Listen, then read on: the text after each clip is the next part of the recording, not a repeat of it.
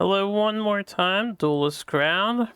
I am back. We're going to finish covering the winners bracket games, something that I want to do, show off the matches, as many as I could, at least from the winners bracket for Epic Series 4. So we are on the top of the third round, or third set of games, winners round 3. That's where we're gonna start. We have, let me see, we got 4, 6, 8. 8 games to cover. And then after that, depending on how long these 8 games take, I will maybe do some ladder, maybe just chill. But we're gonna cover these matches to see how people hit the top 16.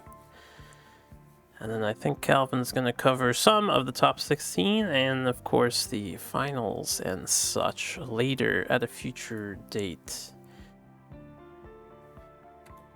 So let me make sure I have some things set up here. And then we can get on with the coverage. I get to start with a real doozy for the first one, too. Let's hide the results and the outcomes of the games, and let's dig into my match history because I am up first, and then we can we can get out of the way, ideally. Oh yeah, I remember this one.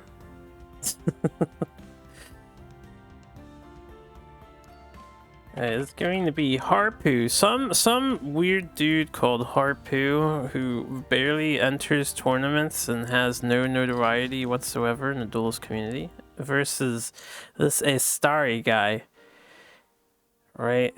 Who is doing pretty good in tourney play from what I understand. There's some kind of Time Lord or something. Alright. Let me get this game loaded here. Grandmaster of Time.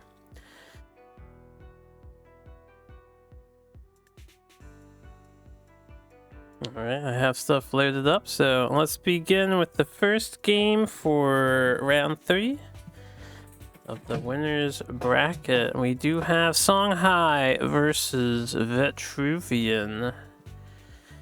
I was on my stubborn idea to see how far I could take Obelisk Vet, so we're gonna find out how far I could take it. And Astari is on the kill him really fast with Songhai strategy. That's a pretty good strategy. Apparently I really liked my hand, so I instantly hit okay, let's play. Alright, let's hide player 2. So, going up against Songhai as Obelisk Vitruvian, I think I do have to hope to get a little bit lucky.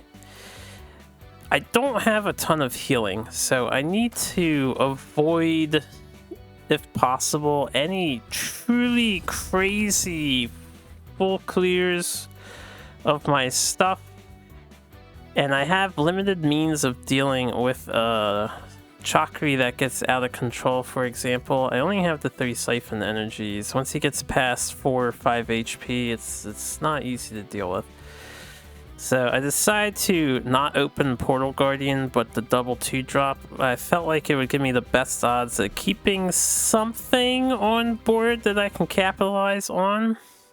And then I was hoping I would hit Doomcaster. And I did. So I think this is about the strongest position I could possibly be in. Now, unfortunately for me, we have a Thief of Moments play that's about to go down and rock my world here as early as turn 2. I'm about to lose my stuff in a most brutal fashion. You thought I was done? I took an extended break because I had to go out and get stuff. I went to Target. We got the car wash at the car wash and vacuum the interior. And then we got some pizza at the restaurant. What's up, Decoy? Also, what's up, Sarge? But yeah, this happened on turn 1. A 6/7 Chakri avatar. I have to kill this with my face, or I can hope to get a siphon, right? That's pretty much my plays. I probably make a misplay here because a Starry who drops 6 cards on turn 2, which I already can't handle. I decide to prioritize the Thief of Moments because if I clear this avatar, if he can just play a 4 Winds or another Chakri, and it's just gonna be game over, in my opinion. So I hope he doesn't have a Jux, and I hope to find. You can see me taking my time. I'm thinking, do I dig for Siphon? I'm digging for Siphon. So that's my play. I already decided I'm just gonna clear the Thief of Moments. I'm gonna pray to God or Kron or whoever that we maybe find Siphon, and we do not. So I am fucked. Now I'm gonna pray that this guy doesn't teleport my way. A Starry, though, he's got the Heavens Eclipse, and he has the refined deck, so I think hitting Juxta off of Heavens is practically guaranteed. As we can see, he gets the full suite of all the spells he needs.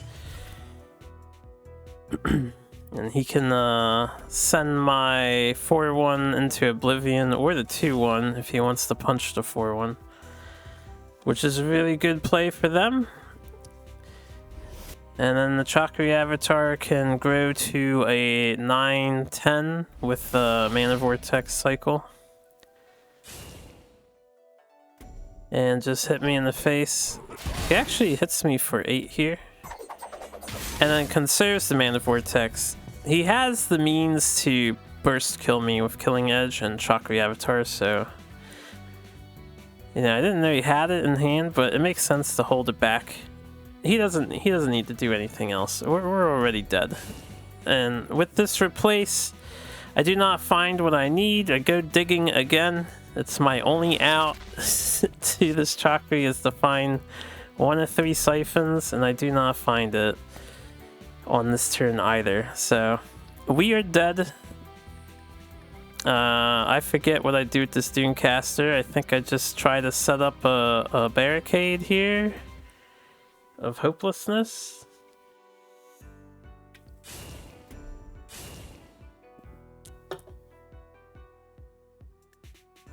We put the Portal Guardian down as it has the huskiest amount of HP, so I need a body blocker who will ideally not die to a Phoenix Fire or 2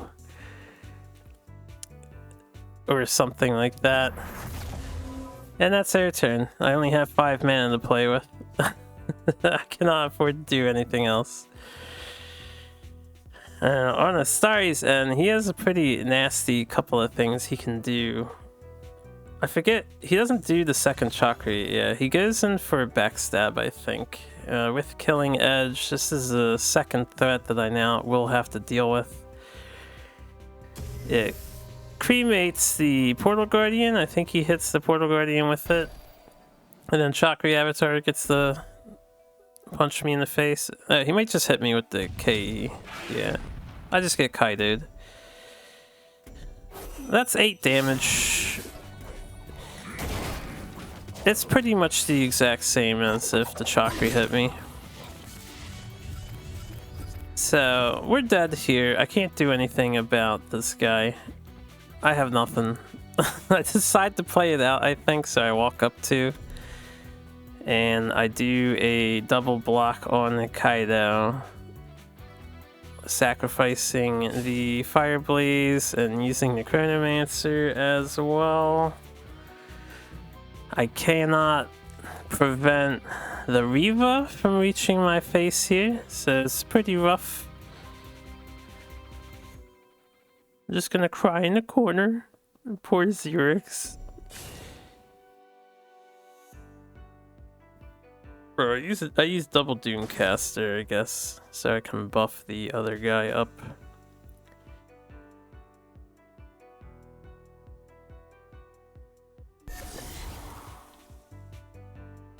I figured if he has Juxta, it doesn't matter where I put things. I didn't want to block the Riva because the Chakra Avatar can just delete the minion anyway. I figured if I'm gonna have any chance, I'm gonna take 6 here no matter what I do. I need to block like this. I could have switched Chronomancer with the Doomcaster below him and then buff the Doomcaster that's below me. I could have done that, so I had a 2-3 and a 4-3 protecting me instead. But it doesn't matter. We got another Heaven's Eclipse in the Juxta play. I'm about to get destroyed by a beastly Chakra Avatar guy. And yeah, game 1 wraps up pretty quickly in Astari's favor. I could not find the Dispel. It is a skill issue. So, we move on to game 2. Game 2 with my deck, even though I run Time Maelstrom, I do prefer to go first with it for a couple of reasons. I think I just curve out better as player 1. And I have enough turn 1 plays to better utilize player 1 with my deck. So that's what I opt to do. And as per my challenge, I wouldn't swap to my other deck even if I wasn't sticking with the Dervishes all the way through. My other deck I submitted was Songhai, not Songhai, it was Magmar. I actually brought Silithar, Magmar, with Elders, Veterans, the new Scribe guy and whatnot. And I figured they wouldn't fare much better against the might of Songhai. So we're rolling again, game 2. With the Dervishes, and hopefully things play out a little nicer for me this time with the wait and see. So I don't remember, honestly. I must have got hit pretty hard in the face by, you know, some red dude.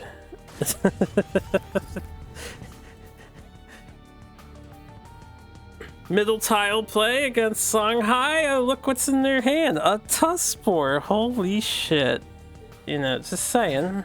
They've had Tuskspore every single game we've witnessed. Songhai has played too. Which is weird that it's happened in every single game of Songhai's player 2. They've had Tuskspore in their hand in this tournament. Now granted, he doesn't have another 2-drop to benefit from it, so I don't think he would have played Tuskspore even if I played on a diagonal here, but I'm just saying. I thought it was pretty funny.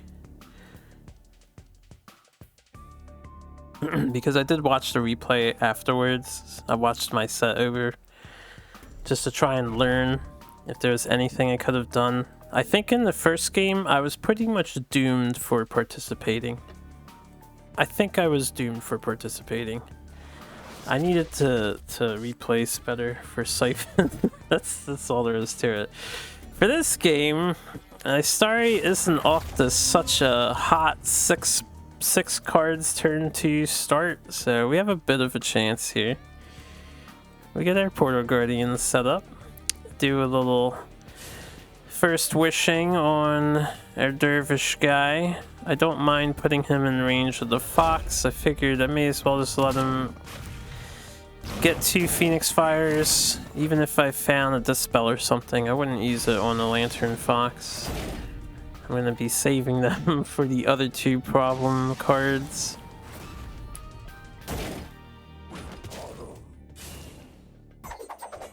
In response, Astari gets a pretty good clear on Portal Guardian. He has to go Tatsu Phoenix Fire, utilizing Tuskspore as well. And he has exactly one space left open here. I think I give him the Phoenix Fire and then leave the boar to die. I forget what I do exactly here. I probably just develop 2 and 3 for Obelisk Crusher. Or I actually make a... Right. I decided to buff the Dervish because I thought having 3 bodies might give me a slightly better chance at keeping something.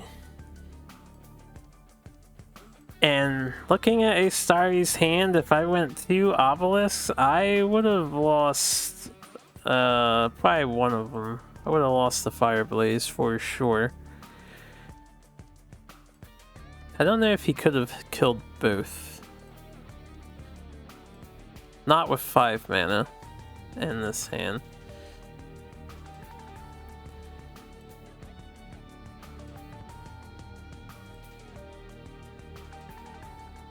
Astari could do a couple things here. He can just take the 5 damage from the one Dervish and do a slow play if they want to play slow, set up 4 wins. They could play Flame Wreath and kill the Doomcaster with it. Move the Flame Wreath bottom right of the general so it gets a ping off and is out of range. They do go with the slow play of just 4 wins for the turn. I get an okay Dervish spawn if I replace into a Windstorm Obelisk, which I do, and that's wonderful. So I spent a little while on this turn, scarred from the first game. I'm pretty sure I just asked myself, can I leave that 4 wins alive? Do I have to rushes it? I think I do end up rushing it, but I tried to argue to myself to just develop the other obelisk now.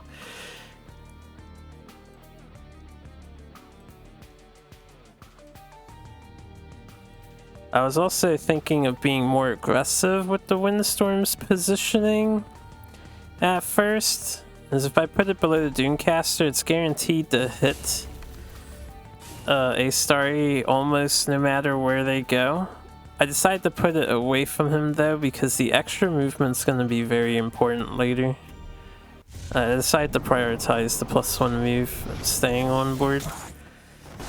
And most people tend to eliminate your Fire Blaze and not your Windstorms first, so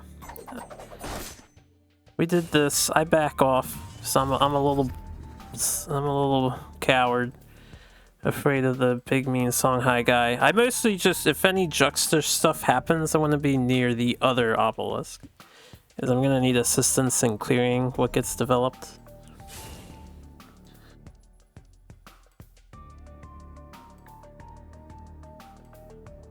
Now, Astari could have killed an obelisk here if they wanted to.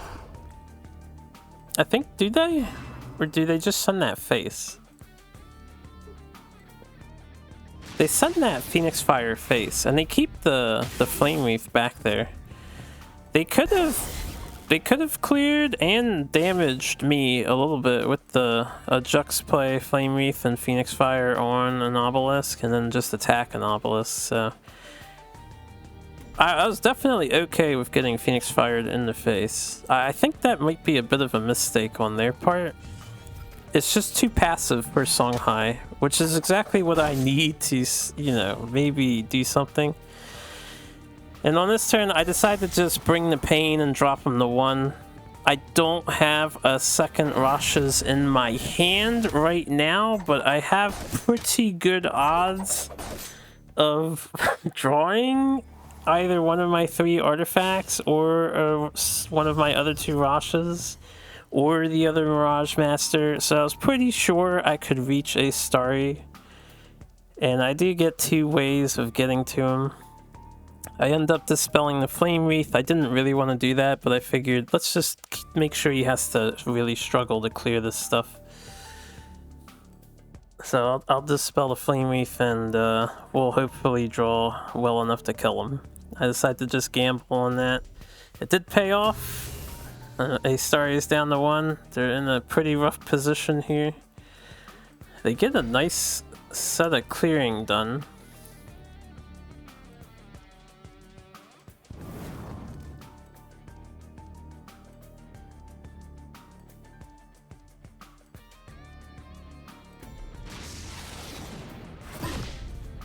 Now, looking at their hand, they could have played the Tuskboar to eliminate the other 5-2. They opted not to do that.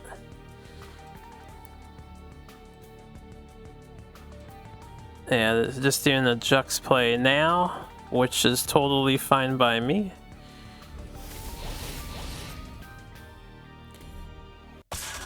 I will give props to A-Starry though. He didn't pick the damage obelisk, which doesn't matter at this point, right? He's taking out the Windstorm, which is the right play.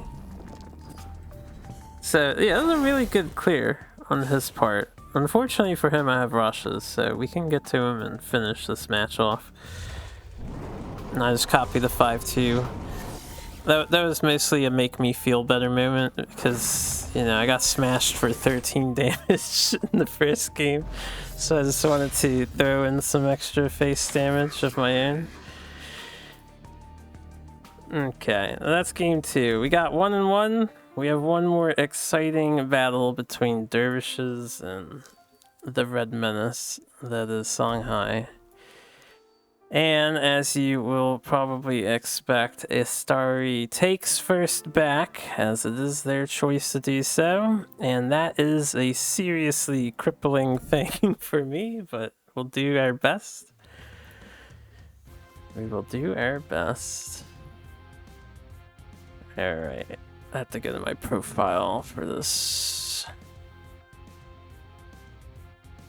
Hold on a second, that's not right. Ah, I'm looking at the wrong thing.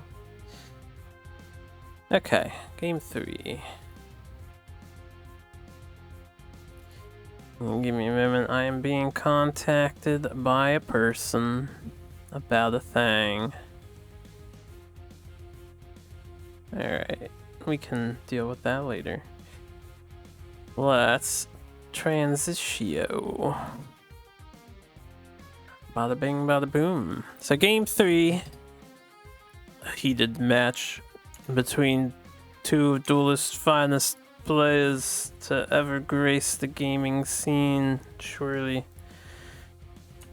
The Grandmaster of Time and that Harpu guy who doesn't have a cool original title. He's just using Total Eclipse.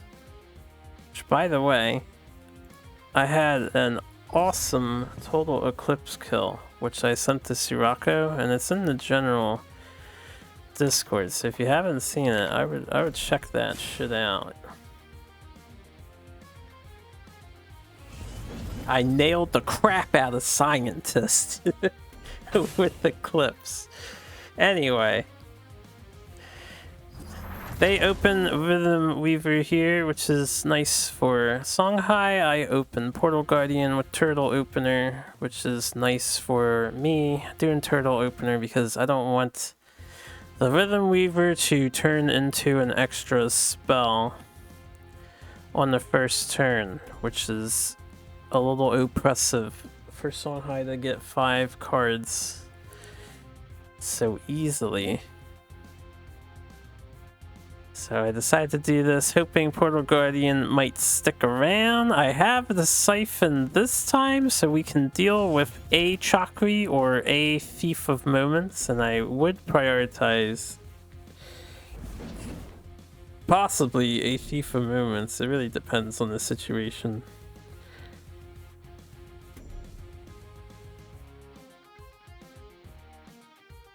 I think they do a 2-3 here. They do something else. I remember they say oops to me. I think it's on this turn. I think they activate Lantern Fox. They grab a Phoenix Fire. But then they say oops. I imagine because they leave themselves... Yeah, they move the Lantern Fox down so I can frenzy their general. Yo, what's up, Calvin? How you doing? Tournament host is here. I did not see your post in ES Discord. Should I tune into that? I will tune into this now. I am unawares.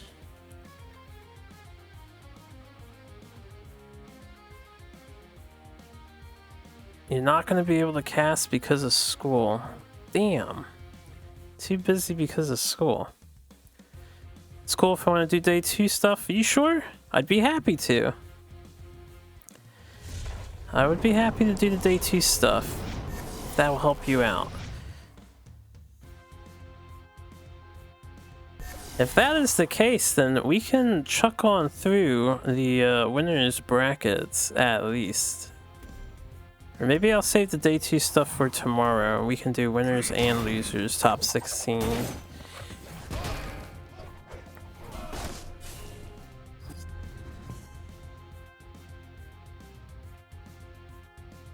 Focusing on this game, I, being scarred from the previous match, decide to aggressively deal with the things that Astari developed on the board. I positioned in this way to, again, keep Rhythm Weaver from getting any value unless Astari spends cards on it. And because this Chakri shows up, I kind of start regretting putting in my siphon when I did. I probably shouldn't have siphoned what I siphoned. Astari gets a fantastic clear, playing 5 cards, and he'll end up with an extra 4 cards in hand, I believe. Or is that 5 cards in hand? No, that's 4 cards. Yeah, I'm down to 3 cards. I'm struggling here. And I'm in the same situation as last time. I have 2 choices, according to my brain. I can Gamba with the second wish for a siphon number 2, which is the only thing that will deal with this Chakri. Or I can copy the Chakri and use it as a wall to stall a turn, because I need extra mana and extra cards. And then I debate on if I should just stay protecting my copy of Chakri. And I decide I will protect my copy of Chakri. I figured it's the only way I'm gonna survive. It might deter Astari from hitting my face with his general if he can't remove my Chakri. I figured it was my best gambit. Unfortunately for me, he can delete my Chakri. I believe that's exactly what happens, and while he deletes my Chakri, he builds up a new one. So now I have to deal with 2 of these things. And this is pretty much game over right here. There's nothing else that I can do at this point. I've got to deal with a 7-8, right? That's what that's gonna be. An 8-7, my bad. 7-8 and an 8-7. Which is kind of fucked up. And he still has 3 cards in hand. He's not on the 2-card top deck mode yet. So yeah, we do our first replace. I decided to get rid of First Wish. I figured it wouldn't be useful. And instead of digging and guaranteed death, I decide to Gamba with Equinox Hourglass. It lets me kill one of them at least. Unfortunately, I couldn't move up though. I had to move left, or I mean right. It leaves me in a really bad position. And then we're just dead here. My stuff gets blocked. I give out the well played, because I already know I'm dead. And there's no recovering from the last turn. It just wasn't good enough. I don't even bother trying to find the siphon because it doesn't matter. I will die no matter what I do. So yeah, that was my series. I get sent to losers, but GG to Astari. He did play good. It hurts, but I'll get over it. This matchup is a steamroll from either side. There's no other way around. I don't know. If you saw game 2, which I took from a story, I didn't really steamroll him. He definitely held up pretty well. I just, going first is fairly critical for Vitruvian in the Songhai matchup. Is, in my opinion, the whole going first thing, I don't know how much weight it really holds, but Songhai going first is exceptionally disgusting. It's mostly disgusting because of what happened in game 1 and game 3 against me. They can take 2 of the tiles on average, they're gonna get 2 of the 3. And they do too much when they have 5 mana. It's really hard to stop Songhai after they do too much. But anyway, I'm in the losers bracket. We're gonna move on to the next game. Demi Remy and Top Deck Timmy. I believe we do not have Top Deck Timmy as a friend. Yes, we do not. But I do have Demi Remy. So we can watch their perspective against Top Deck Timmy. Hells yeah. Also, what's good, ZX? How you doing? How is everybody doing who is tuning in? Hopefully well. Let me hide all this other crap on screen. So, Demi Remy and Top Deck Timmy. I'll hit the play button. We should know by now, as I've introduced the decks before, but Demi Remy is on a creep list. I forget what Top Deck Timmy's playing, honestly. Let's take a look at the deck list channel, shall we? He was on one of the Zoo Vets, I think.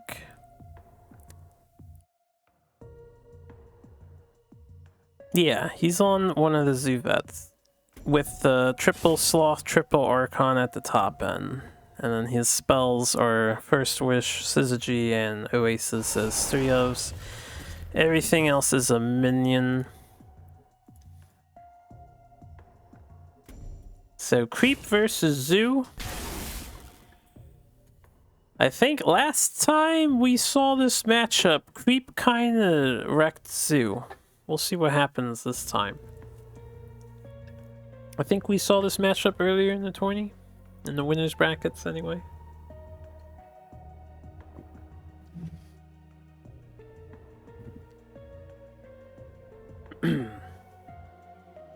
Interesting center tile opener from Demi Remy instead of going diagonal. Top Deck Timmy, he knows his opponent's list, so playing around Riftwalker, I can respect it. And Demi Remy does have a Riftwalker in hand.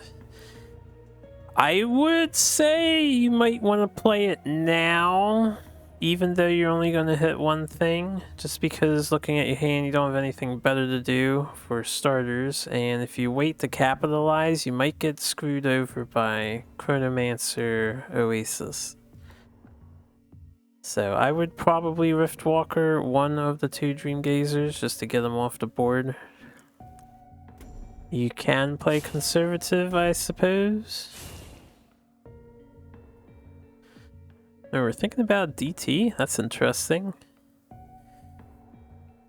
I don't think DT is really worth it here, because Dreamgazer trades too well into the Wraithling, so it doesn't really feel good. And there are a couple of good Dark Transform targets. Yeah, Portal Guardian, you may need to hit an Araki that's getting carried away. You may need to hit the Sloth, or the most important thing is the Archon Spellbinders, of which there are 3. Demi Remy does do what I think was necessary for the turn. So for Timmy, hard to say how his turn will go. If capable of doing so, it would be good to Chronomancer plus something else and then Oasis, and you can clear the board and keep your Dreamgazer around. If you have at least a First Wish, I would probably First Wish the Gazer and clear the Riftwalker on the top. And then any assortment of your minions is probably fine to develop here.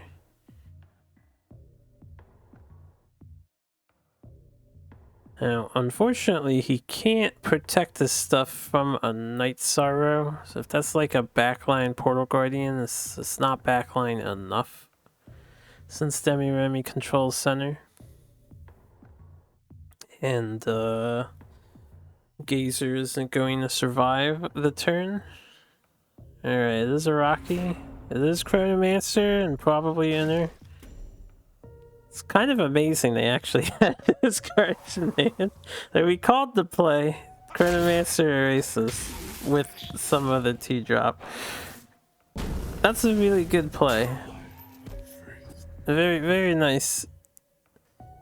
Demi-Remy, yeah, I'd replace that, and then likely you just ramp to make creep and creep the two things in the back. You could creep face, I suppose. Alternatively, you could DT the Iraqi if you're afraid of it. And just develop Crawler. I think this is fine too.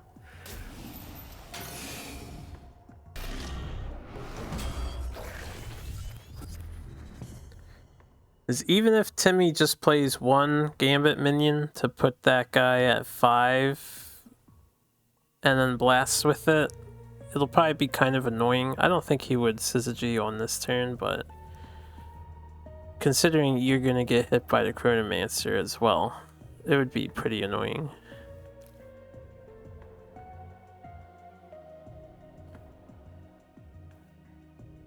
As for Timmy's side, you get an easy clear on the Wraith thing. You can hang the Dream Gazer back. Just has to consider his positioning. Yeah, you don't want to move too down with Chronomancer. There are 2 tiles, so 6 damage can hit that center space. And since you're at a health deficit, I don't know if you want to trade general damage.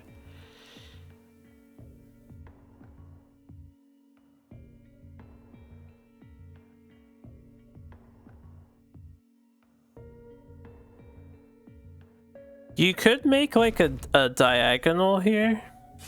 So yeah, Xerix there, Dream Gazer down 2, and Chronomancer over here.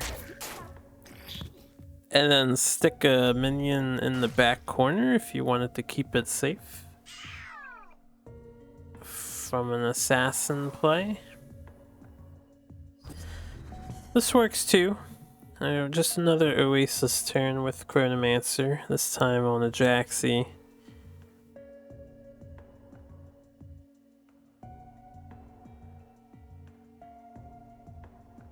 Decent spread from the minions. We have Triple Nova in hand. Not really worth it to play the 4/4, although developing the body could be handy. The Shadow Novas don't clear anything, so in this circumstance, do you just back up to protect your little guy and then Nova face?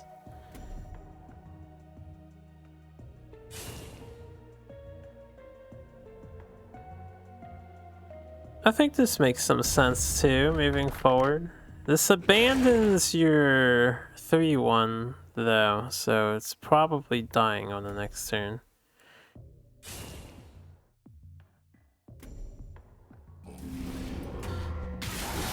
It does dissuade the Dream Gazer from hitting you and the Chronomancer from hitting you. I mean, they obviously can afford to, but, well, Dream Gazer can't. Chronomancer can.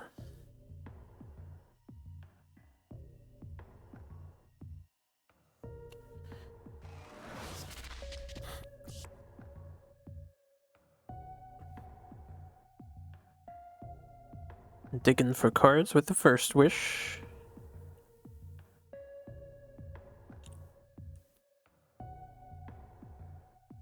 If they had the Archon Spellbinder, I would suggest the Spellbinder goes down on that turn. If they had it in hand. Can't tell if they did though. Might see a Sloth play. Sloth would be pretty decent. Clean up some of the key creep spots, and then you can put on a lot of pressure. Huge backline Portal Guardian, which I like to do. That's the strategy. I think most of us vet players like to do that. And yeah, block the general from getting anywhere near it. Gotta keep it safe from the damn pesky assassins and dispel shrouds. Just let it build up and syzygy in a few turns later.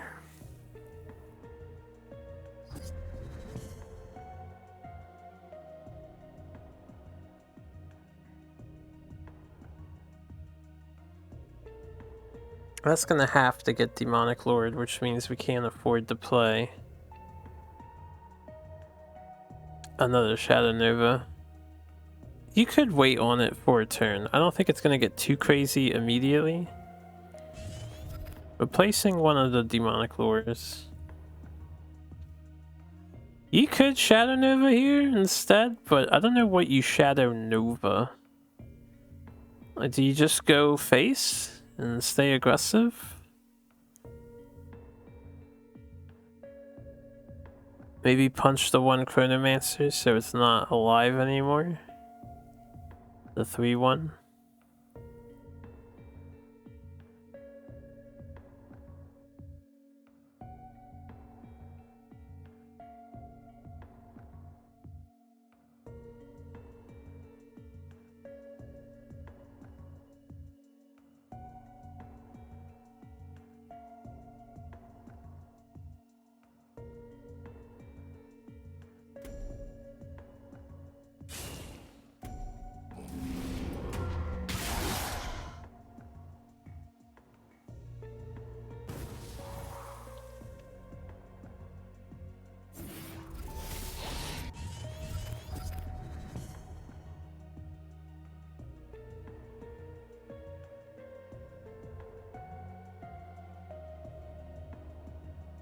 Oh yeah, I had a crazy random thought that I wanted to pitch, just to throw it out there and hear people's thoughts on it. Since we seem to think that player 1 has a crazy advantage over player 2, and there doesn't seem to be an elegant way to solve it. You know how most games solve that problem? Is that player 1 doesn't draw on turn 1 as well. I was wondering, what if in Duelyst, player 1 draws 1 card on turn 1, and then they draw 2 every turn after, instead of drawing 2 cards? It would lower their power a little bit, and it wouldn't be super stupid as drawing no cards would be. So I think in Duelyst, you don't want to draw no cards when your opponent's getting 2, possibly more. It was just a random thought that I had while we're waiting for syzygy play here. See play out.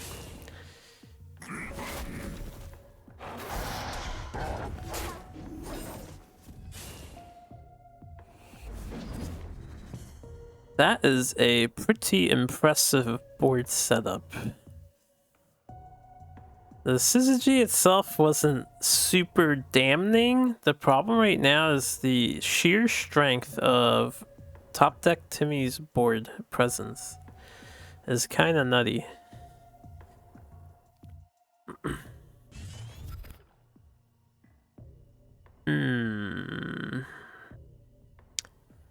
Unfortunately, that Night Splitter only kills it kills 2 things. Damages a Jaxi and heals you for 3. It's not terrible. Your alternatives don't kill 2 things and don't heal you for 3. This might be a Night Splitter turn. You could also Demonic Lore Portal Guardian to this spot here or here, and then nuke the Portal Guardian. He won't take a damage from the whip, so you gotta put him on the tile, and then he'll eat 9 with the Night Splitter. Demi-Remi opts to go face with the Shadow Nova. I think this isn't good enough on this turn. I would have played the 5-4, I think. Yeah, I think I would have played the 5-4 with the lure on this guy to get rid of him. You could have also, as he has to have another third wish for this to be useful, you could have lured one of the provokers too. I think that would have been acceptable. As this Nova is aggressive next turn, he has to walk down or left, right? Since you're provoked, I would actually walk left as top deck Timmy. This is only 3 damage compared to 6. So we'll see what Timmy does though.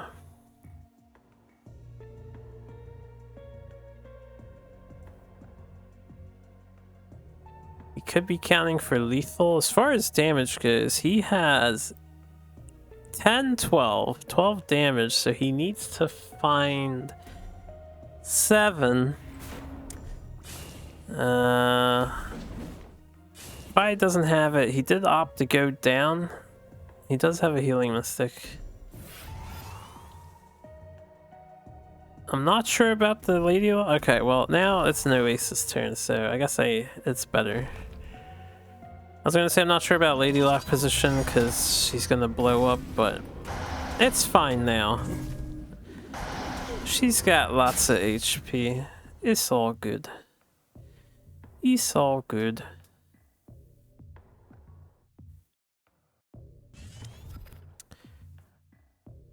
Uh, 8 mana, Night Sorrow, Night Splitter is pretty much your best bet.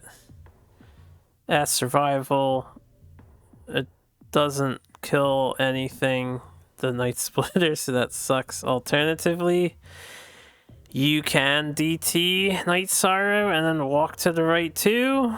The only thing that can hit you is a 7 damage without a Syzygy. Not ideal, but maybe you survive another turn.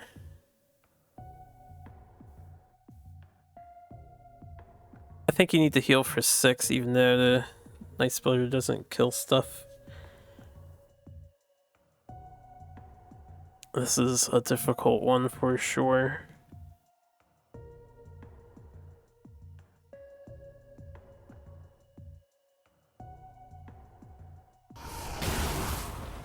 Alright, we do heal for 6.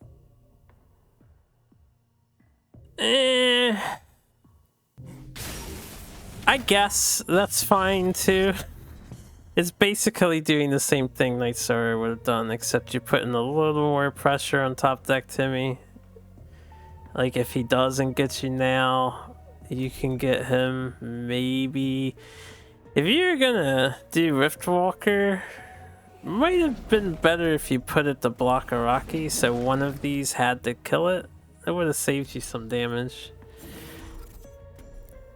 Yeah, looks like Timmy's got the deeps.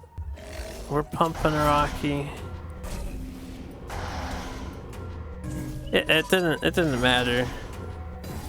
One of these two could have hit it and they would still have enough damage. They would have had 5. Alright, well played by Timmy. So this time around, Zoo overcame the creep. Look guys, I have dailies. Lots and lots of dailies.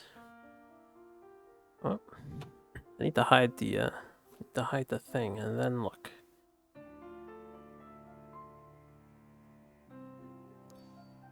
Demi Rami as well.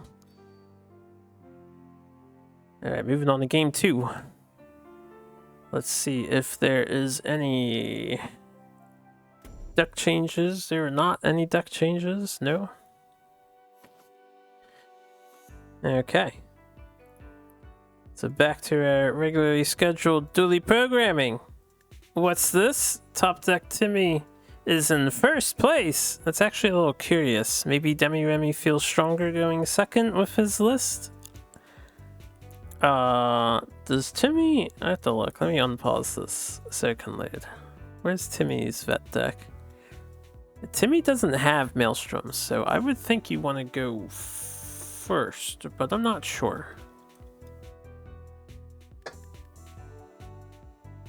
Demi-Remy has chosen to go second though.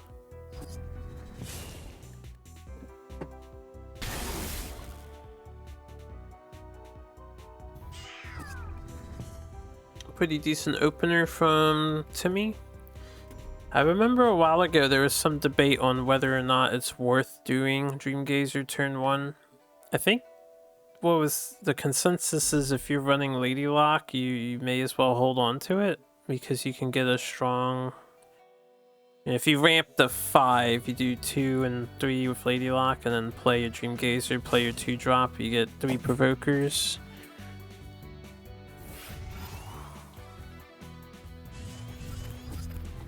Of course, if you just want to look for other options, then I think there's worse plays you can do than ramping out the Dreamgazer with its replace effect.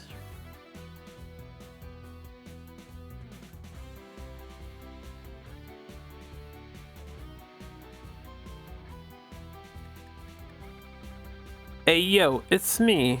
Hey yo. Welcome on in, yo.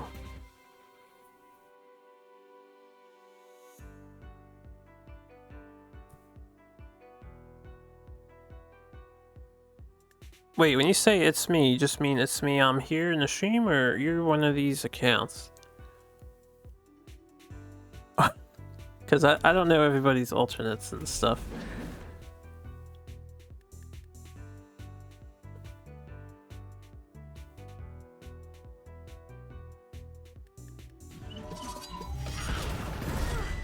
Just one more time, Timmy me. Yo, Timmy, we're not friends. Yo, where's the friend request? I can't seize your hand, yo.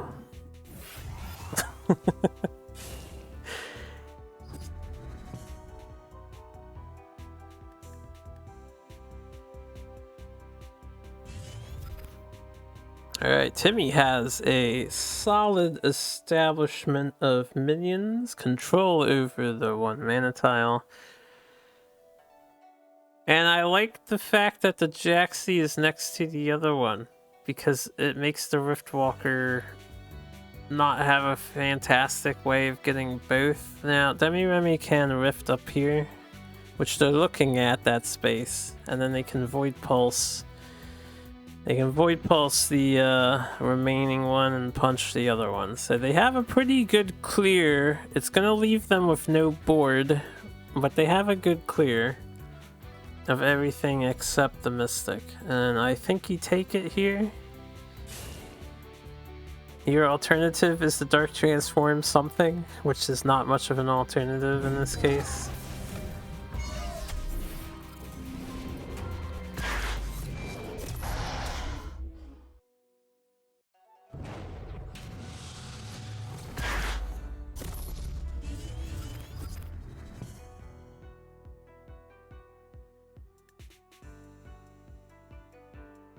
Alright, suddenly some endgame on the draws. Timmy! Oh, we have a Dreamgazer, so no Lady Lock play this turn since that popped out already. Which means Chronomancer Oasis is a likely candidate once again. Iraqi Headhunter Oasis is also a likely candidate. If you tack on a Chronomancer, that's just going to be way too good of a turn. If there's a Chronomancer Oasis here. That's gonna be disgusting. Something's coming out. I don't know what. Could be a Portal Guardian. Alright, second Hunter. And a First Wish. That's a pretty good turn too.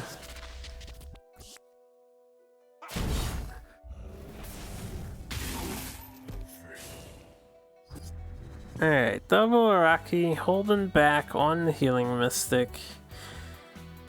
Excellent positioning to play around Shadow Nova as best as possible. Yeah, this is... You know, this is also... It's really good because the Iraqis are on the bottom of the screen and the rest of the army is not. And Demi-Remy is currently positioned in the top. So if they want to Nova not... I would Nova here and back up because you can, but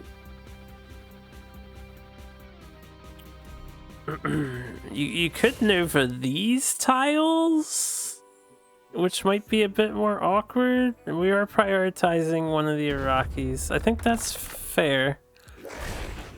That is fair to do.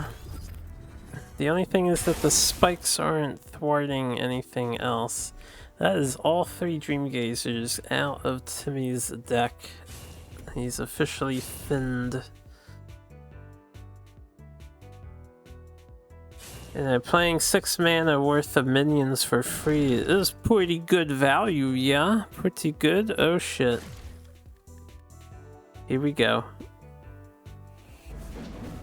Oh, that's disgusting. The Oasis turns are so strong with the Chronomancer. This is a free 2/6. It only costs 1 in Oasis to do it.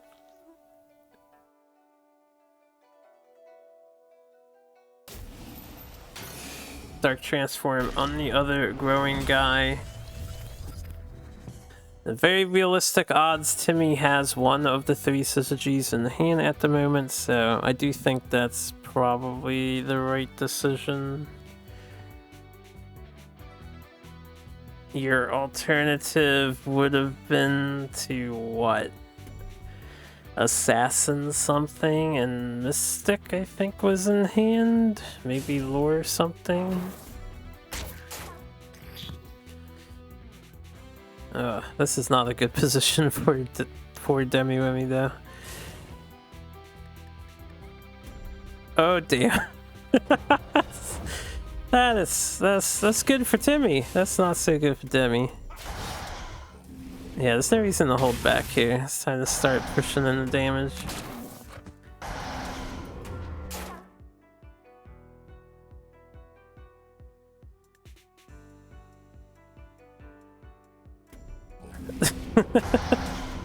Debating on whether or not the Prophet should join in the fun. Everybody shove Cassie. Alright, I'm not gonna mince words. I think this is a concede and move on. Unfortunately, I don't know how you get out of this as Creep Abyssian. There's so much HP of stuff to get rid of, and the only thing you can remove is the Prophet. And it's gonna cost your entire turn to do it. And realistically, Demonic, Lure, Assassin, the 3/4, and hope for the best. You can't even tack on a Healing Mystic with this.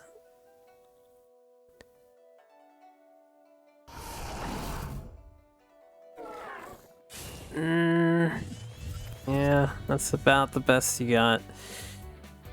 Assassin is blocking 1 of the 2 entities from hitting. I might have put Assassin up here, and this doesn't overly matter, but Dreamgazer and Xerix are already overlapping on this tile. Only one of them can hit you, so you may as well force something to trade into the Assassin.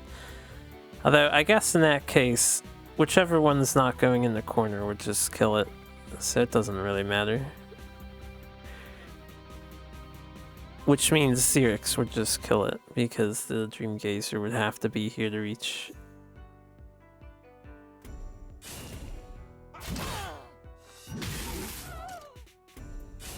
Alright, we have 8 damage here. If for some miracle there's no syzygy, Timmy is still screwed. So we have a Lady Lock.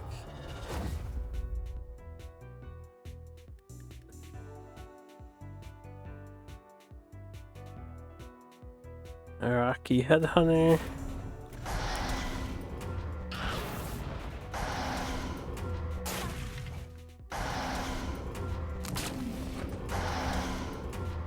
I wonder if we'll find decks that utilize Orb Weaver again sometime. Poor Orb Weaver has been completely outclassed by his new power creeped brethren. Ancestral Dude and Chronomancer are both drastically preferred over the two 1/2 bodies. I don't know how you would make Orb Weaver better at all without breaking the card though. I guess just more support for heavy swarm would be needed in order for Orb Weaver to shine. Yeah, there wasn't much that Demi-Remy could do there, so congrats to Top Deck Timmy. He takes it 2-0 over Demi-Remy. We're gonna move on to the next game. This is one I was looking forward to. I don't want to say too much, but Kolos always has some funny things to say about his opponent here. And I have both of them, so we can see both their hands. It will be Kolos versus Andreas. Alright, I chose correctly. So we're gonna see some more Mechazor Vitruvian, as Kolos is the champion of the mechs. Oh shit. Just have to load up the second game. Kolos, busy guy, actually playing a fuck ton of ranked in between the 2 tournament days. So, hold up. Where the hell is you? Oh, there, I found the games. They're on page 5. Page 50! This is the second person to be on page 50. It's the rope. Alright, here we go.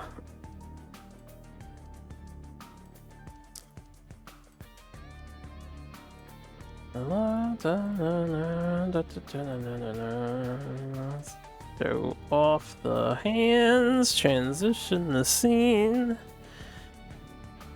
Alright, here we are. We have the mech vets, we have the creepy bissies. Andreas had something unique about their list. I forget what it is, but I'll look it up after we attempt to synchronize the game here.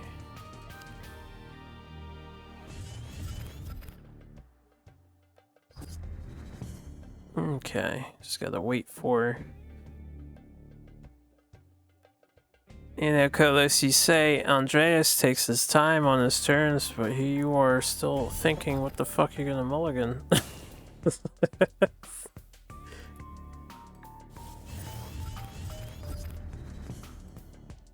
Okay, let me look at Andreas's list. They had something exotic in theirs, if I recall. Oh yeah, they have the chickens, right? They have the ZUIL tech in their Creep Abyssian list. That was the exotic thing. They also are the only Creep Abyssian player to bring Grasp of Agony, I think, as a 3-of in their deck. So, yes, Decoy, what can I do for you?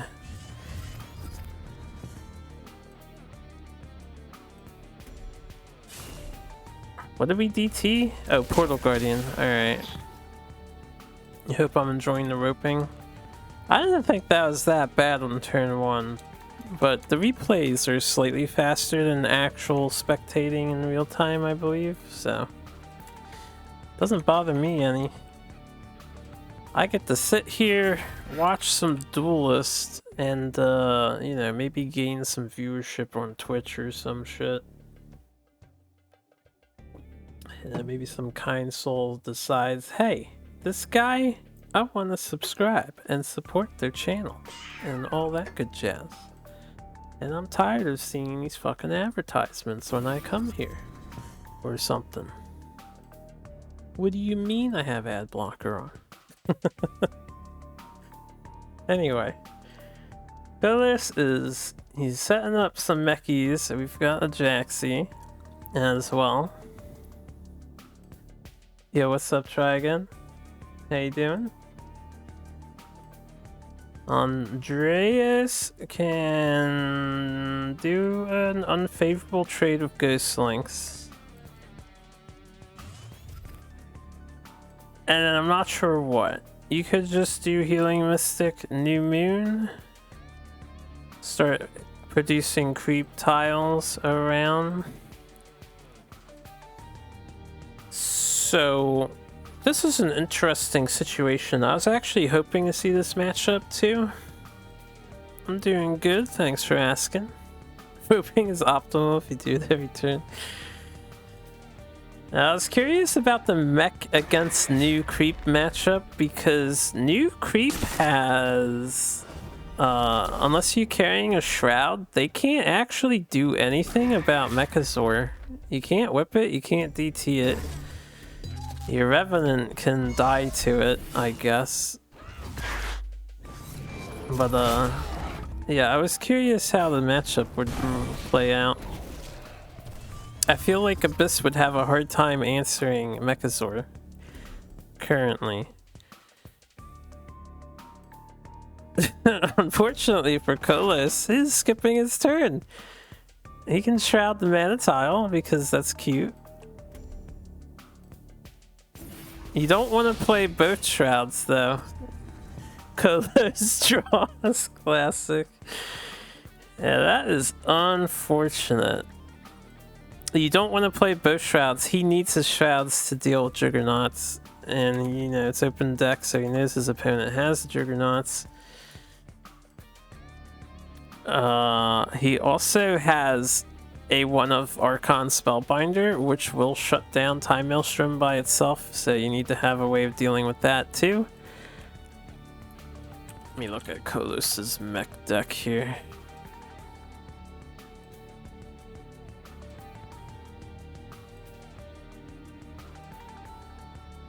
Yeah, I'm just noticing now the name. The name of his decks are Dick Name and Dick Name too, as he brought two mech decks to the tournament. I didn't even realize he had two mech decks, but he always plays the Saj one. You silly Kolos. Alright, he has... One has Mana Forger and one does not have Mana Forger. That is the difference between these decks. There's also some subtle card changes. Should have played nothing. You mean on the turn where you played the one shroud? It would have been funnier if Kolos just rage passed the turn. I don't even think he would be that far behind, considering Andreas's hand is currently very reactive too. He could have just passed. Anyway, we're in this situation now. Wowee, zowie, yo, it's a fucking Fusion Banshee. This is like...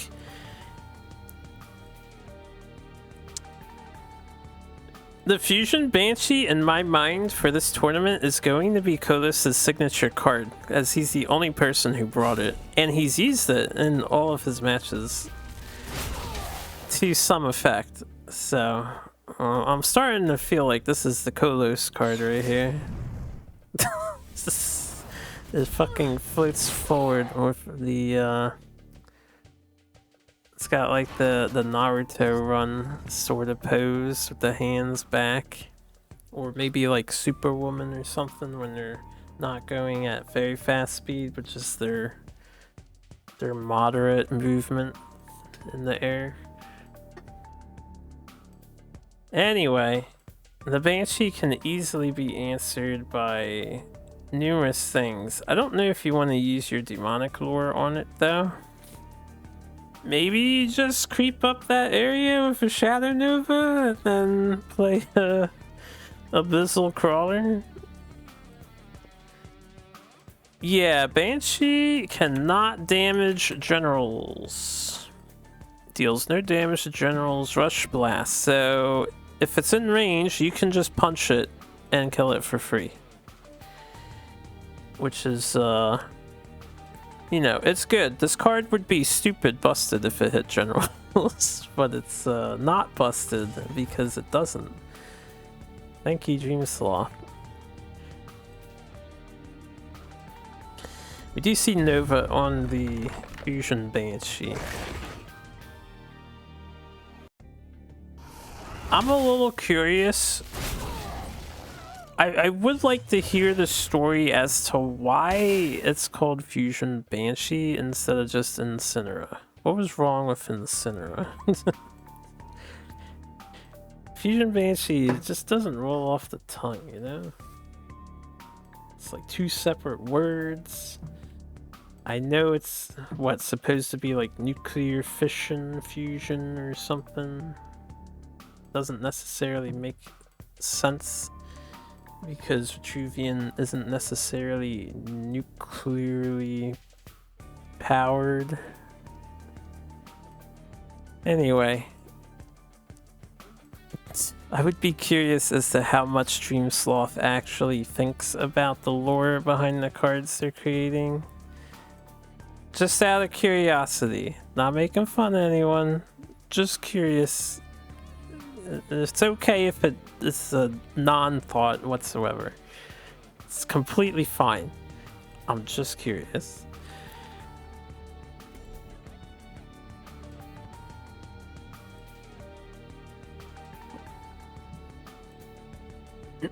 Alright, for Kolos. Excuse me, I was taking a sip of my drink. Yeah, just developing some minions is fine.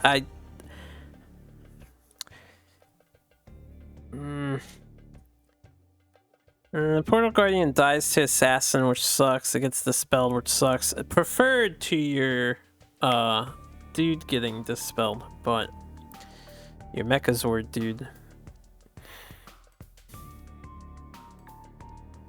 I feel like you probably could have hit the Portal Guardian under the spike. You can't walk it up afterwards, so it would be limited in its next turn's action, but this is just donating it to your Abyssian opponent. Doesn't seem like a good idea.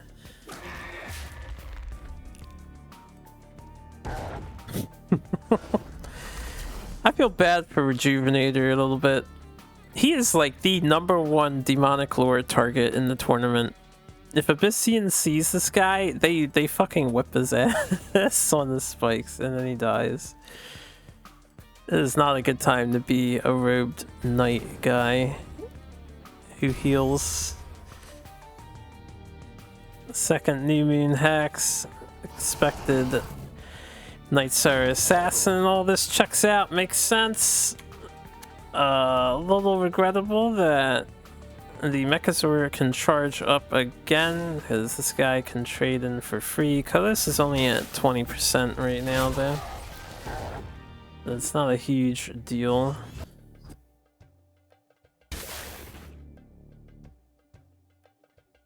Why would I feel bad for a card? I'm just trying to make commentary. I don't actually feel bad. Come on, Decoy. It can be fun to roleplay and imagine things sometimes. I don't know if you heard my line yesterday. Somebody clipped it and posted it in Duelyst Discord. About Mama Casiva.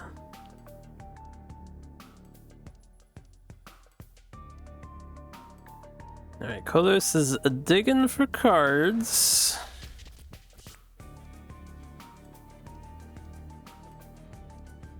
Sorry about my autism. It's all good. You don't have to apologize. I'm just explaining myself.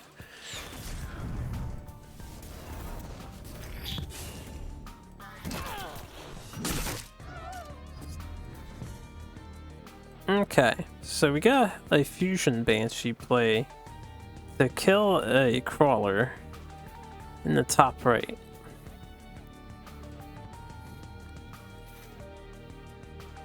I respect it. I respect it. I might have just drawn more cards if it was me. I don't know if it was worth doing a Fusion Banshee there, but whatever. You know, if Andreas doesn't answer it, which I think Abyssian might be one of the worst matchups for Fusion Banshee because of creep and pings. They can answer it pretty much guaranteed. Demonic lore and stuff. Yeah, I know you're banned in Dio. I know you abandoned Dio. There's actually, I think it was a couple days ago, somebody was like, what happened to Decoy? It's like they just noticed you were banned in Duelyst official or something. Like, where's Decoy at?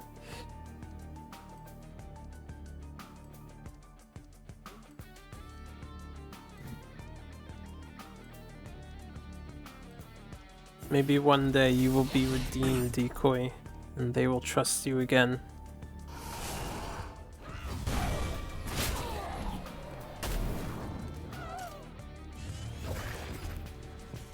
We'll have to feature you on more streams so you can tell us how it really is.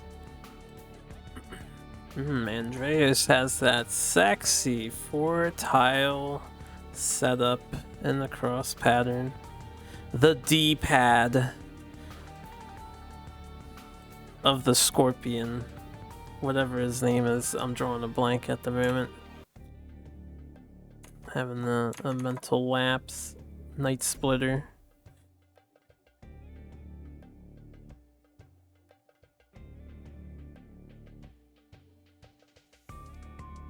So we're only at 40% mech on Kolos. This damage doesn't matter. I mean, it matters. It breaks the artifact off of you. It's important for that.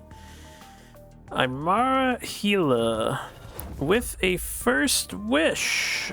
So it will survive the Night Splitter that's about to happen inevitably.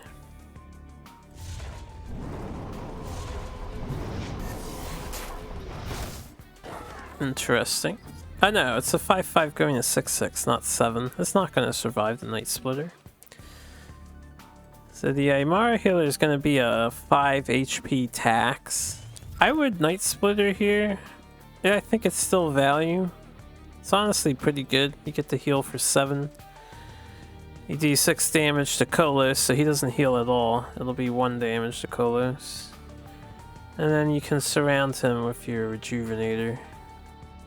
Easy turn. Doesn't seem worth it to sack a Revenant to the Aymara.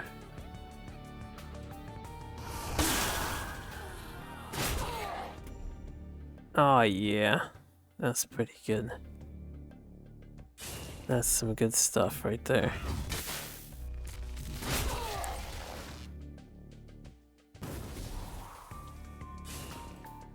I wonder if Arx is going to do a post-patch interview with people to get their thoughts on the cards now that they've been out.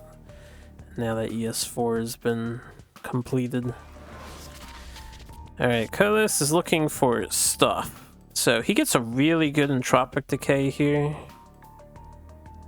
And in hindsight, while I said I was like all gung-ho about this plan, but if I was paying attention to Kolos' deck list, I would have never did a full surround like that in case Entropic Decay was there. So, shame on Andreas for not respecting the card in the deck.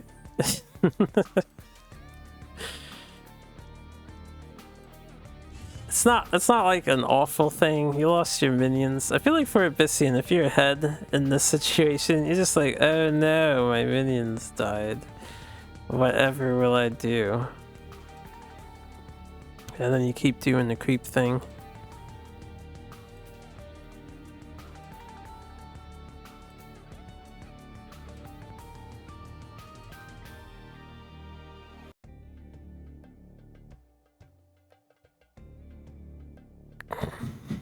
There's a lot of thought going in here. I'm thinking about going face. I think going face could be a good idea. You don't need to kill the Portal Guardian, right?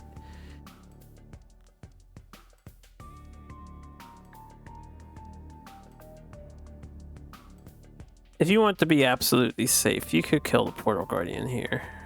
Bring Kolos down to 11. Punch him down to 9. I guess you could do this. You could punch the Portal Guardian. And then just spike Kolos. That's fine too. He goes down to 8 instead. you take one less damage yourself.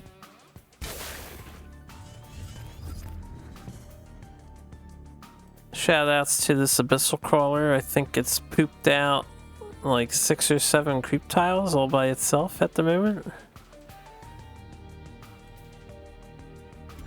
Or maybe it's not been that many. Maybe it's only been 4. The 4 in the top.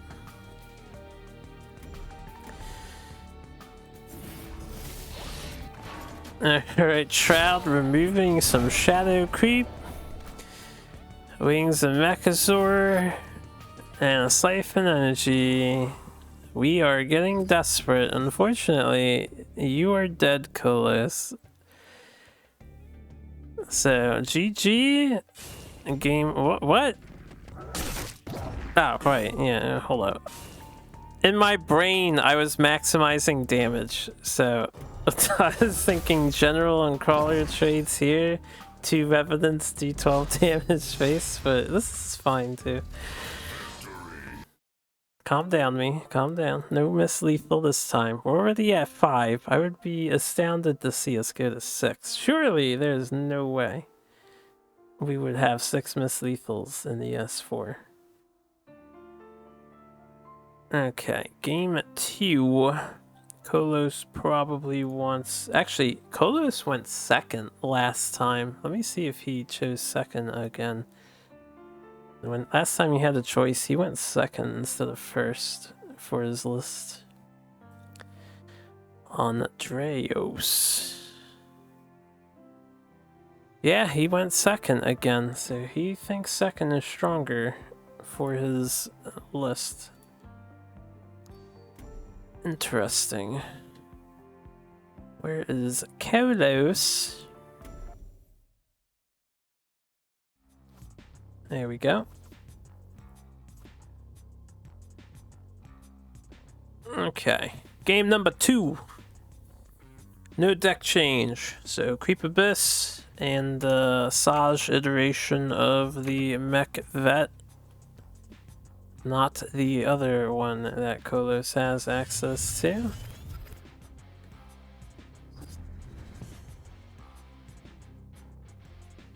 Yo, come on, Duelyst, you're taking too long to pick your cards. I'm only teasing, by the way. Alright, let's hide the player 2 hand, and then let's get this show on the road. We have the Crawler opener. Duelyst probably will want to get the Mechazor stuff actually happening this time. They did not happen last time. I think we only saw 3 Mechazor pieces. His cosplaying as Andreas. And I'm only teasing because he harps on Andreas's play speed a little bit.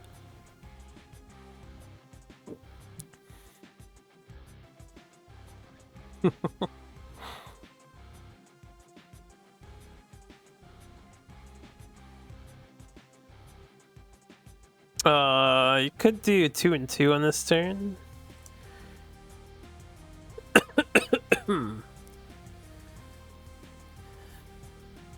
Maybe move the crawler forward 1 just to deny center tile, and then your general can trade with the wings and a sphere on the wings. I don't know if you want to put your second creep tile down there though. If Andrea didn't replace yet, I would replace and look for something else to do.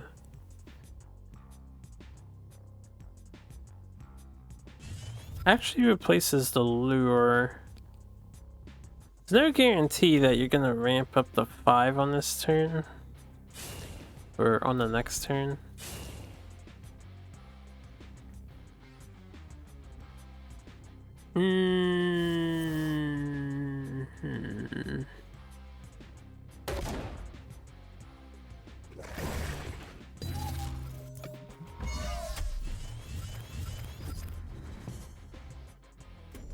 I don't know if I would have spiked the mini Jaxi. It does keep your Ghost Links alive, but now you need something else to answer it. And it's not a huge deal. It is a 1/1, and Duelyst only has First Wish in terms of buffing, but it will be a a nuisance. Seems like a questionable mistake. I would also have not spiked the Jaxi like that if it was me. We'll have to keep track of how much value that thing generates in this game now.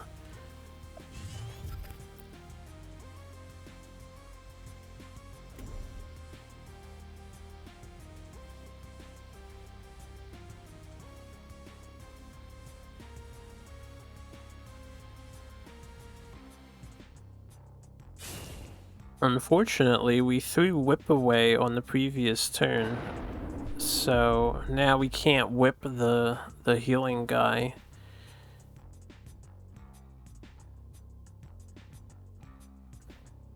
I guess Tempo Shroud is alright. Denying Mechazor is probably good enough use of your Dispel, since you can't reach the mini Jax in the back.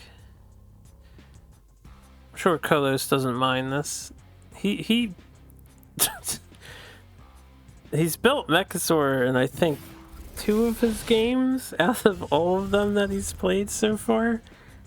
So even though he's a mech deck, he doesn't even care about building Mechazor. I feel like sometimes it's just kind of a weird vet deck with the Mechazor featured, maybe, possibly.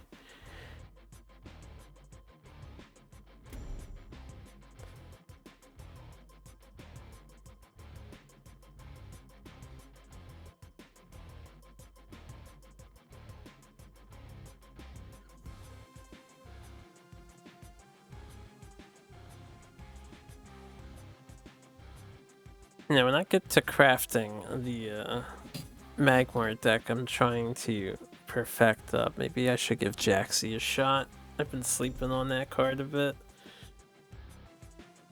I haven't used it, and it probably should be in my list because I'm running amplification in my current list of Third Mother, which is really nice, by the way.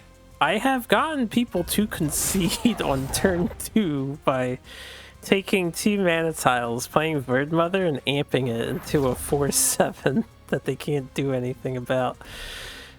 It's funny when it happens. Yeah, fucking Bird Mother is it's OP. Nice surround from Mr. Kolos.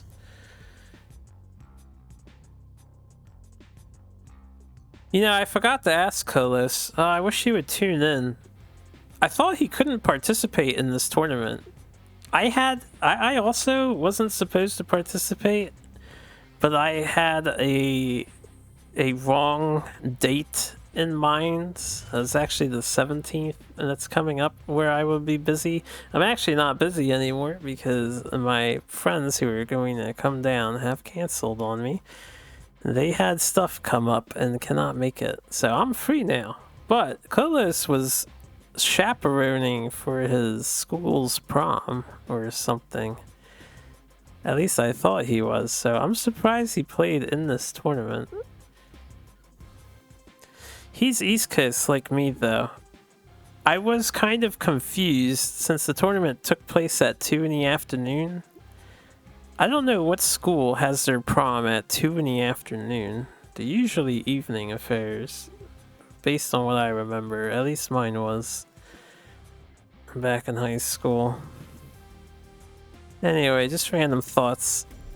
I was wondering how he managed to get out of that commitment. Rough turn for Andreas. Could have been worse. You got some stuff off the board, though. Setting up some creep for later. Portal Guardian. It's gonna hurt a little bit now, but you can shrug it off. You have the healing. Kolos may want to consider sacrificing the Wings of Mechazor on the bottom tile, just so Andreas can't get the 9 heal. I would consider putting the Wings on the bottom tile. Creep tile? So the tile below Andreas. General. I think it would be worth it to block that spot. But I don't think Kolos is going to. He's actually instead going to completely play into a disgusting Night Splitter. But at least he's got a mini Jaxi.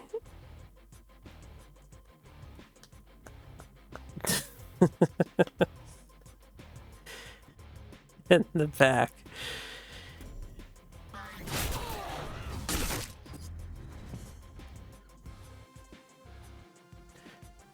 Yeah, holds back with the Portal Guardian hit. So, yeah, if you're Andreas, you don't get everything, but I would probably still just heal for 9 here. You do a lot of damage. Now, if you do that, you do create another mini Jax, so maybe it's not the best decision. There will be 2 mini Jaxies that you have to deal with. Unfortunately, you don't have 7 mana. Your alternative isn't looking too great, though. What do? Night Sorrow and Sphere or something? You might not have a choice but to Night Splitter, even if it's not the greatest Night Splitter of all time. Is there Riftwalker even? No, not on Andreas's list. He does not have a Rifty. He has 2 Zuriels instead, and a single Archon. Oh no, I lied. He does have triple Riftwalker.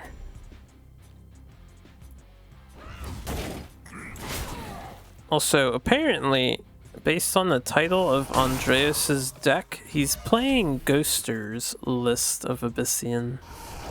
So he has titled it Ghoster's deck. But yeah, he does have Riftwalker. He just hasn't found them this game.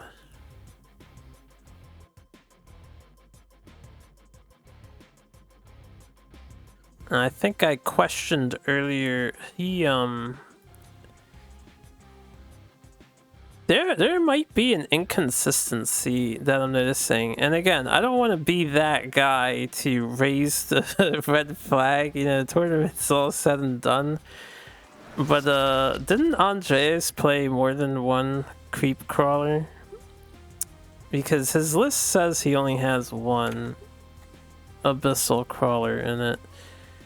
So, you know, that's... I don't know what the deal is with that. Some of these numbers are looking a little blurry to my eyes. You know, I can't tell what the deck list says is true. So I'm going to assume what we're witnessing is factually correct and not problematic to the tournament organizer in any way.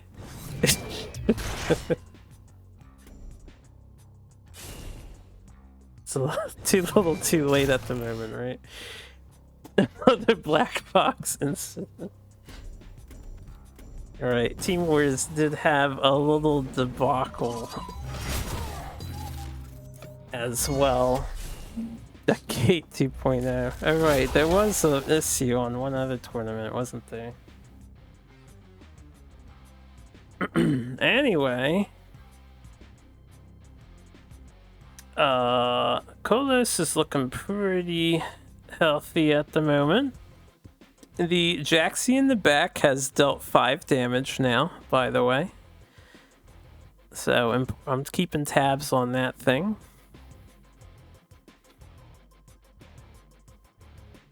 And the Jaxi does have another, or there's another mini Jaxi.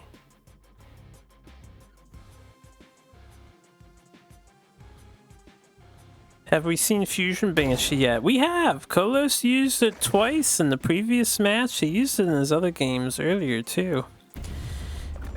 He is the sole proponent of the Fusion Banshee. Also, welcome on in Valhalla.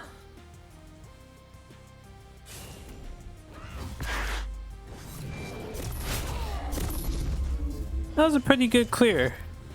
That was really pleasing to witness. I'm sure not so pleasing for Kolos. Let me do a Mechazor check. We're at 20%. Kolos is really good at building the fucking robot. That is the deck's namesake. It's really good at it.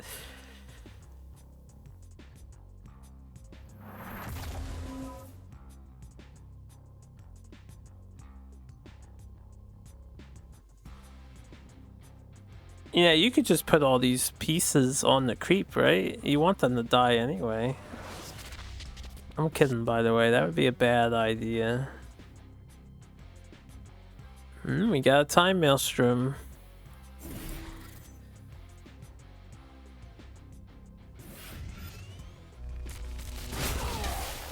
Alright, keeping up the pressure.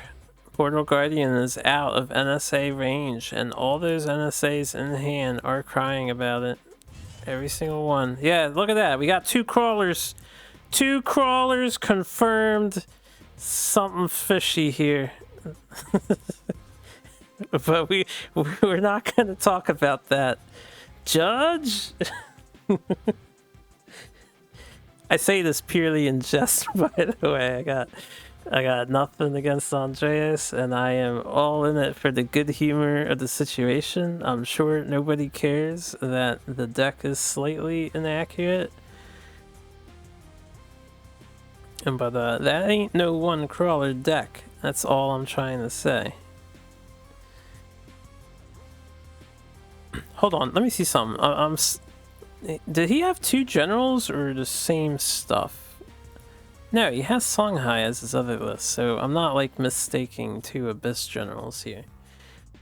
Just making sure. Oh no! Oh, it is okay. There is 2 deck lists, right, because he made it to the top 16. False alarm. False alarm. I was looking at the wrong deck. This list doesn't have chickens in it. I was wondering where the chickens were. There's 3 crawlers in this list. I am so sorry. I am spreading misinformation. I am blackmailing falsely. False accusations. I retract all statements. Tarnishing innocent players' reputations. Yeah. You can always count on Harpoo to bring you the most factual news.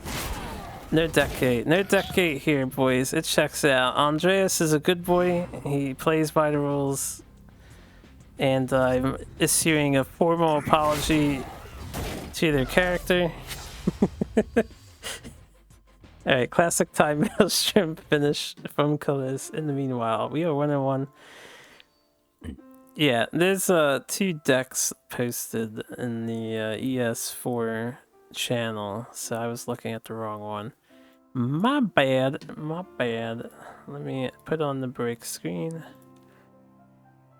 Alright, Kolos won, and Andreas, I don't know if he would want to go first or second, so I'm gonna guess he wants to go first, even though Kolos has shown evidence that he prefers to go second. No, Andreas actually, I can respect it. Yeah, Andreas denied Kolos going second and decided to take second away from it. That's just funny to me. That's like a petty play, right? So I don't even know if Andreas wants to go second with his list. Maybe he does want to go second, but I'm not sure. It's just funny to me. Alright, I loaded up the wrong game here. My bad. Not sure what to believe when I say something now. As you shouldn't be, right? You should always question everything. The internet is lying to you. I am not your friend. I am a stranger.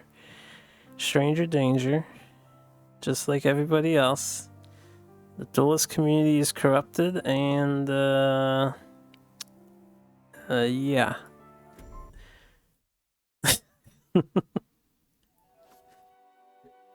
I'm doing my best, man. I just can't manage all these deck lists when they come up on the same goddamn search.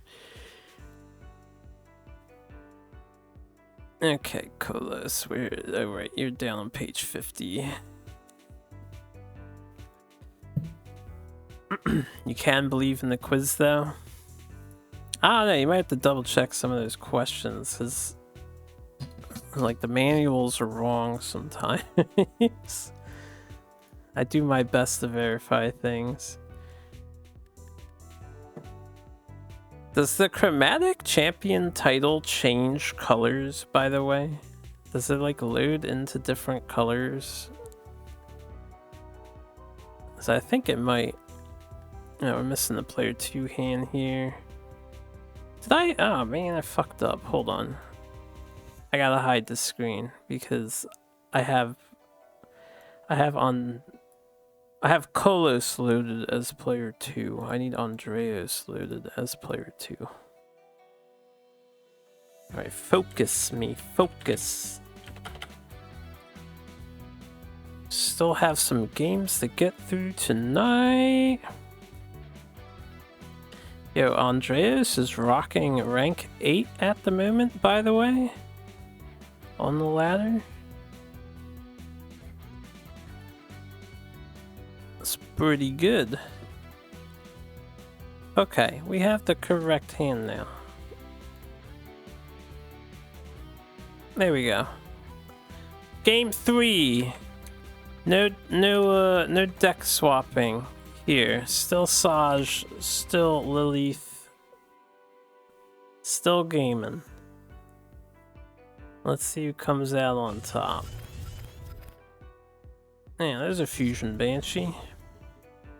Probably getting replaced next turn, but there it is. Need to hide player 2's hand, and we are good to go.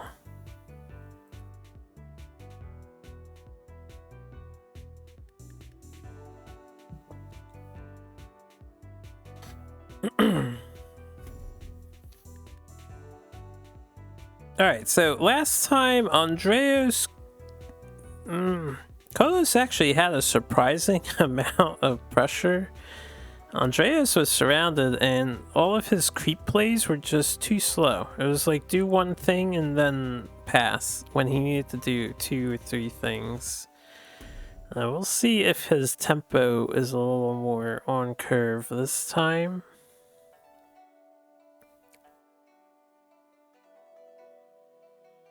We'll also see if he learned from his previous mistake. This Sphere of Darkness in the hand's probably coming down. Do you hit the Jaxi? Or do you hit Kolos in the face? Or do you set it up somewhere instead? Opting for Turtle Opener and holding onto the Sphere.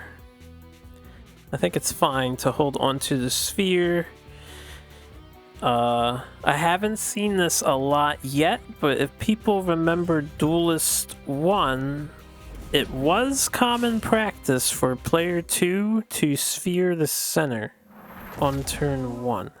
It was very common practice. But I don't see that too often at the moment. Alright, Kolos throws out one of his siphons onto the crawler. That's fine.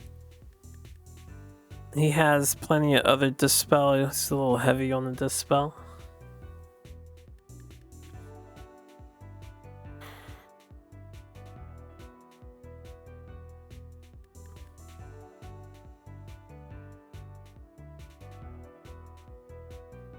Looks like we're thinking about replacing Juggernaut for later. I think that's a good idea too. You can set up your crawler in the back and just assassinate the Portal Guardian, trade your stuff into Jaxi, and you will be ahead on board. I would play crawler before moving. That's just me.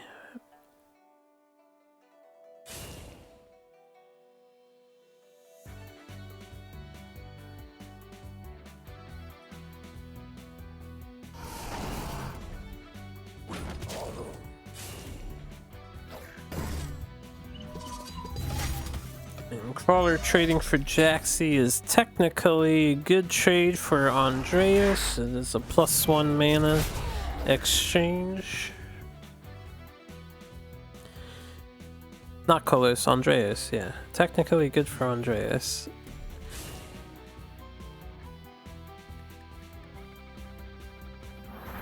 Man, Kolos is fearless.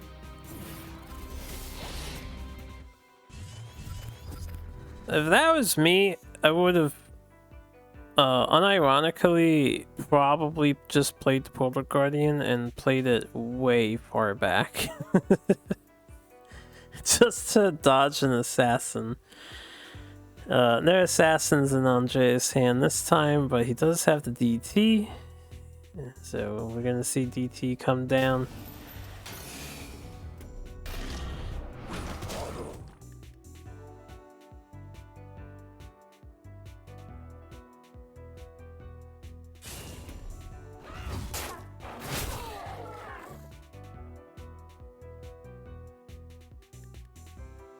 Alright, what do you do with your minions here?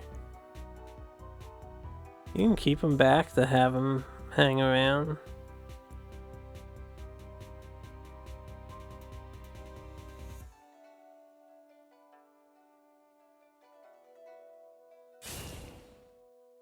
Maybe find some use for them later.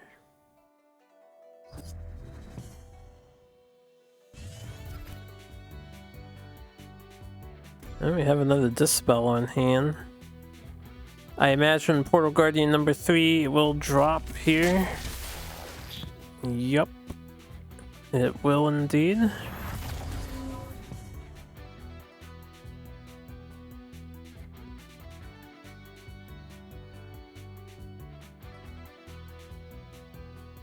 Why play Mechazor when you can just play Portal Guardian?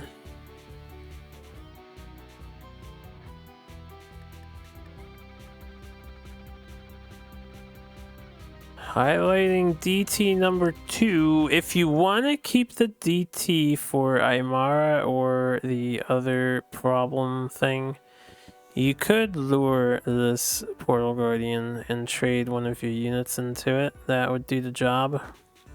Put it on your creep tile. That will let you sphere Kolos in the face and draw 3 cards again, so you'll be back at 5 with Ghostlinks.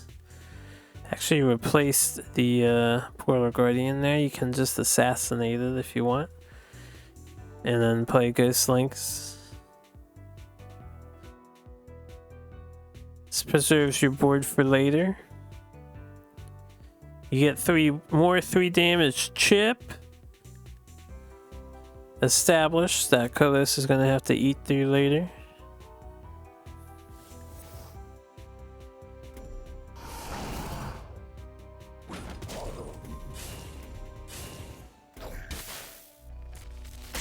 Alright, cashing in on Crawler, you get a slight life lead. I think that's fine. And full hand size.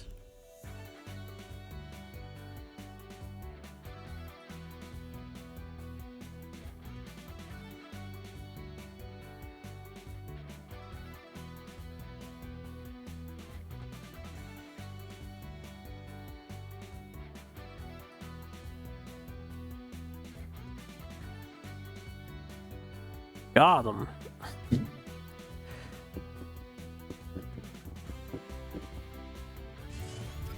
I'm trying to pay a little less attention to the bot.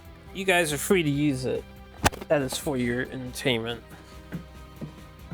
I will try to pay attention to what's happening here in the deck lists.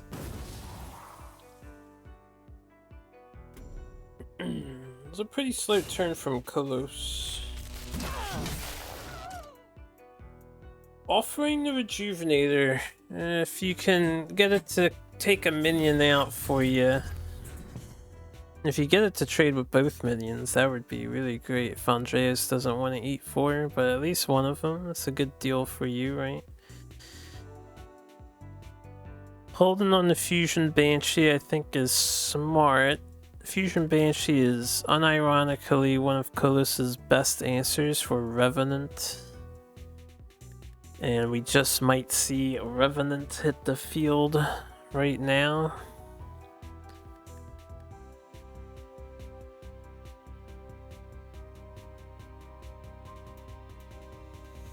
Alternatively, you could Shadow Nova, Kolos in the face, ignore his 1/4, then lure his 4/4 guy into the creep. We know we love to lure the 4/4 guy into the creep.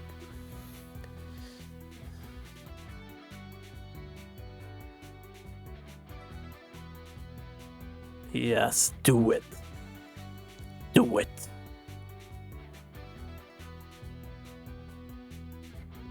Unleash the power of the dark side of the Force.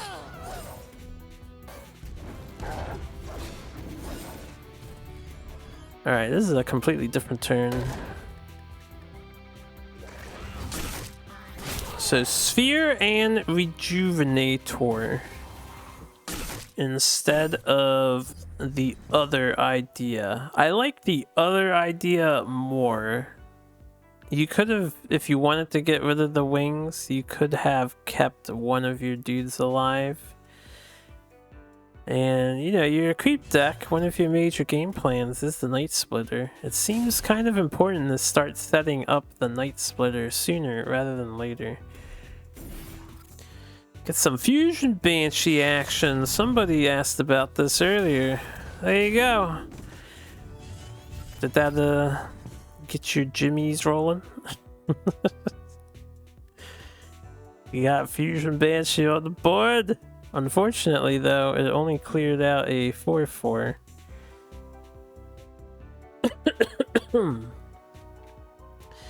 Excuse me. So, even though Revenant is still viable here, I think...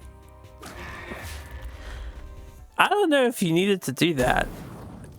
I was gonna say, you could ignore Fusion Banshee and just Shadow Nova and New Moon Hex or something. Fusion Banshee can't do anything to you. What do you care about it being there? What the fuck am I looking at? Yo, what's up, Mazer? You're looking at the finest of Duelyst competitors going at it. Kolos with his Mechazor Vet and Andreas with his Creep Abyssian. In the ES4 tournament, round 3 of the winner's bracket.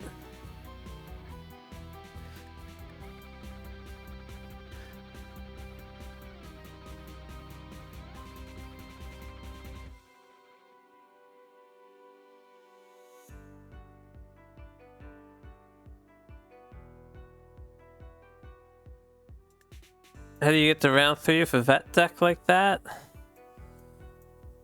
Well, you see, your first thing you do is you get matched with less skillful players than yourself. No, I'm kidding. That's very unprofessional of me to say. I'm making a joke. It's only a joke.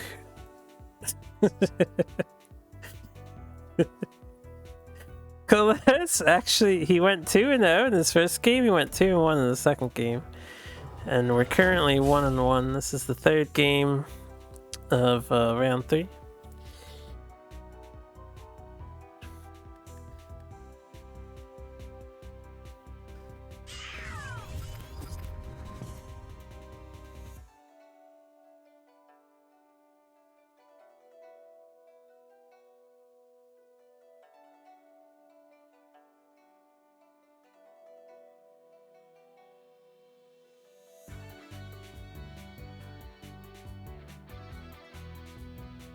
Oh, sorry for falling silent there.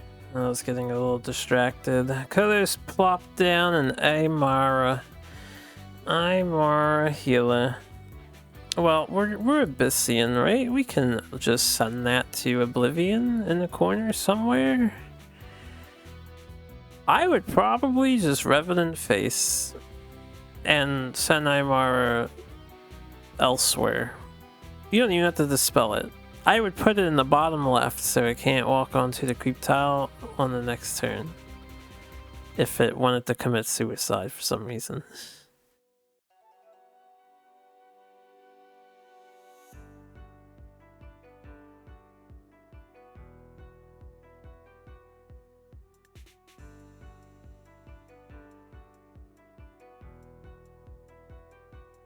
Alright, there we go. Demonic Lure, bottom left is Andreas's preferred corner of choice. He's opting for more Nova. More Nova is okay too. Did he just dispel after doing Nova? 'Cause that's a mistake. Alright, well, we deleted one of our mana tiles, or creep tiles, not mana tiles. It does say oops, recognizes his misplay. And then he punched face. I feel like you should have killed the Jaxi instead of punching face, because then Kolos was stuck on creep unless he had another Banshee or something.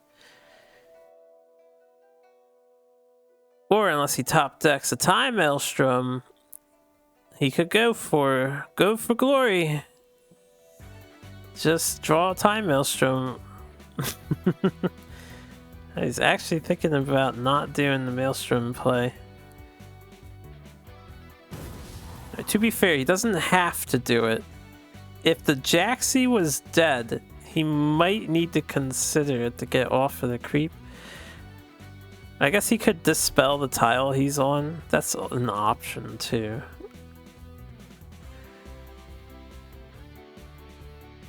He's got enough mana to apply 2 First Wishes on Jaxi, and she won't die to the Shroud in the trade as well.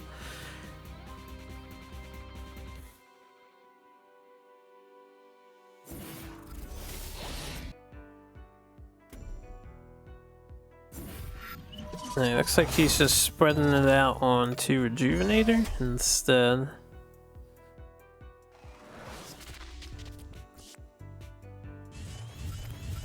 One of them anyway. Second Time Maelstrom in hand. Kolos is at 20 still?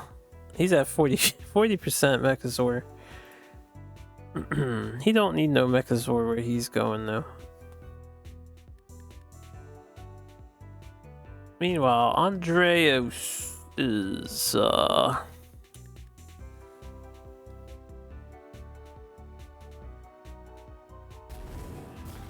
there's a handful of minions. You don't really care about most of them. 5/5 might be slightly problematic to you. Is it worth using a Revenant on, or should you cash in on a Night Splitter while it's going to do 6 damage to Kolos?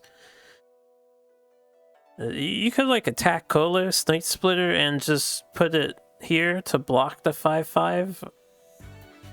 So go face, deal 8 damage. Kolos takes 9 on the Hex turn. And then Revenant can finish him off, right?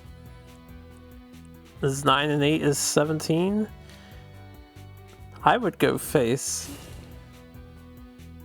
Unfortunately, going face would equal death to Time Maelstrom.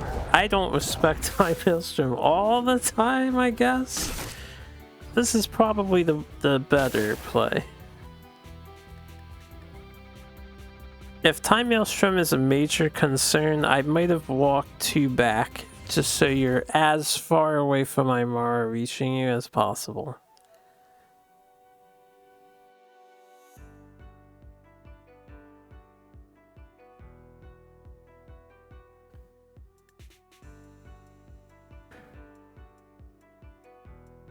Kolos could go for the glory again. He has 5, 7, 9.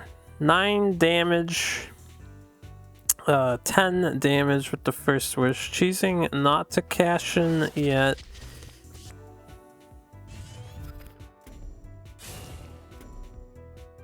He had 10. He had 15, and Aymara could have died if you get the 3rd one. I think there's a very high probability Kolos had lethal if he just did the Maelstrom. Ooh, we might get to see another fusion Banshee.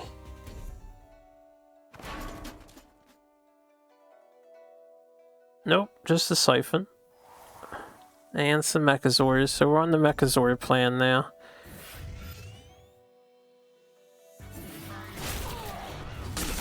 That does put Kolos at 60 if these other 2 mechs die, which I don't know why you don't just put them on Shadow Creep if you want them to die, right? Why are they not on the shadow creep, Kolos? Just throw them away. Guaranteed Mechazor.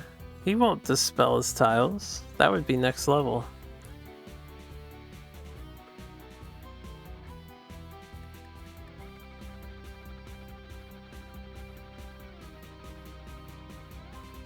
Andreas could trade with the helm so that the sword can't necessarily die next turn to stall. He has 9 damage, 10 damage because of the ping. He's actually 1 off lethal if he sent the Revenant in hand face and the Sphere of Darkness under Kolos.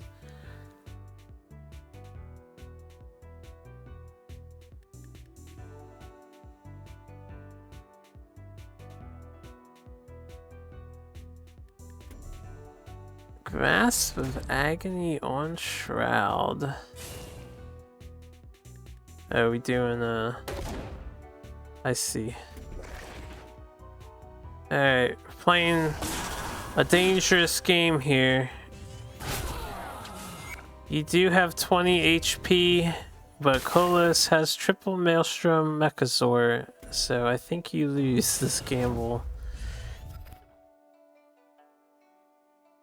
I think trying to prevent the Mechazor was mandatory at that point.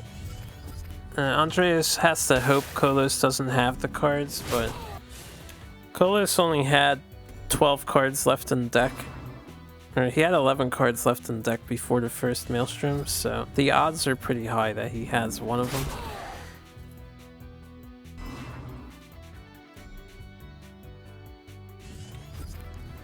Oh, I didn't mean to do that. My bad. An excellent closer for the Mechazor player, and that is how he has made it to round 4 of the winner's bracket. Good job, Kolos. And well played, Andreas. You did some good stuff. Let's load up the next game. We got a bunch more to go. Before I end for the night. I can tell I'm going to be tired by the time this is done, so if I cover the top 16, which I'm cool with doing, we will do that tomorrow. Tomorrow is another day, but for now, let's wrap up the round 3 winners. I forget, is PKP Abyssian or a Songhai player? I think we might have quite a match on our hands. We got PKP versus Ghoster Driver up next. PKP is Songhai, right? Match history display, please. Okay, where is Ghoster? No, he's Vitruvian.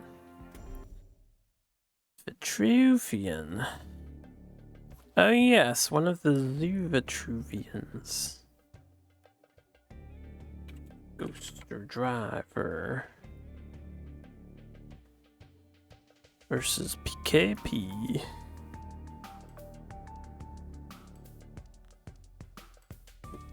Okay. Get some nice dual hand action going on. So we have Lionar versus Vet. It's Zoo Vet, and I forget what Ghoster Driver's Lionar is. I think it was a Sword of Helionar variant. I'll have to take a look at the deck list again after we sync the battle here.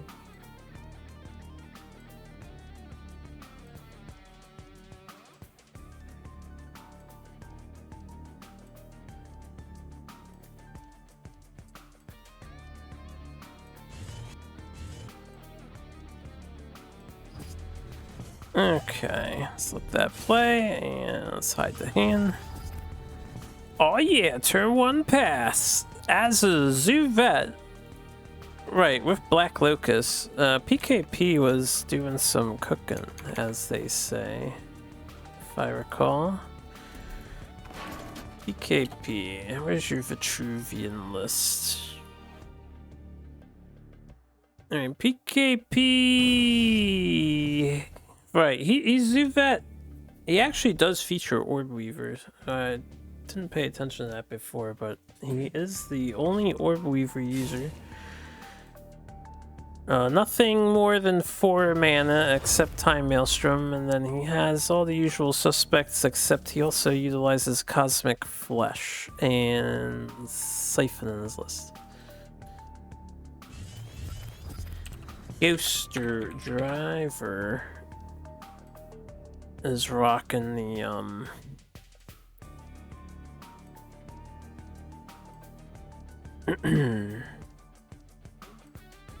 I guess you can think of it like a standard Heliodor. Although, he doesn't utilize Windblade Adept, he actually axed it. So he's got 3 Light Chaser, 3 Shroud, 3 Healing Mystic, 1 Rusty Crawly for his 2 drops. Sweet.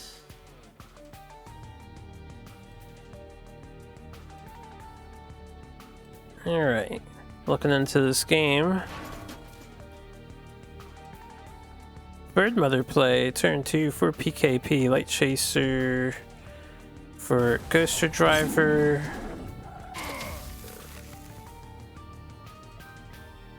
Oh, moving the Chaser forward.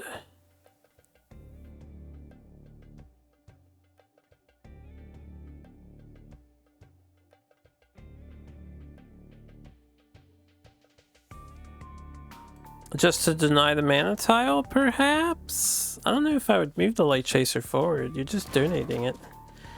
For the most part. A Tempo Rust Crawler. They can see each other's deck lists, so he knows that PKP does not have any artifacts. Rust Crawler is getting as much value as it's ever going to get right now.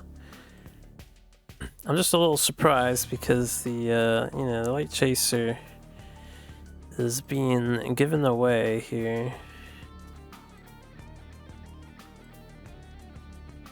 Oh, buffing Bird Mother. It's good stuff.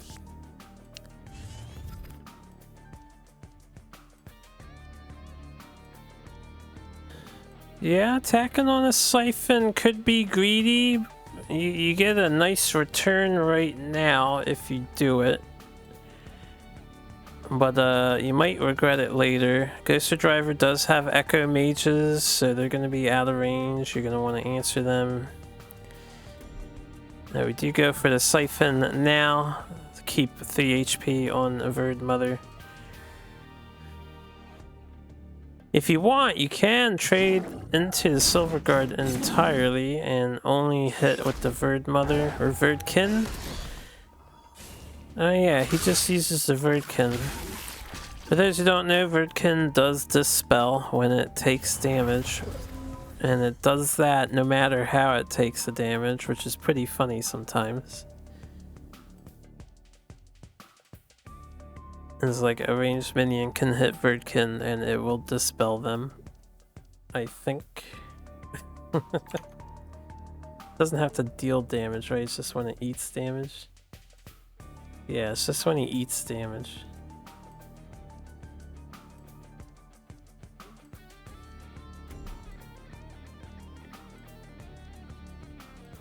I had a game where the Songhai player ran their Rhythm Weaver into my Birdkin, and then they got a little confused as they did not draw a card. And they proceeded to rope me on the turn. Was quite humorous.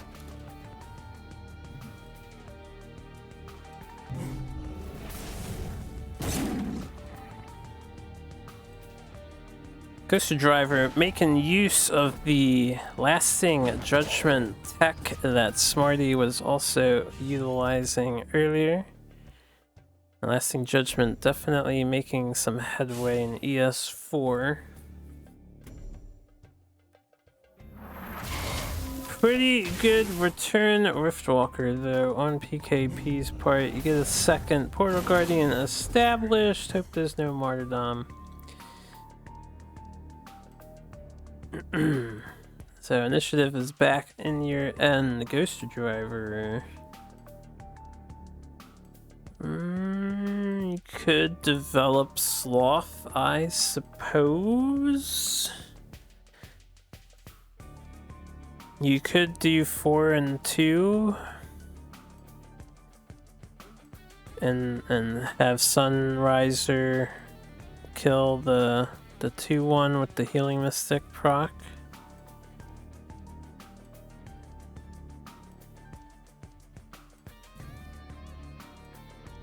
I don't think it's worth it to do 5 damage to the Portal Guardian now with Circle of Life. You're dealing with a Zubat, right? They tend to be swarmy. You kind of want to have some form of board, even if it's not super ideal.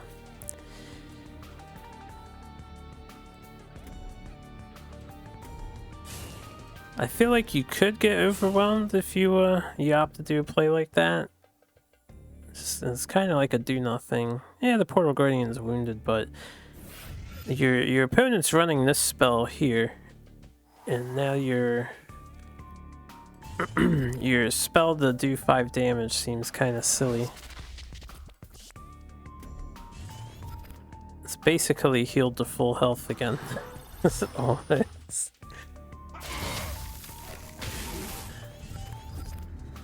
And getting some cosmic value off the Mana Forger.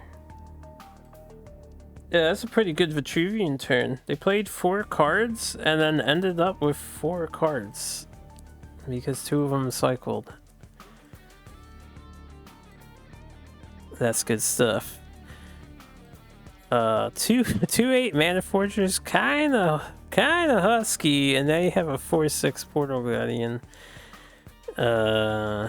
Coming down from above you.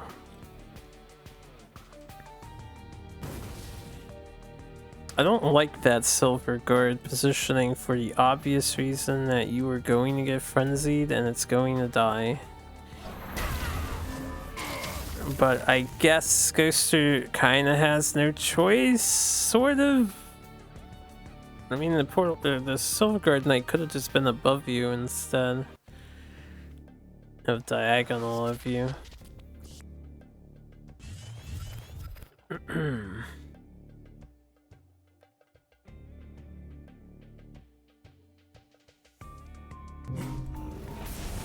I would have hit face with the Riftwalker instead of the Silver Guard. Your Portal Guardian's about to kill it.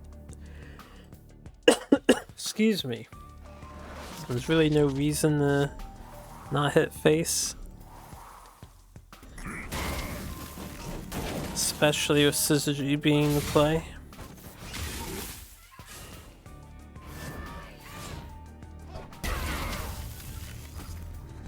Most aggressive Mana Forger we've seen.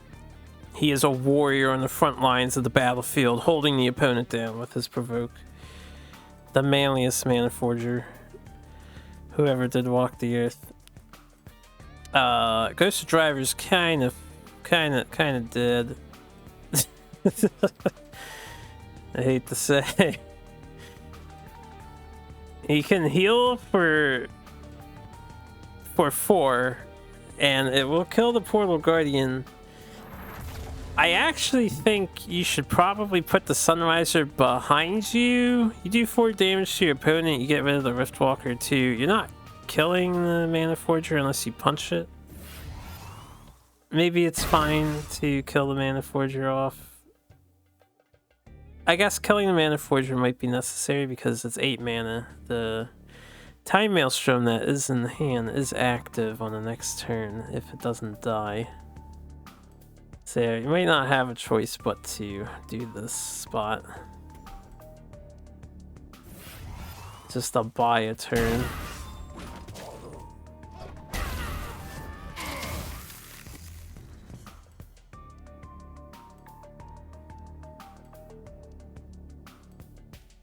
Alright, so we have 6 damage. 2 in hand, 4 in the field. And probably pitch Orb Weaver. And then, worst case scenario, or you could just replace into 9 damage. Yeah, easy peasy. I just gotta do some calculations, make sure that math adds up. You know, 6 plus 3 equals 9. Definitely. That is a pretty good replace. I was going to say, you can clear the Sunriser, and you probably want to play Verdkin with your bug guy, Black Locust, and use the provoke token to hold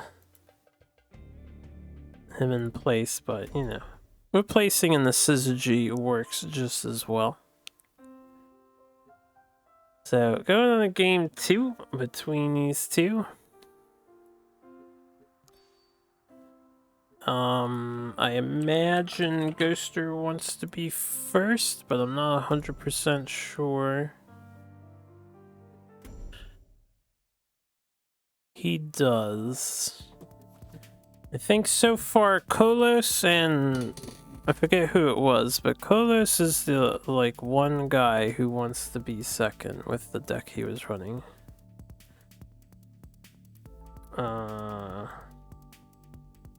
PKP.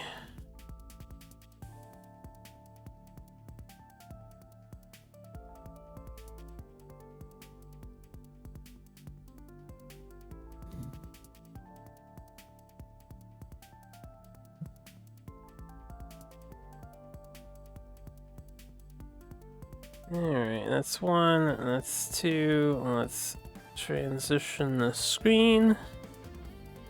Game 2. Ghost Driver has swapped. They're going with their Abyssian trademark list, right? PKP staying on Zootruvian.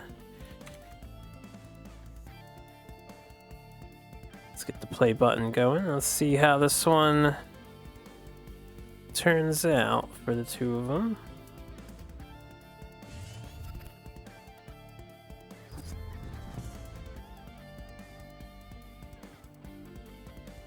Oh yeah, so Ghost Driver isn't on Creep Abyss.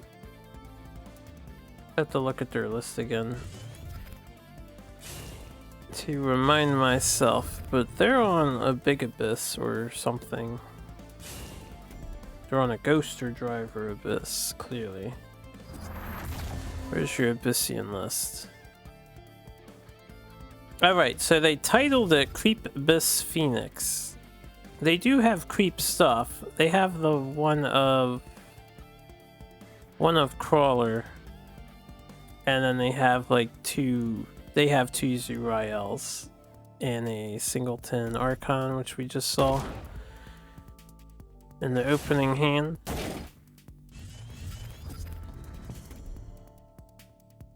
And Ghost Driver has a very reserved way of playing, which fits the Abyssian creep deck quite nicely.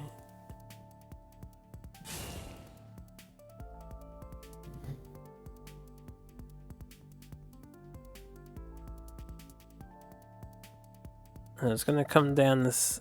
Can PKP overwhelm Ghost Driver with the swarmy aspect of the zoo list, or will Ghost Driver be able to keep the numbers down? Generally, there's a lot of options here. You only have 4 or 5 mana to work with, though.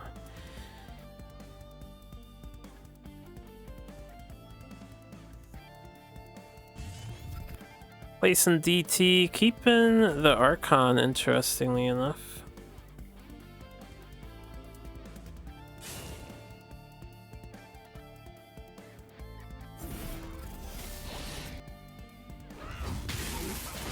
Trading face damage. I do like the removal option though. Dispel on the stronger one and picking off the weaker Portal Guardian. They're the bigger threats. you can deal with a 1-7 at your leisure, and the 2-3 isn't that threatening.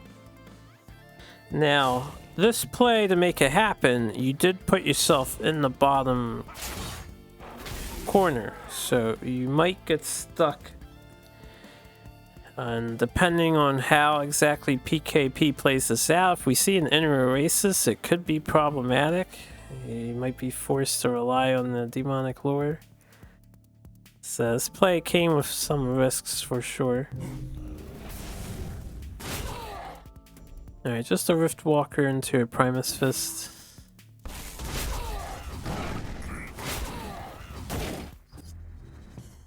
It's a lot of pressure, but nothing the new Duelyst can't shrug off.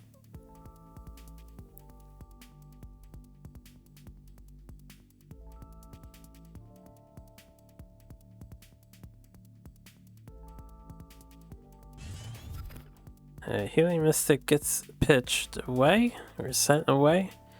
I take it we'll see Lure into Rifty.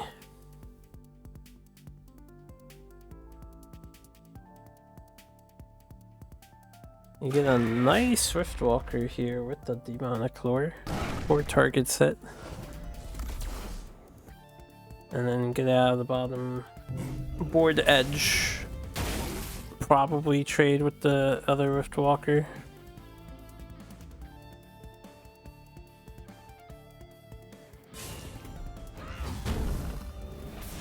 Need to make sure you clear that before it gains a bunch of HP for nothing.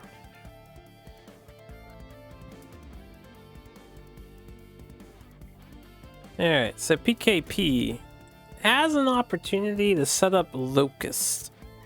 A decent amount of removal was used, but it is Abyssian. They have a ton of it. So, I mean, Locust might stick. We can see from Ghost of Driver's hand that Locust likely won't stick.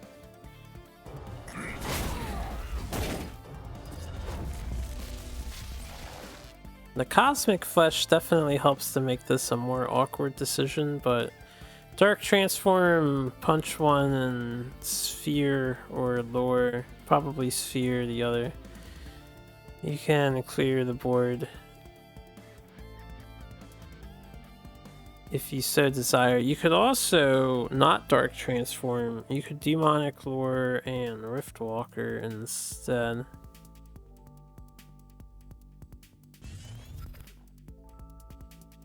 Maybe Rift Walker face for shits and giggles, and then take the mana tile.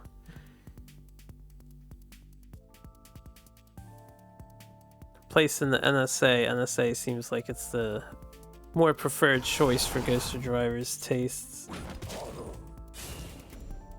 Alright, developing some minions. T3 drops.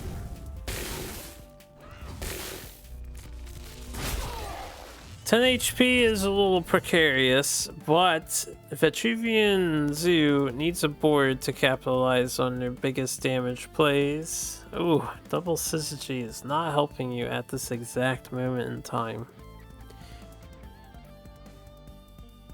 I think we'll see it be played though, just for the HP buff and attack buff. He'll play at least one of them.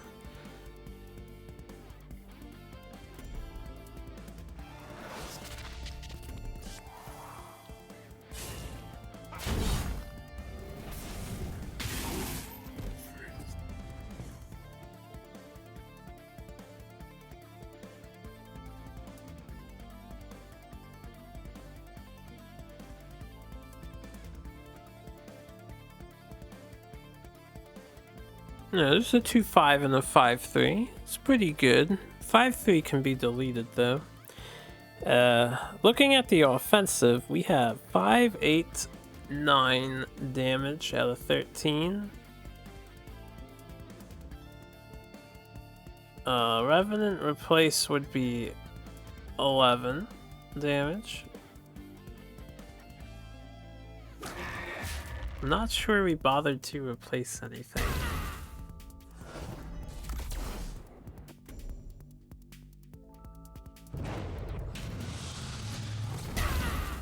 Just going for a full clear. This is respect clear again because, you know, Mana Forger is activating the Time Maelstrom next turn. Ghost Driver is going to be in jeopardy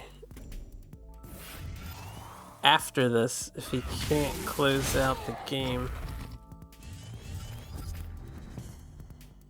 Now, it's not all doom and gloom. The reason why Ghoster held on to the Archon Spellbinder is so he could deny Time Maelstrom on this turn that's coming up.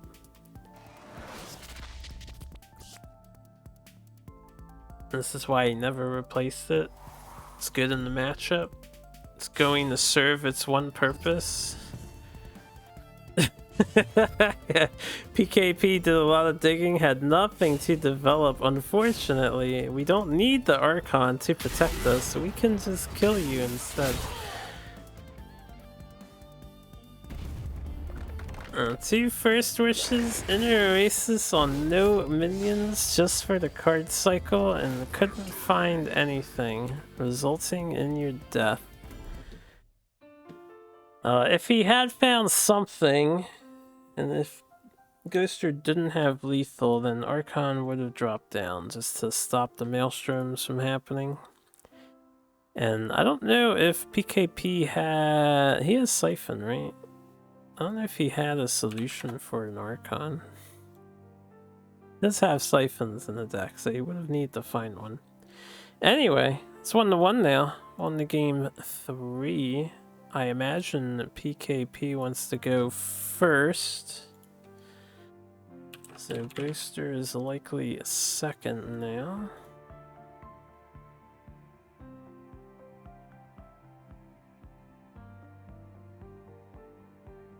That is the case.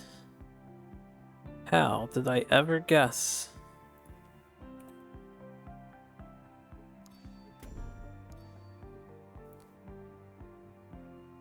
Okay. Game 3.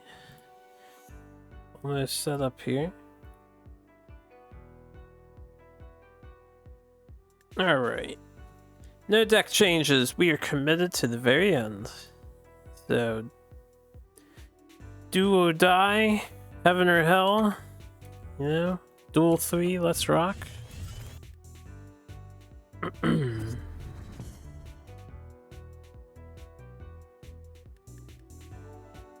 We'll rock as soon as we synchronize. Hold on, rock. Alright, now you can rock to your heart's content. Turn 1 pass. How the Zoo Vitruvian list does turn 1 pass 2 games in a row? I do not know. Or it wasn't in a row, but it was like the first game and now this game. So, just check. Mr. PKP's list again. We are rocking phase 6, 9, 10, 11, 2 drops. Pretty decent amount of 2 drops to miss turn 1 on.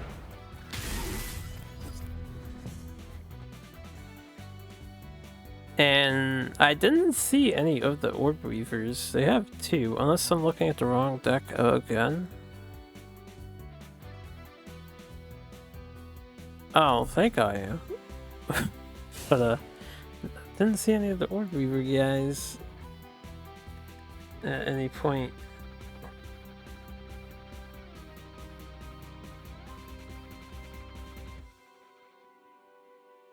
Game is overturned to nothing to see.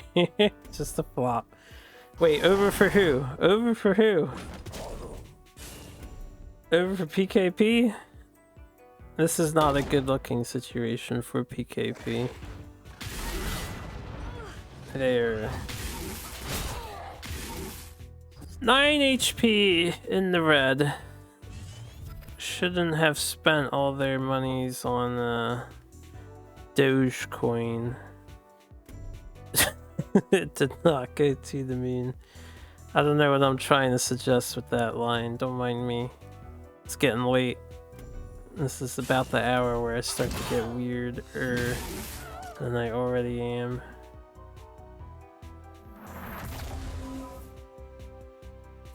This isn't a problem. You're down 12 HP. No big deal. You'll be totally fine. Yeah, Ghoster is just gonna look for a Night Sorrow and then cast Purple Spike Field. Shadow Nova. And yeah, walk away. You know what? Fuck it. How much damage can the Portal Guardian possibly do to you? Yeah, just go punch face. The Portal Guardian's not gonna hit you, and if he does, he dies, because he's on the spikes. What do you care?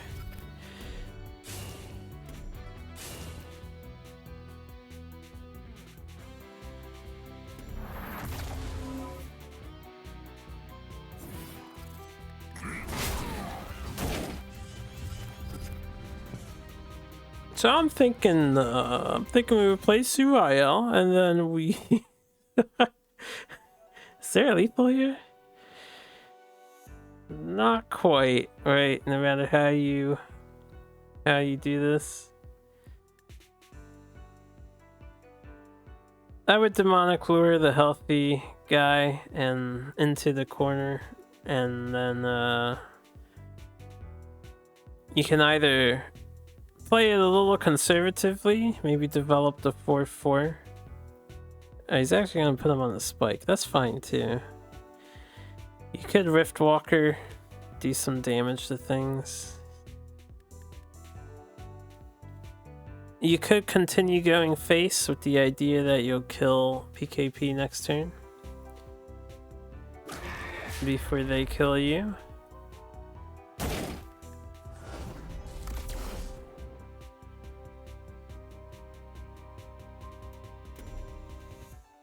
Okay, you could take it back a notch. You know, you don't have to be too wild. You have 3 ranged options, and you have Revenants in your deck, which you just drew. You don't need to be too crazy. You just back up, heal up, slow it down a little bit. You have a great lead. PKP's hard pressed to heal his general. It's only Second Wish does it, I think.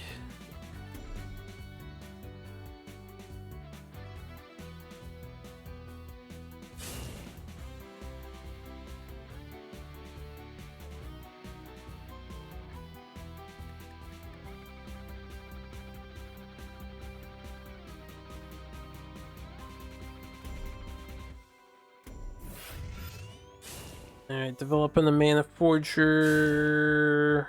Yeah, I was thinking Black Locust might be your only bet at potentially getting into the game again. So, makes sense to set up the Locust. Ghoster Driver has really good double Riftwalker play. You put one right above the general, you put the other one in between the Locust shit. Disgusting.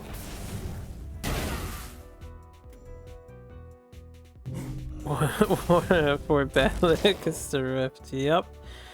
Unfortunate for PKP. Ghost Driver absolutely livid at the moment, no doubt. He is as tall as can be, if you catch my drift. Yeah, PKP is kind of fucked here. He should say game's over turn 2. Oh, can the Birdkin stall for a turn? I don't think it can. No, because you can't stop the Revenant from reaching you. In a very odd twist, the Bird Mother and Birdkin needed to switch places. It didn't matter, but it needed to lock them down.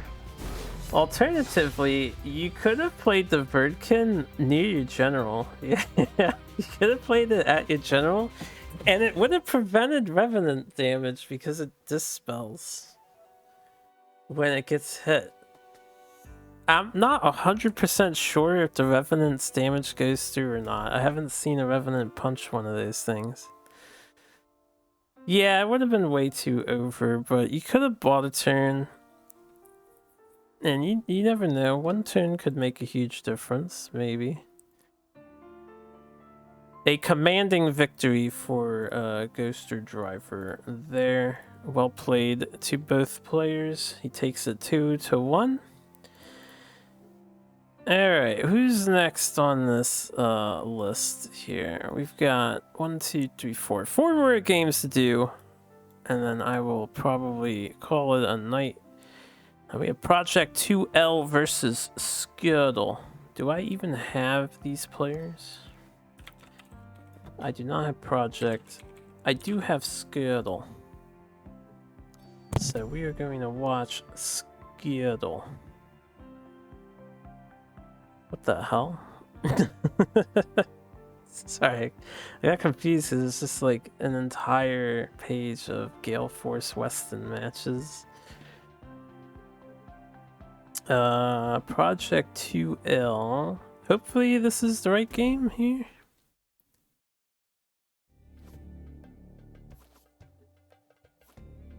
Okay, so Scuttle is using, I think they have one of the more original Vitruvian lists that have made it to this point. Let me hide all the hand stuff. We only have Scuttle's perspective. So we'll just get right into it. I will take a look at the decks. Scuttle on Siphoron. Yeah, Scuttle has a deck called Drag All Be Ballin', and it is... Oh wait, that's the wrong deck. That was his... Well, he's still running Drag All Be Ballin', but it is slightly different. His top 4 deck is even more exotic than his bracket deck. But yeah, this has a lot of one-ofs. It's kind of aggro. Deja Vu, Engineers, you got a couple of them. 1 Sloth, 2 Aymara, 2 Tigers, 1 Mirage Master, 1 Bone Swarm, 1 Time Maelstrom, which I've not seen a single Time Maelstrom in too many decks. Usually if you play it, you're just running 3 of them to get the maximum cheese potential out of the thing. Project 2L, on the other hand, is one of our few non-creep Abyssian players. They are the Big Abyss. Yes. They have 2 Revenant, 2 Zurael, 1 Eternity Sage, and then 3 Shadow Dancers with Sarlacc respawning strats. So that is their list. It's got Big Abyss and what excuse me, whatever the hell Dragall Vitruvian is. Dragall Be Ballin' Vet. Which I think is an aggro vet.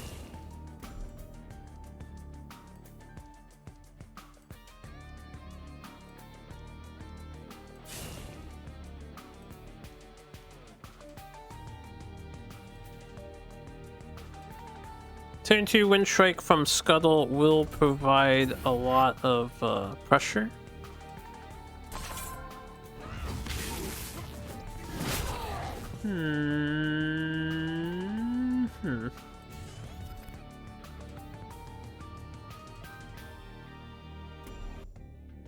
There's a couple ways that that Scuttle can handle the situation here. Because of the 4 damage of Putrid Dreadflare, the Oasis won't be beneficial to Ancestral.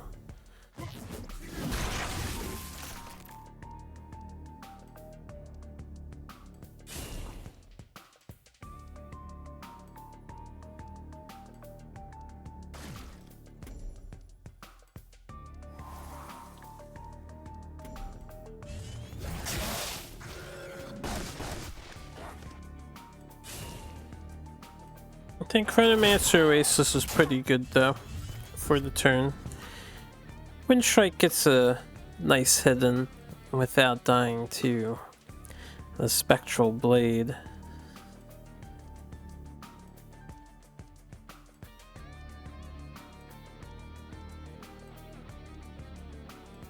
And I do like the positioning. Chronomancer 2 away in the back limits project's movement range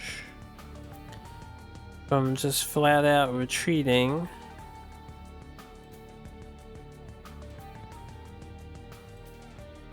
One thing about the big Abyssian list, they definitely want to get their engine going early if possible. They're very weak without it set up, so. Opting for one of Nether Summoning just to swipe the Shrike. I don't know if a 5-mana Windstrike is really worth it, but we can't see Project 2L's hand to think about other possible options that they had access to. Might have been their best play. I think Scuttle's thinking about copying the Windstrike again, so they can get another one on board, which is probably pretty good. You could go hyper aggro if you want to.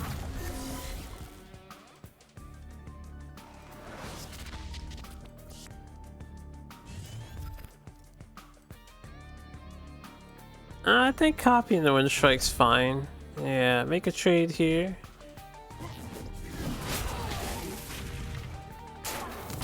And get your damage in before they get equipped with the artifact. This gives you a slight health lead, which is going to be relevant. More so than the artifact charge in this situation. Let's take a look at Project 2L's spell layout again. They're in trouble here and they need some sort of solution out of this. They have 3 ritual banishings, 1 DFC, 2 consuming rebirths, 3 DFCs, and the 1 thing they just played, Nether Summoning. So in other words, ritual banishing is their only removal, hard removal, as well as killing off a Putrid Dread Flare, which we're down one of those. So they're sort of fighting an aggro deck toe to toe, trying to, and they're not working on their battle plan, which is getting their value generators online and getting the big minions out. So Project 2L is definitely going to fall behind. I'm not sure what they would want to play here on 6 mana. They don't have anything like a Vorpal Reaver just for a big fat thing, and even if they played that now, they're being threatened with a lot of damage. 11 damage. Having to use a Deja Vu Engineer just to block. I feel like we saw this earlier with another Abyssian player. They had to block with a Deja Vu, and it just wasn't going well with them. Scuttle is able to easily wrap this up with the power of rush minions. Tiger will always have a place in the deck.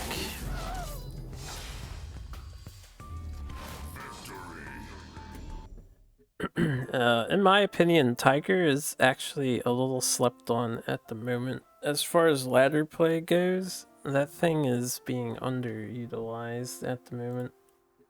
But good game. We'll move on to game 2. We'll see if Project remains as the Big Abyss list. That was kind of brutal. I don't know if they were just bricking really hard. They may have just been bricking really hard. But hard to tell when you can't see their hands. Excuse me.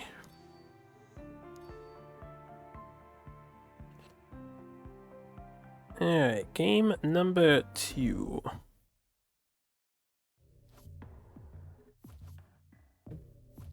I think... No, they have a Lionor.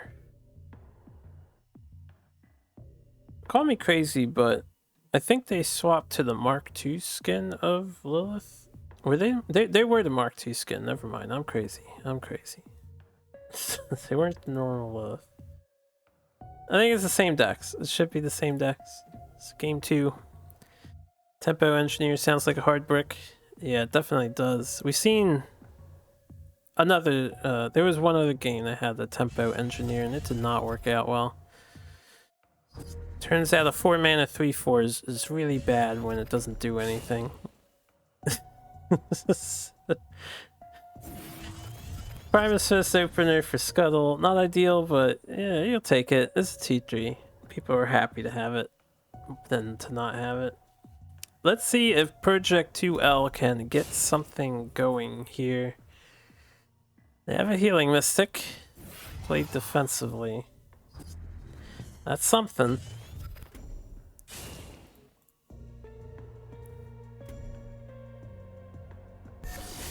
Another turn 2 Windstrike. So as we know from Project's deck, his only answer to that card is a Ritual Banishing. So not ideal. They do not have any other way of getting to it. No Demonic Lures. It's Banish or Bust for dealing with that Windstrike. So I think the Windstrike is set to generate a lot of value again in this game. With that being the case, Project 2L is going to really want to get their Sarlacc going now, and then maybe some other 2-drop as a Soul Scythe for digging. If you don't find your 3-mana engine, you're gonna be in trouble again. The problem, one of the big problems with Big Abyss is if you don't get going, then you're probably not going anywhere. They're a little more reliant on Sarlacc than other decks that use Sarlacc, like Swarm and stuff.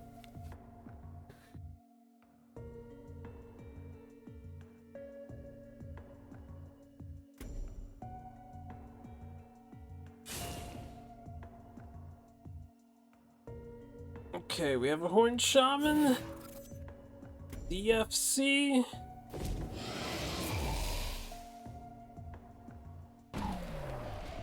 Spectral Blade.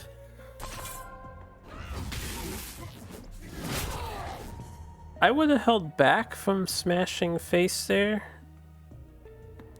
So Scuttle can break that, and then the Windstrike trades favorably.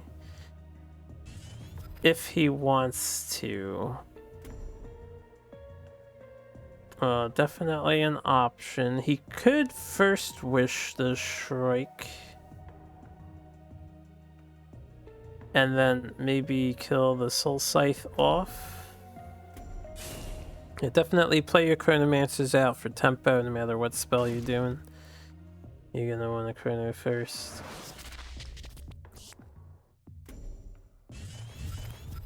Yeah, I think this makes sense too. Buff the Shrike so it doesn't die to the Soul Scythe.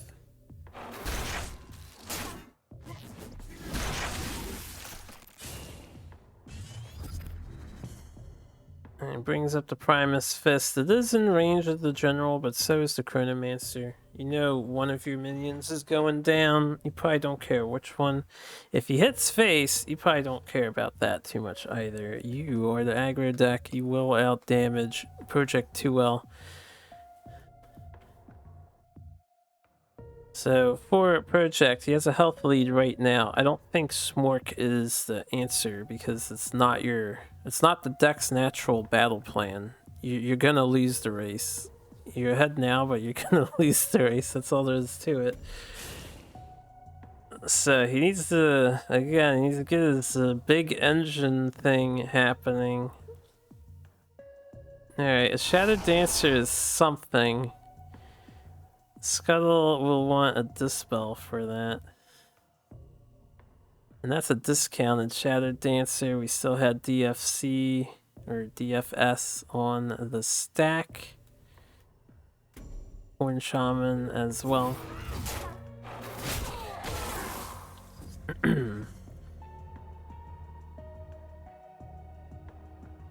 That ordering seems weird to me on a technical level. As an MTG player, I feel like the minion should have to die wholly first, and then the ping would happen before the artifact is equipped, but whatever. It just feels like a weird order. Got some Dream Sloth action happening. Scuttle says, oops, he is standing on an emerald tile he cannot kill the Azure Horn Shaman. On the flip side, that might be for the best. Yeah, he decides to go face instead. I don't really know why we gave the Shadow Dancer Ruby aura. I think Scuttle needed to think about that play for a few extra seconds. He did kind of rush into it. He must have had some idea in mind, but then it didn't quite execute the way he wanted. So it was a bit awkward. You get a favorable trade here as Project 2L. And with the ping,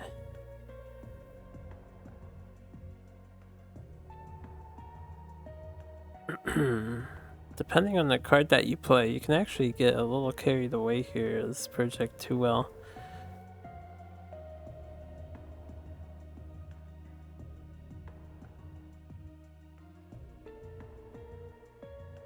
Doesn't make sense to clear Azure Horn Fred on danger.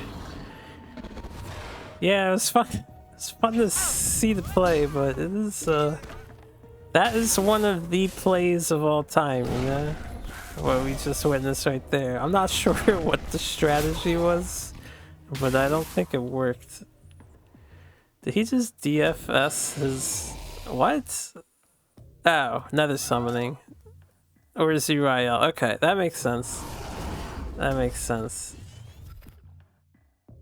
It might have been better to kill the Azure Horn, giving extra HP to the thing, and then getting the extra HP as well as the ping damage off, but I'm not sure. Also, this positioning is fine. It keeps the general away from you, so that's all well and good. I guess this play works. This play works.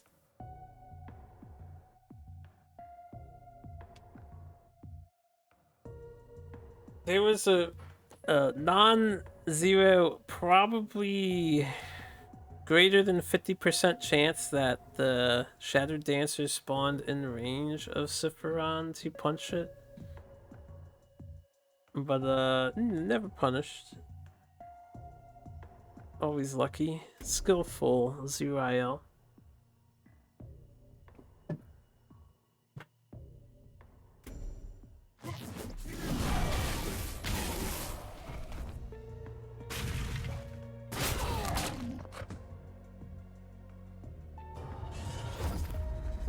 Man, a 9/10 flying dragon. That just seems fucked up. I have to admit, I wasn't actually paying attention to Scuttle's hand for how he responds to that situation. That didn't seem like a very good response, though. And he played Aymara in an awkward spot for Project L, really encouraging Zuriel trades into it. That'll make a 5 HP swing.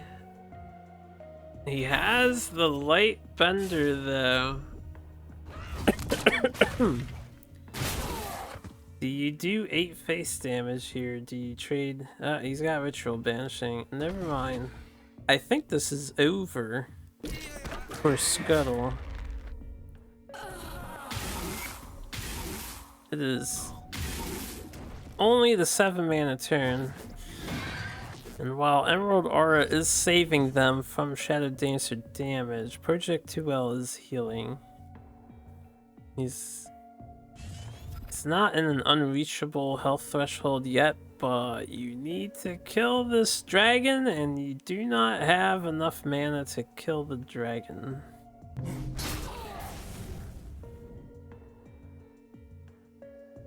Yeah, no blue tile. The blue tile just got wrecked by a Lightbender. Damn.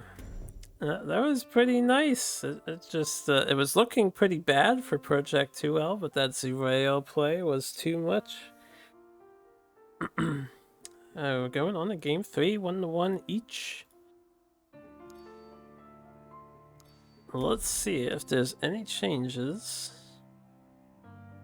No changes. So, sticking with our factions until the end. No, wait. There is a change, right? Is this a change? I have to pay attention to Scuttle. Did Scuttle have 2 vet lists, or did they have 1 vet list? They had 1. There's no change.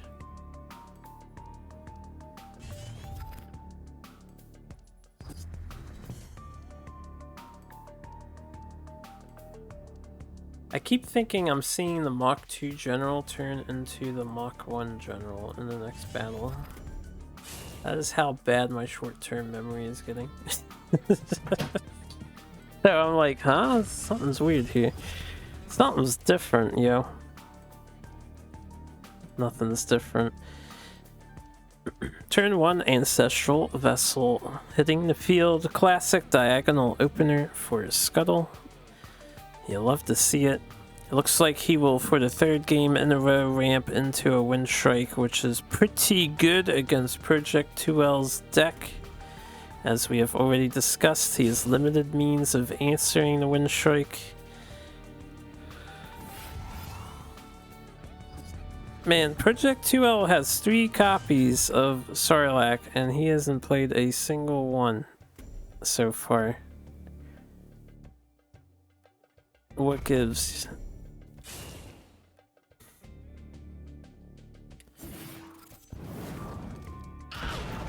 Alright, a little different play this time. We're going with a Blood Tier Portal Guardian setup. Trying something new out. This is good.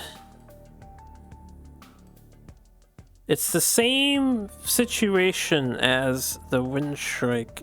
The out of range minion Project 2L has 3 spells that answer the thing. And Portal Guardian has more than 4 HP, so the, what do you call it? Tentacle Putrid Dreadflare is not gonna cut it.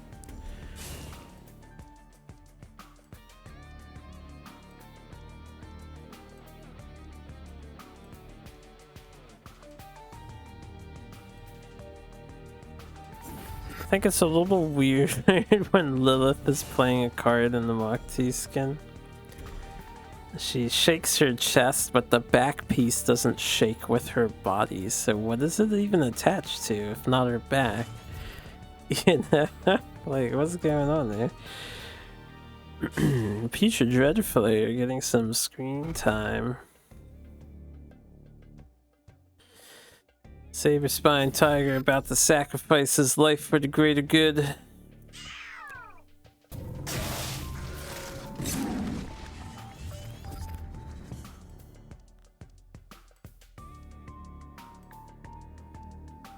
And a Jaxie in the corner.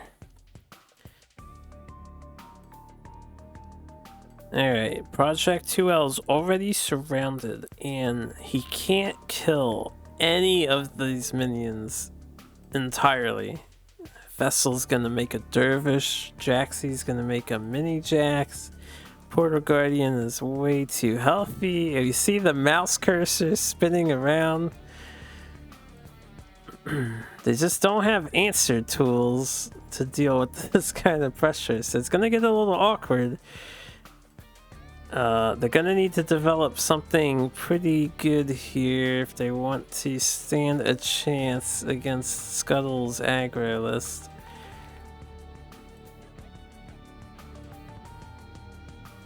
With how well the Wind Strike worked in the previous 2 games, I'm surprised Scuttle replaced it in this one.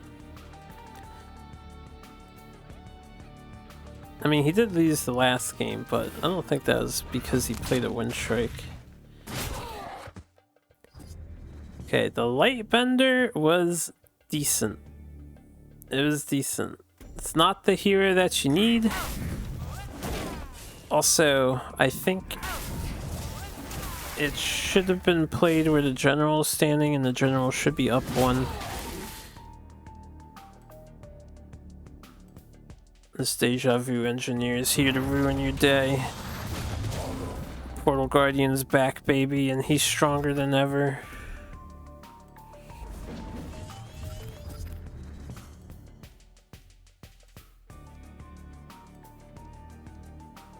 Man, +2 attack just for playing Deja Vu Engineer on your Portal Guardian, that's messed up.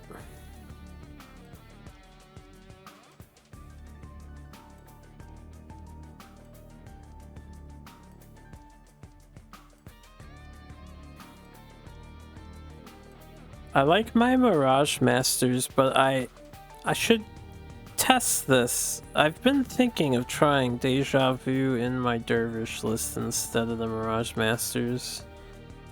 It's going to be less fun to not copy my Dervishes, but you can make them into 3/3s, which is nice after they hit once if they're buffed with Dunecaster.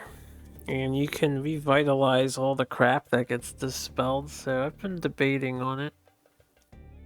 I'm just gonna miss copying Mechantors and Spectral Revs if I do that switch. I'm not sure which would be better. Oh, Consuming Rebirth play. Will it be worth getting +2 mana? All for the mini jacks. I'm getting +3 HPs.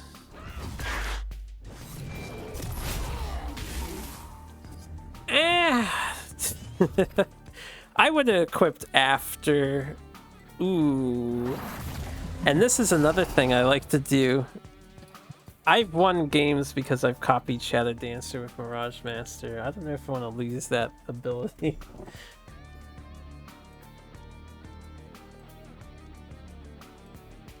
It is really good to have Mirage Master for some odds and ends.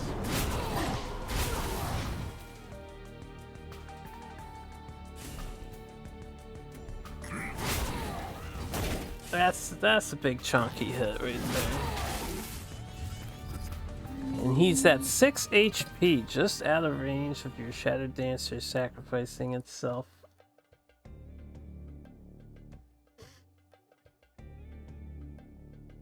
HP difference is only 4 on the generals. Project 2L's in the corner. If they can deal with this Guardian and just keep your Shadow Dancer up to cancel out theirs, you're not in the worst position. Alright, this balances things out a little bit. So,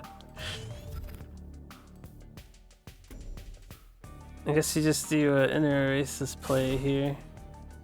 This is a disgusting Inner Oasis, by the way. He can play all 3 of his minions and Inner Oasis. Oh no, he can't. That would be 7 exact. He can only play 2.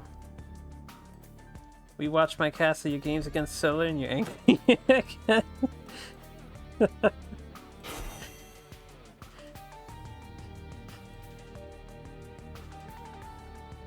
You know that feeling when you don't want to be mad, but you go ahead and make yourself mad anyway?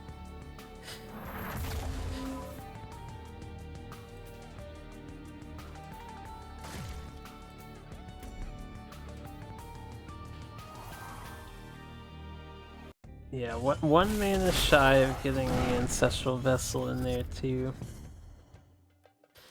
Still, fairly good development of your minions. Does Project 2L have a Night Star Assassin? Or no? I don't recall seeing any. Surely yes, right? Nope, there are none. There are none.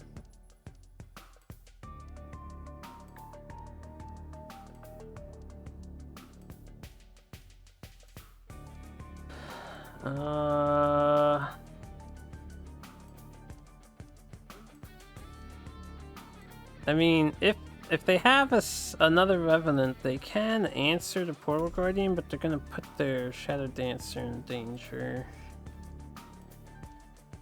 And it's currently keeping them alive against the other Dancer.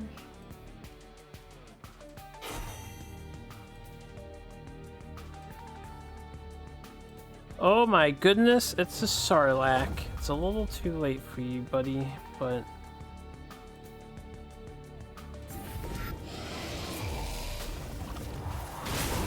Alright, Ritual Banishing was picked up from the Soul Scythe draw.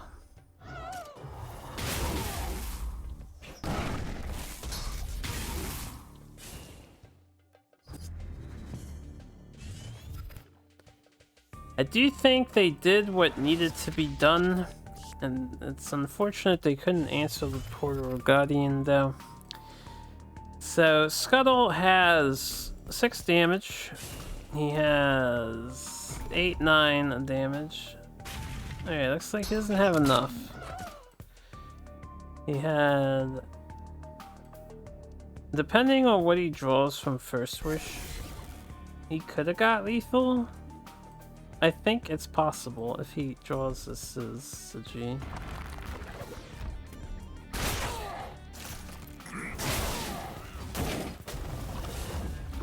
This is fine though, there's no reason to be in a rush. Right? No reason to be in a rush. Alright, Project 2L is in trouble again. If he... I don't think Zurael is enough to cut it. You get 2 HP back from your Shadow Dancer reviving, right? Because Sarlacc will trade into the 2-1. You kind of need to get rid of this Portal Guardian and the Wind Strike. And that's no way. There's no way Project 2L is going to get rid of both of those things.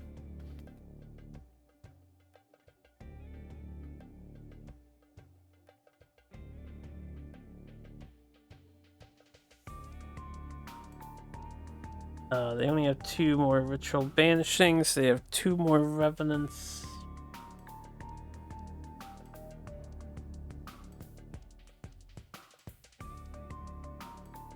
I'm at 21, I should be fine. A double Sun Drop next turn. That's probably how... What's their name felt today, or earlier. They were at 24, right? They felt great. 24 HP. Surely they're not gonna die.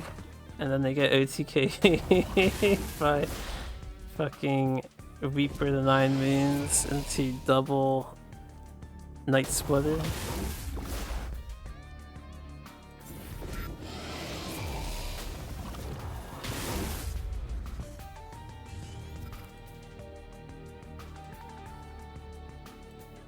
It was a pretty good turn from Project 2L. They did the best they could. They even got some decent spawns on things, but double Syzygy is going to destroy their soul. No, just one Syzygy is going to destroy their soul. Alright, well played to these two. Congrats to Scuttle. He will be in the top 16 2-1 over Project 2L. Back to the break screen. We have 3 more games. Dragall versus a Majoring Hobo. I have both of these players, so let's see who is first. And give me 1 second. I'm gonna grab a drink from behind me. Then I'll load up the games.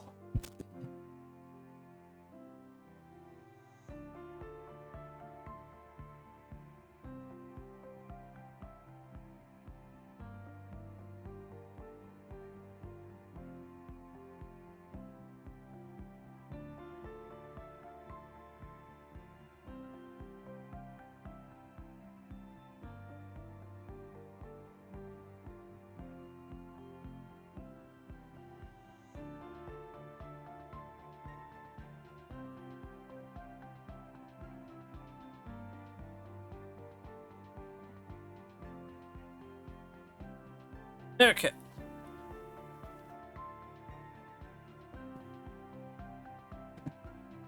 I am back. Majoring Hobo versus Dragol.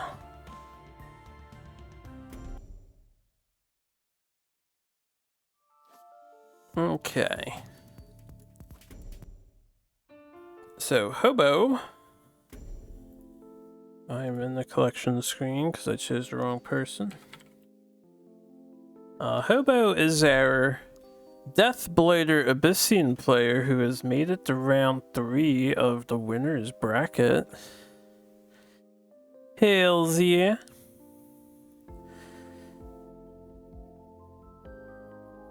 And I'm having a hard time finding the game now. That's because I'm looking for the wrong name. That made it much easier when I looked for the other name.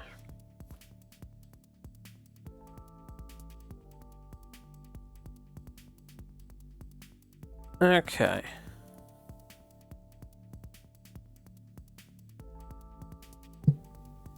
Dragol.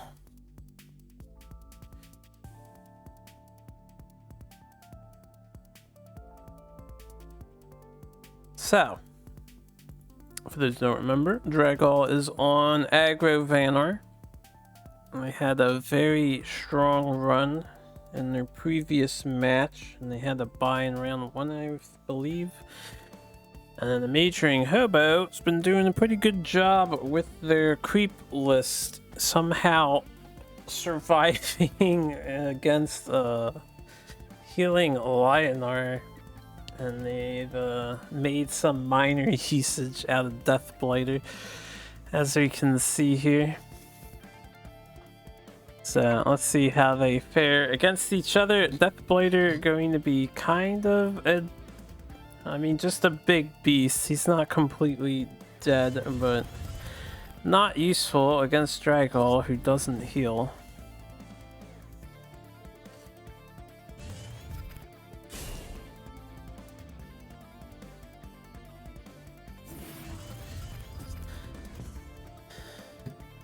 Standard opening on Dragol's part.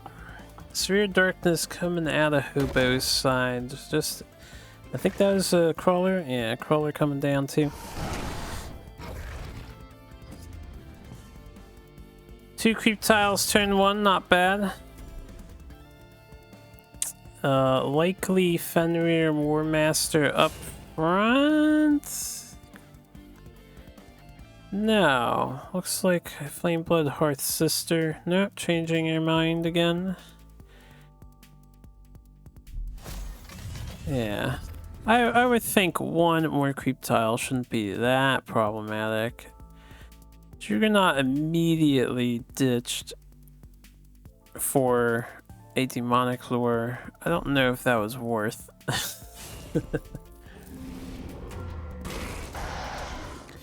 Yeah, most people don't want to play the Juggernauts early. They're more like endgame minions when they're nice and big. Hobo making do with the spells to preserve their Abyssal Crawler.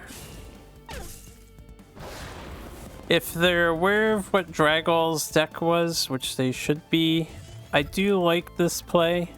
You're saving some HP and you're gonna want to make your little safety cross for Night Splitter healing later. But if Dragall wasn't on the hyper aggro strategy, I probably would have held on to the lure and just thrown in the Nightcrawler, Abyssal Crawler. Or watch Mogwai play too much Marvel Snap.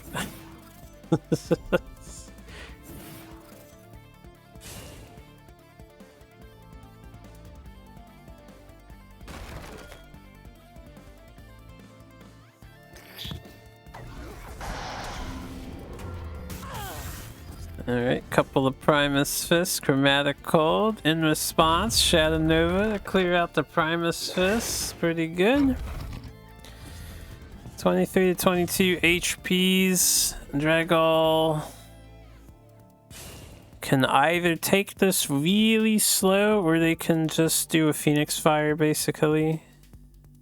And then, yeah, set up the Snow Chaser away from a Nova play.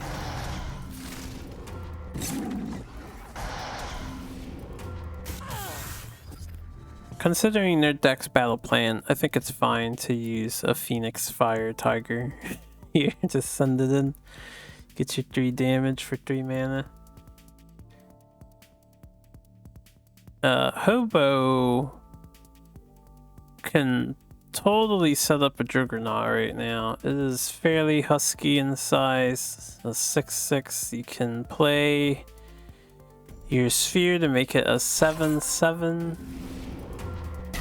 This is fine too, you don't have to play the Sphere.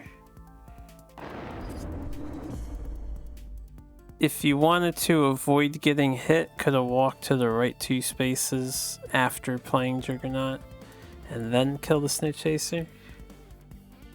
Not a big deal, but when your opponent is aggro banner, it might be a consideration to not let them have access to your general. Sometimes.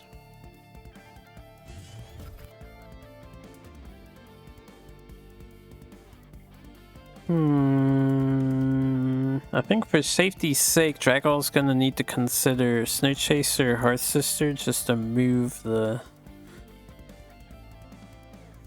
thing, or double cryo.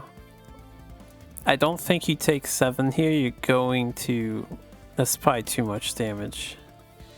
I don't know if you can afford to do that with Dragall's list. Especially when Hobo has a Spectral Blade on.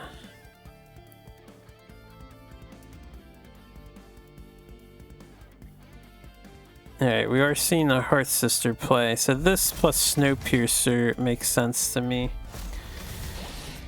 Puts you on a bit of a clock though. So like, if the Abyssian player has a good follow-up turn after this, you might be a bit in trouble.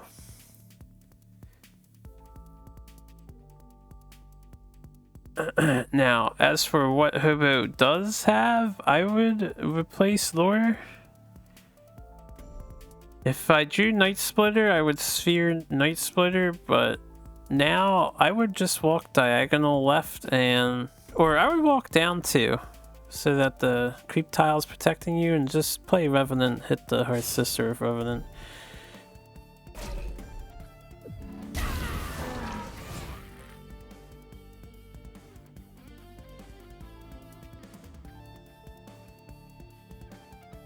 This play is technically fine, but Vanar can kill you.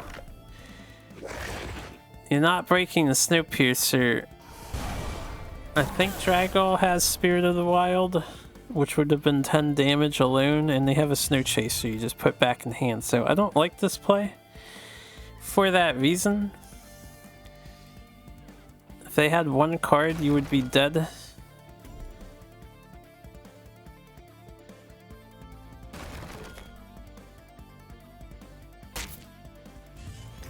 And they're not on spikes when they walk left to chase you.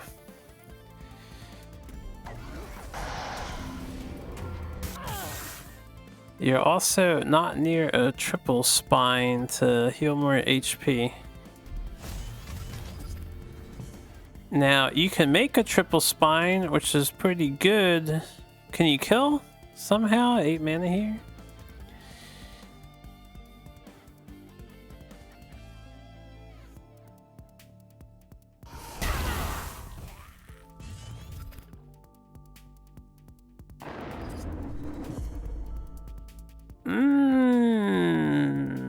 The play is fine. Could have walked down 2, and then Juggernaut could have protected you. That's all. Now, Vanner has the answers here. They do not have the damage, though. But walking 2 would have forced Dragall onto your creep tiles, so...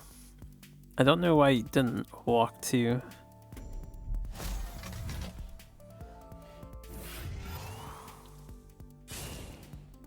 Yeah, he knows he has to play it safe because it's 9 mana, he's dead to Revenant Sphere, which is exactly what we see. So there's nothing you can really do about it.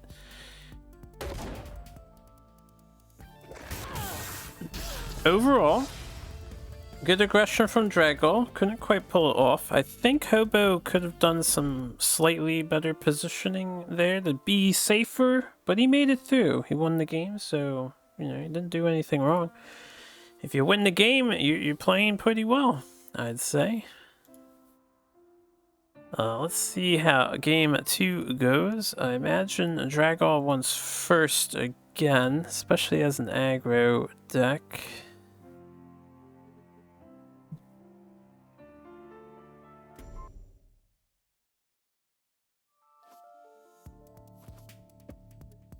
Ooh, we have a deck switch.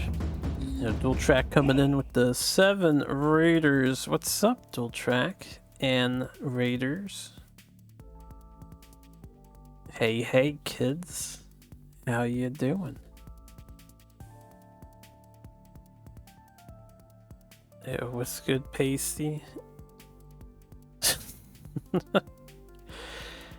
Okay. So we have a deck change. Dragall is going with their Magmar list instead. The Majoring Hobo sticking with Deathblader Creep Abyssian. Deathblader. Fortunately, we didn't get to see Deathblader in that last game. I don't know why we would, but it's just unfortunate all the same. Dragall runs into the center of the battlefield immediately and plays a young Silithar. What a great lizard play. That was astounding. Oh, I left that hand on. Hold up. My bad.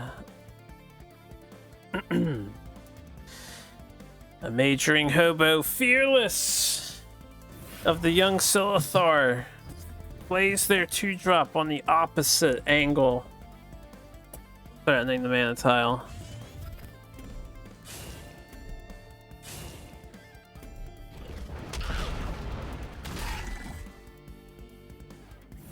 Alright, we have a double 2 Rift Walker action going on. Denies Hobo from reaching the bottom mana tile. Player 1 taking control here at the moment. Sphere of Darkness is drawn. Probably targets the Silithar. I've noticed in my ladder play, I'm surprised. I'm actually a little proud of Hobo for that decision. When I'm on the ladder, even if the Silithar is out of the way and there's another 2-3 or something nearby their general that's a more pressing threat, people sphere my fucking Silithars. Maybe they get kicks out of seeing the egg constantly die or some shit. I don't really get it.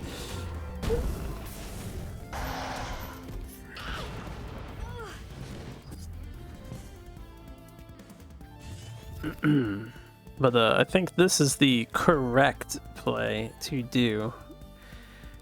Yeah, locking down the Silithar is fun and all, but you can clear the Mystic entirely and likely deal with the Silithar later. It's not that big of a deal, right?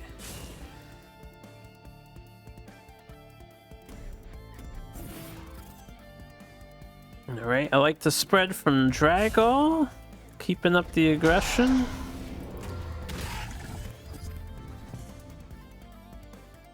Powering up the one Silithar. We're moving forward. Hobo has the 5-mana Nova. You may as well. You may as well, basically.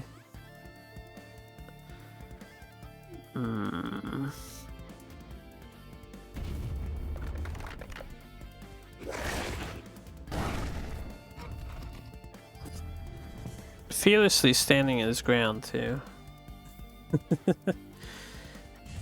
Hey, Earthsea is getting ditched. Double greater fortitude in hand for Dragall. I imagine we see them both go down, but he'll split them between the minions rather than going all in on Silithar. That's my prediction.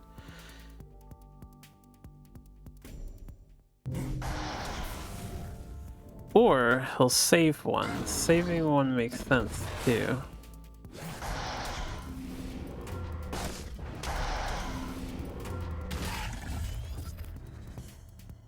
If you weren't dealing with Abyssian's new Shadow Creep stuff, it might have been worth to double Greater Fortitude on the Silithar there.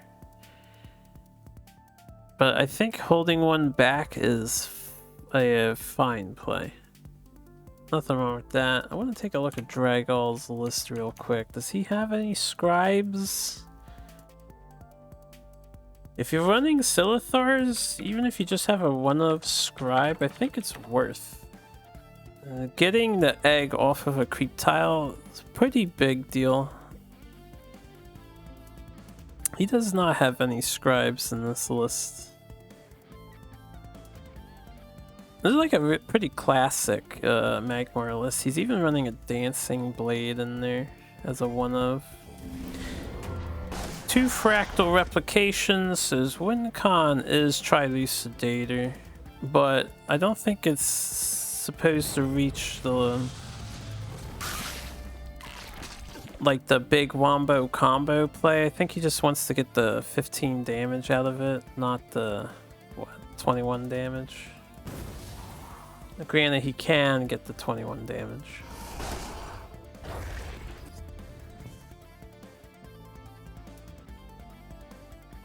And Rejuvenator will buy some time for Hobo. Not really many aggression cards on Dragall's end, so we're just gonna slow roll with the Archon here. 2 flash reincarnations. This is another thing I want to look at on his list, because I've been curious about this for other Magmar players.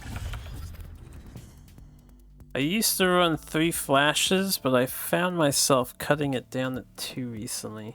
Dragall is running 3 flashes. Yeah, I've been liking 2 over 3. And I feel like I only want to make 1 or 2 cheat plays per game, typically. I don't really need the 3rd one. Usually the 3rd one is just a dud card. Shows up late in the game anyway. That's just my thoughts on it currently.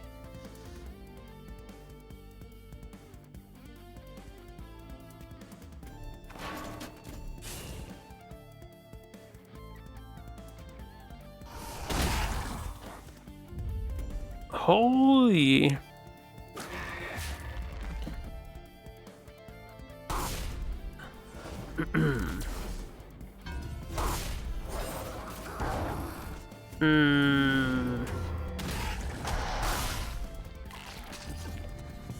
I would say, because the Archon did not die, probably better off throwing it into the bottom left corner and forgetting about it. And then your Rejuvenator could have went face, bringing Dragall down to 7.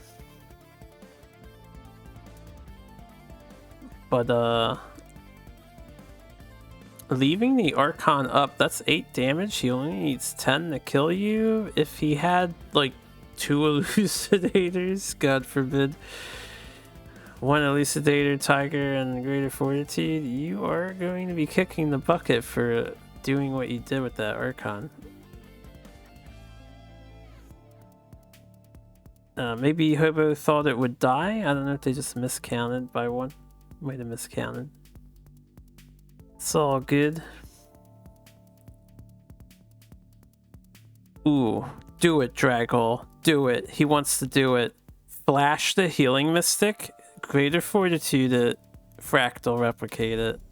Do it, Dragol. Do it. Flash the Mystic. Flash the Mystic. They will survive another Night Splitter depending on where they're standing. No! Yes! Aww, nah. Why would you play the solo one instead of just fractaling it? They're only at 4 HP. They're only at 4 HP. And this one's gonna hit down to 2. I would have fractaled. It probably would have been the wrong play, but I would have fractaled. Alright, Hobo, how do you survive the situation? You got 5 damage on the bottom one. 5 and 6 will kill it, but then you don't have a means of killing the other guy. Another Night Splitter heal for 9, that seems pretty good to me.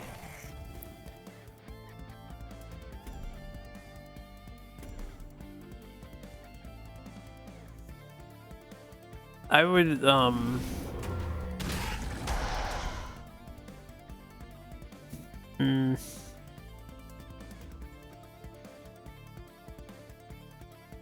don't know if I would have punched there. Maybe it doesn't matter.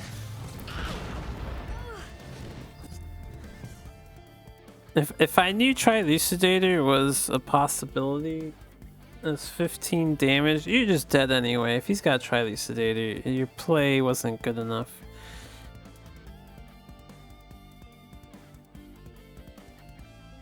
Actually, the Night Splitter would have been good enough if Hobo moved up and left and then put a Healing Mystic to body block that spot. So something had to trade into it. Well, what a replace! Oh, just be a skillful gamer like Dragol, guys. Get your 3rd flash and never punish. Easy. Easy every time. And he had enough HP. You know what? In hindsight, I didn't think about that alternative. Elucidator is back to his old self.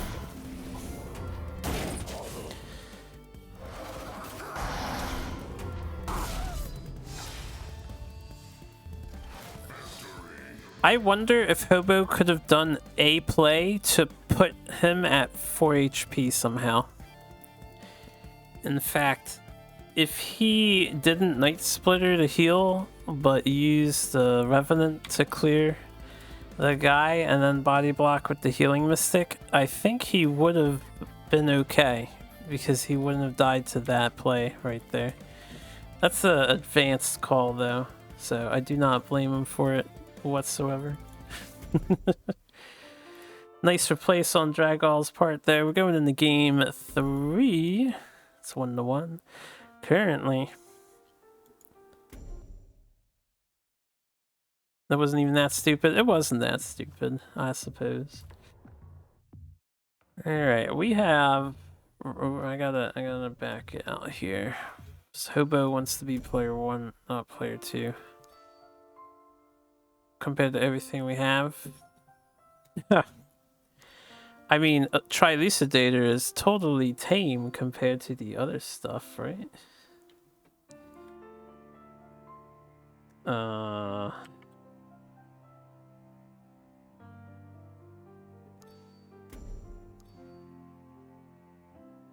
Where is the game?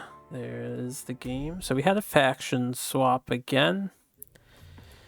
Dragall figured Magmar worked, so let's stick with Magmar. Hobo figured let's change it up to Lionar and see how we do.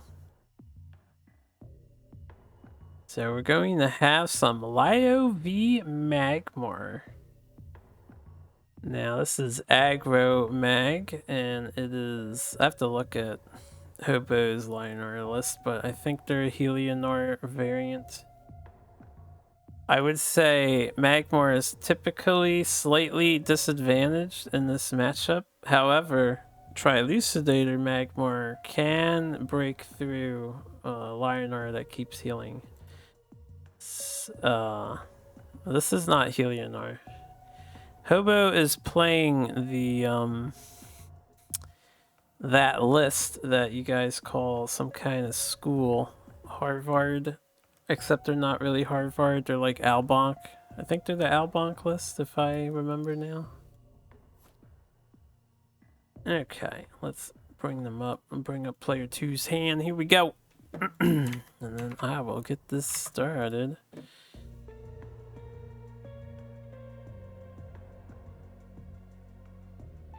Dragall happy with what he's got. Let me let them catch up to each other here a little bit.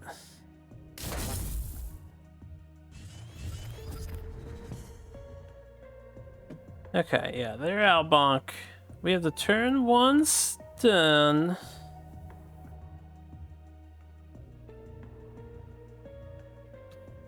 I need to remove the player 2 hand. Yes, I'm aware.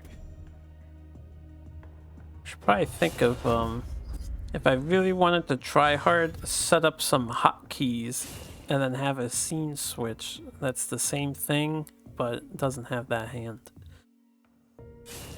And I don't have to manually do it every time. This is already dumber than last game. What? What's wrong with what you're witnessing? Don't you love Albeast decks?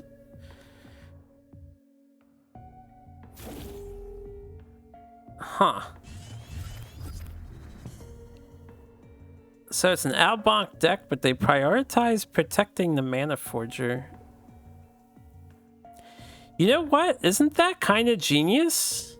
That is genius. Natural Selection's a dead card. He can't hit the 1 attack Mana Forger with it, so he can't ever use it on anything. Except other 1 attack minions. So that's a really good Aegis Barrier play. Kudos to Hobo for that one. Dragall's kinda... I think he might want to consider rushing the Silithar and using the Elucidator on the Owl. That's gonna suck for him, but what else are you gonna do about that Owl? It's about to get ridiculous in size.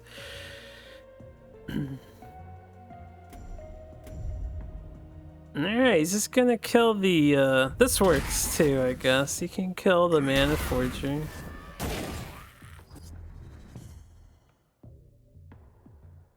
Yo, wait, hold up. Hobo. No, Hobo. Come on, just play all 3 spells and punch him in the face. It would have been funny. It would have been so funny. How much damage was that? 8, 10, 12 plus 4? That was 16 damage. Why the hell didn't he just do 16 damage? I disagree with this play. Nah, there's no excuse. Hobo should have punched the fuck out of Dragall. It would have been hilarious. Even if it costs you the tournament, you should have punched Dragall. What the hell? That should have been a triple spell cast on Al with the DB last. No questions. Enter top deck mode. You would actually have drawn a card too, so you wouldn't be completely top decking.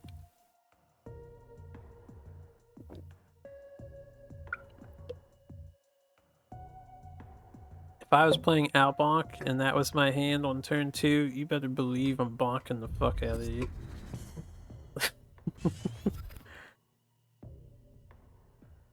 Alright, Dragall's fearless. He's asking for it. Come on, man. Do it. Do it. Unfortunately, he has to replace the Sundrop Elixir here. Oh no, you can replace the cards you draw. Yeah, fuck Mana Forger. Get rid of that too. Where's your 0 mana spells?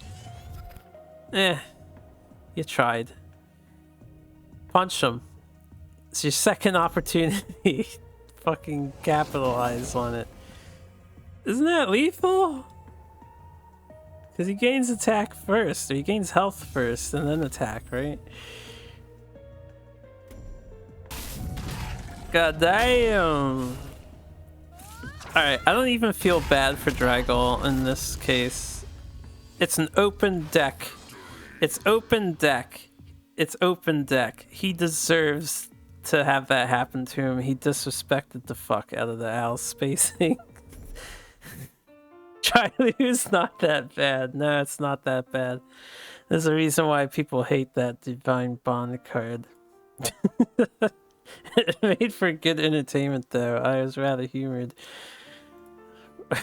Poor Dragall is actually knocked out of the winner's bracket with that 2-1. Congrats to Hobo. Way to fuck up your opponent with the Owl Bonker.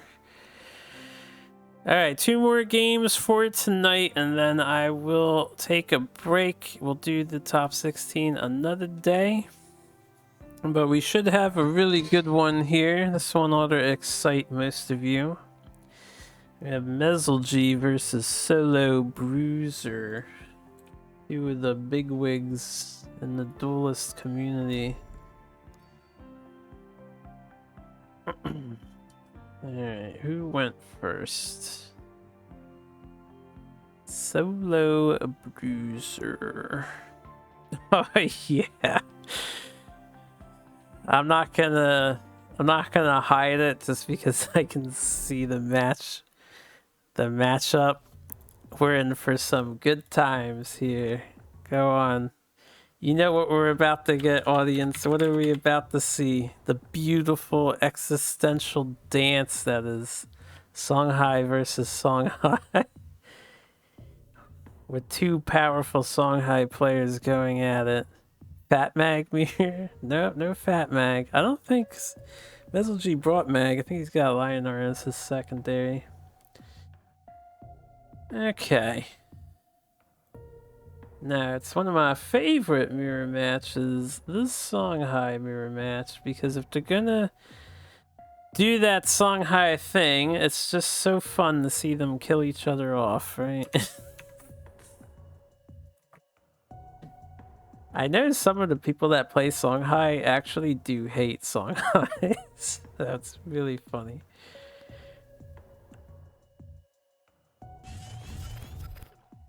You play the faction and then you hate what the faction does.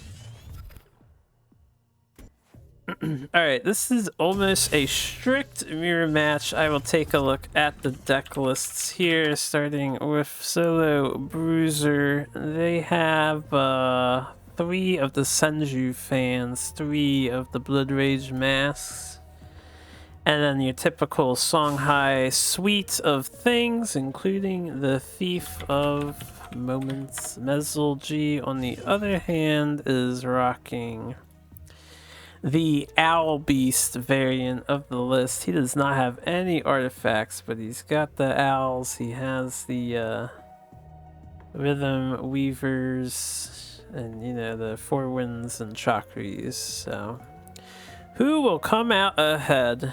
Spell High with artifacts or Spell High with Arcanist support?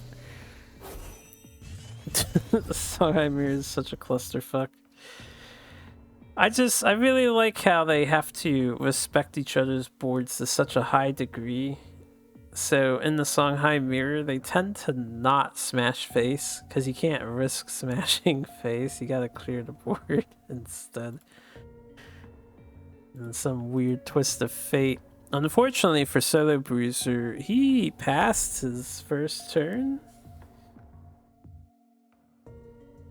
But I think he did it intentionally. He didn't want to play a boar out, right? So he just decided to skip turn 1.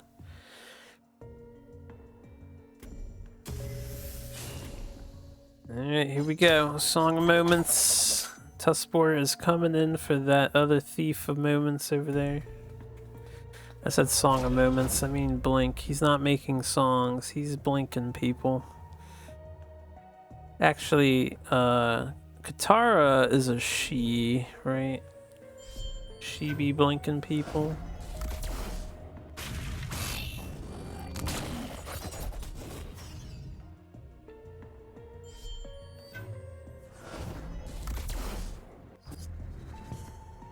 Okay. We're skipping turn 1, not a bad turn 2. We say it's a he because it shortens the Tom. Oh, I'm fine with it. If that's what people are saying, then I will also say that.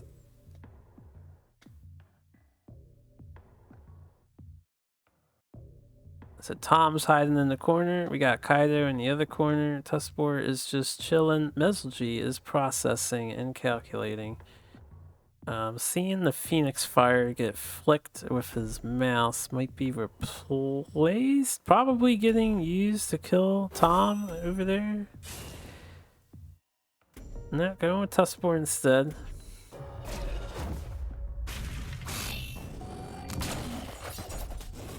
Not killing the enemy Tuskboar. Oh, is killing it, right. Has Mana Vortex. Never mind. Never mind.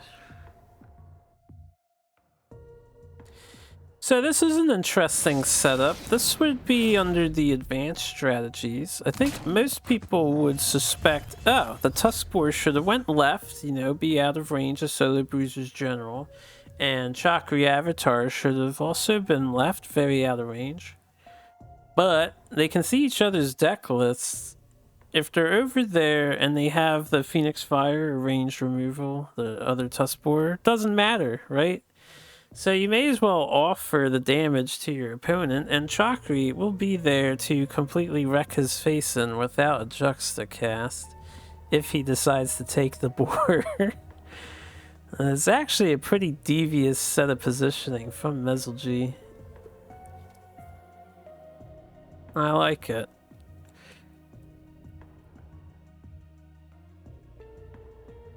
And then you also have to consider, because Kaido snuck up, and the mana tile is under Mezelji's watch, so the Bruiser needs to consider that before he moves anywhere.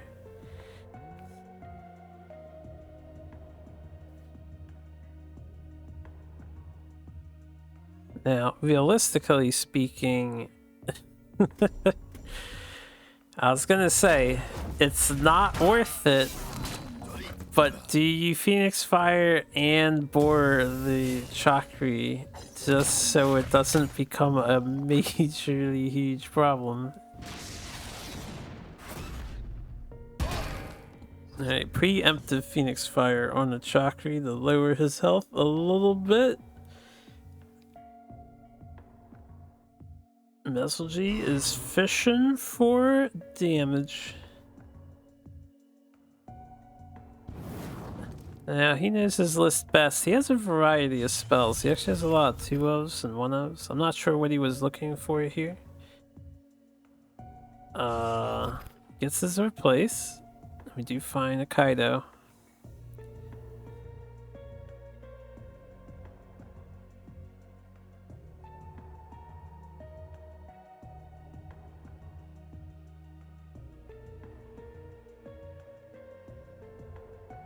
I wonder if he was just looking for does he have 6 mana or 5? He only has 5 mana. So he wasn't looking for a thief.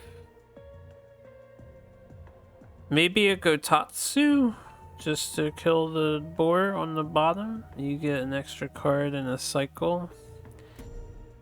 Didn't draw one of his 3 Gotatsus though.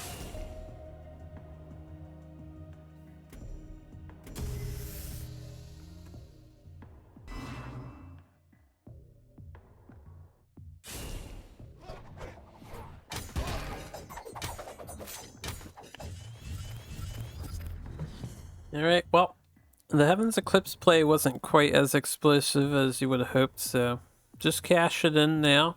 Yeah, it's a lot of damage. It's essentially a spiral technique. And Tuskboar was returned to the hand of Solo Bruiser.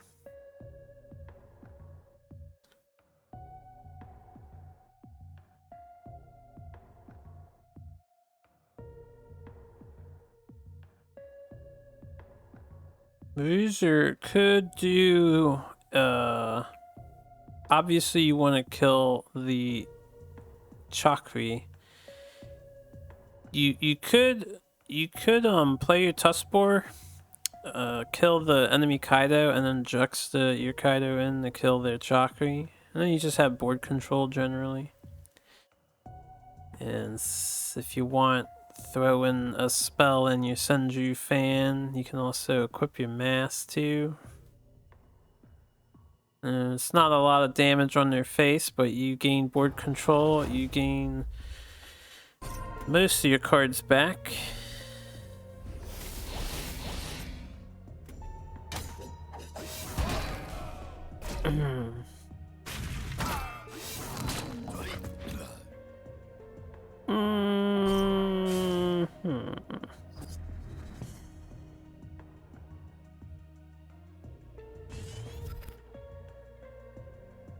Say a pretty good turn. As for Mezelji, we have the Gotatsu. We can save ourselves 3 HP. You could opt to kill Kaido instead of Boar. That is what we see happening here.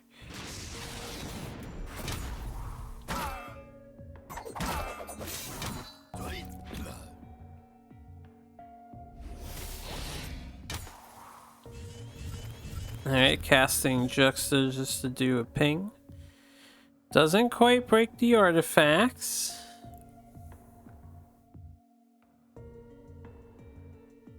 I think most people would have just killed the Boar there and left the Kaido open. But, the 1 extra damage Boar can deal isn't as dangerous as the 2 extra damage that Kaido can deal.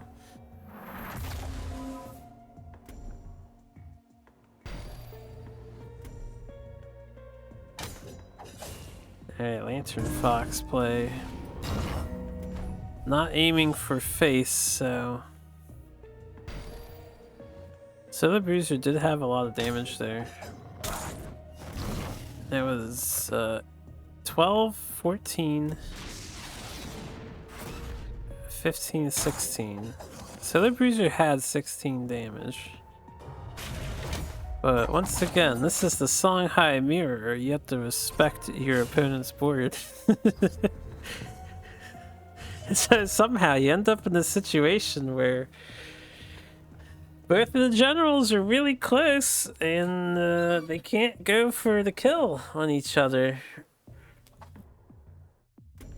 Because you might die if you don't actually get the kill.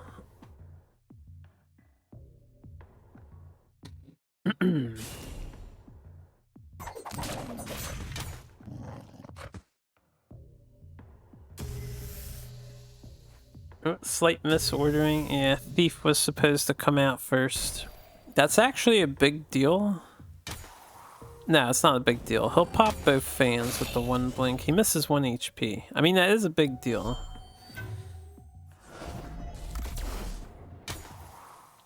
Misses 1 HP. Now, if this was pre-patch, you would probably keep the Thief in front of you, but since Saberspine Seal isn't a thing anymore, you don't have to worry about getting hit by the General as much. It's only 2 damage. They can see each other's deck list. He knows it's only 2 damage.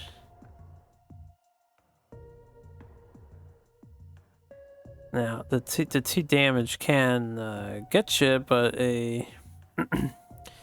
What's the highest possible roll here? Mana Vortex, Phoenix Fire, Spiral Technique. That would be 11. That would be 13 exact. So if you think your opponent has that hand, then I think the blink should have been cancelled. Just cast it for the spell. But if you don't think your opponent has that hand, you're probably fine not blocking your front to keep the thief alive. Unfortunately for Bruiser, we can see from his hand he does not have a solution for the Four Winds Magi, so he is dead. And with what he does have, he's got 4 damage with spells, plus 3 for the Phoenix Fire's flat, and 2 for himself. Alright, Mezelgy takes game 1. We'll move on to game 2 as soon as I can load him up. I imagine Solo Bruiser wants to be player 1. Player 1 in Songhai is busted AF. And nobody's swapping decks here. This is going to be Songhai Mirror all the way.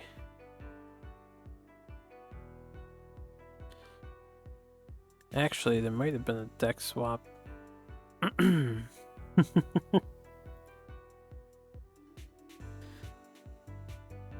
As I see Shidai on the battlefield.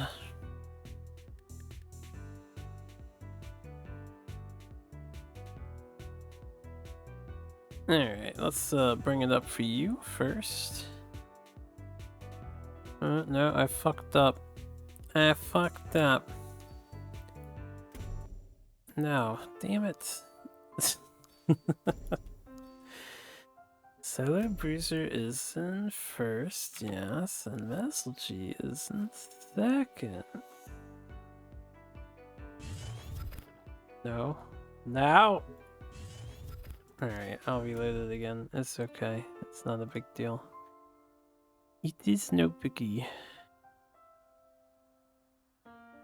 This is the true content I know you all desire.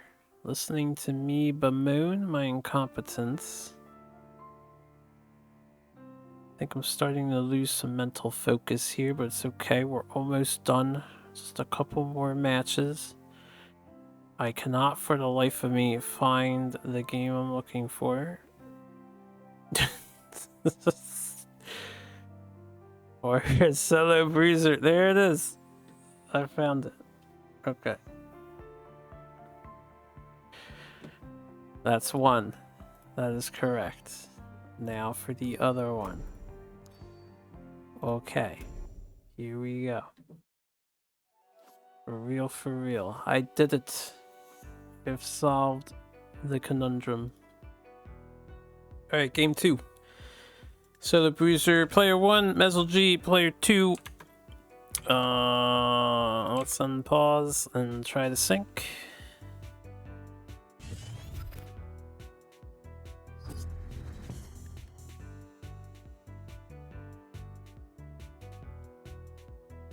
There we go.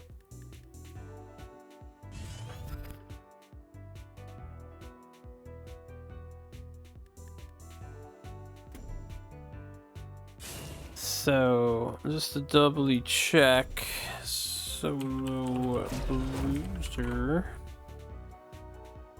Yeah, this is the same list. I like their deck name. It's very poetic. Solo Bruiser's deck is titled Timeless Endings.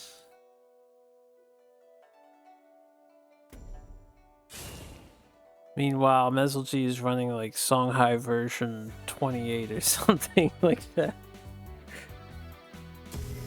To each their own. I love them both. Early Senju equip. I don't know. What do you do? You did Tuskbore Senju Mana Vortex, drew an extra card. That makes sense then. I was gonna say, I wouldn't just equip the Senju. There's no reason to. It doesn't cost any mana. No reason to equip it unless you're gonna draw from it. Solar Bruiser did draw from it though. Excuse me. So that's fine. End this deck by 2 cards. With the Mana Vortex cycling. Messalgy sets up a Thief in the corner. Without some extra tricks or a Phoenix Fire, Tuskboar can't reach your corner Thief. Unless there's like a 2-drop on the tile or something.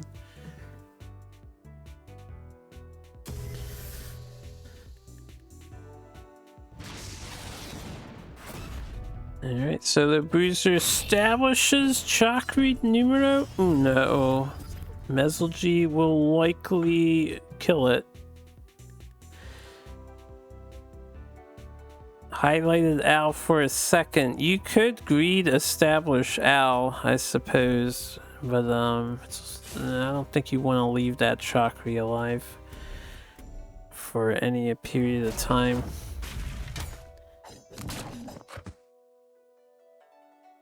Alright, doing double 2. Going face to try and break the artifact.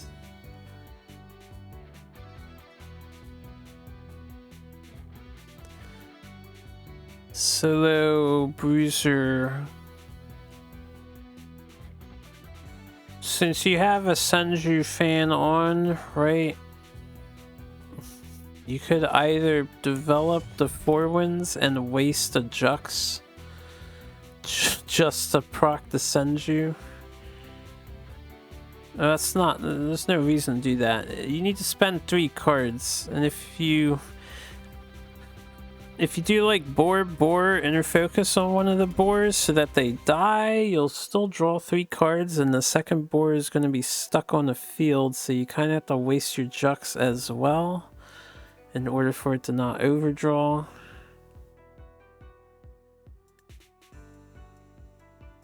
That pushes 9 damage though. Might be worth it. You take 3, they take 9, trade offer. Seems good, man. You could play it slow and just 4 wins raw. Yeah, this works too. Messalgy could actually match this play with his own if he wants to and tack on the Rhythm Weaver. You can even play the Mana Vortex just to cycle. You get a charge off of the Senju.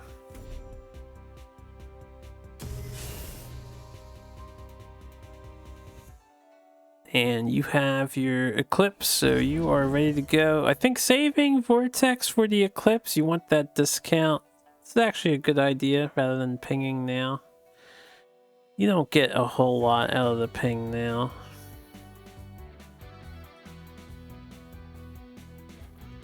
So, Solo Bruiser, you're set up with a damage outlet.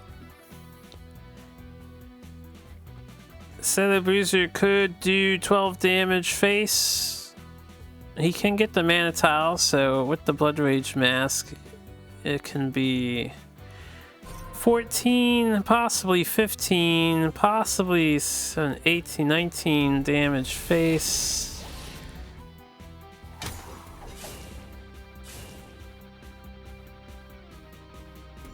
Respecting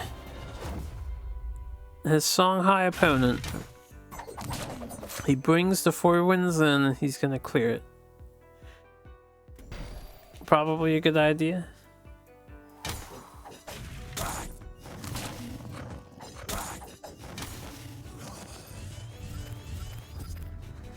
I'd say a very conservative and thought out play.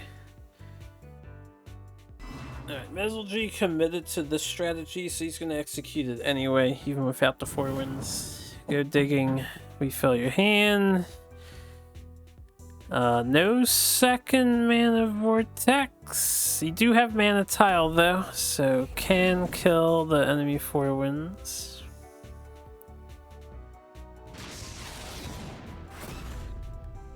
I'd say a bigger priority to stop the healing than the Blood Rage Mask. And we do see the inner focus happening here. Oh, he had a mana left over. How did he do that? A 6 and 1 and 7. Thought he was at 5 for some reason. God, I love seeing Songhai play 6 spells on the list on the left, and then they have 6 cards in hand. I don't know how they do that. I love it though. That's my favorite part of this faction.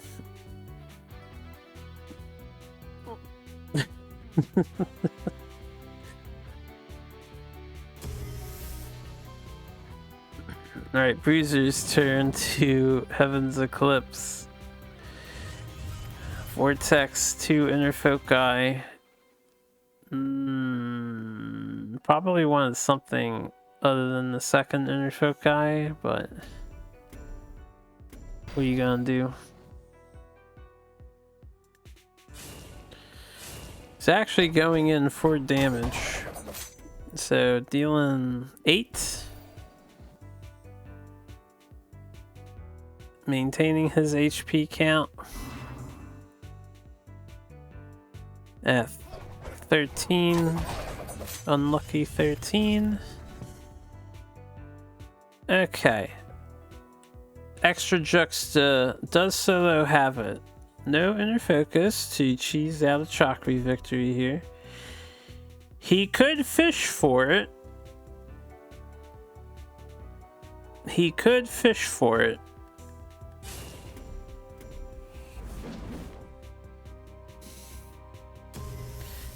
I think he's going for a safe play. He's just going to make a giant Chakri avatar.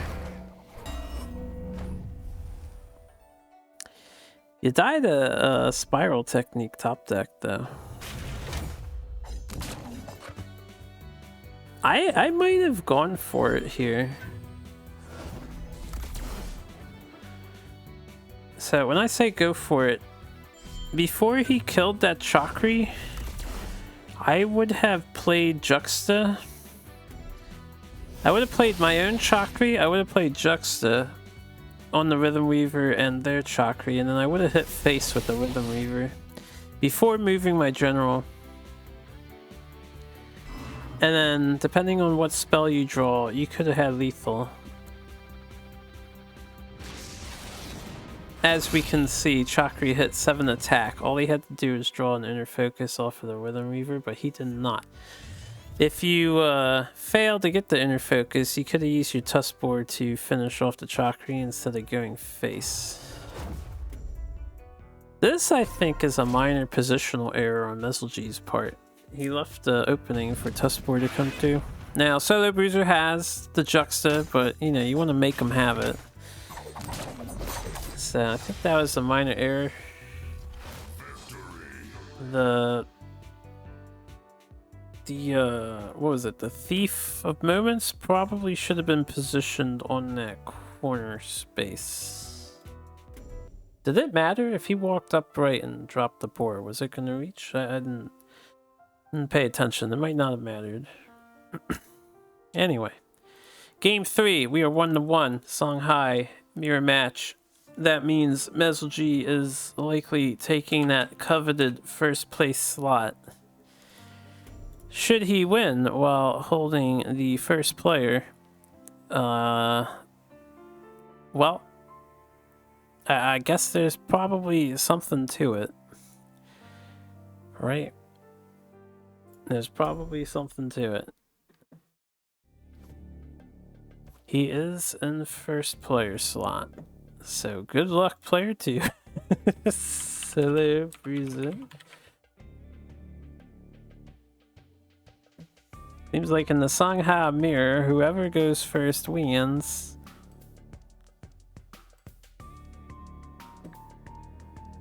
Alright. It's time to see some more red. Let the world burn. Especially your opponents. We've got no deck change, so Spell High v Spell High. Artifact variation versus Arcanist variation.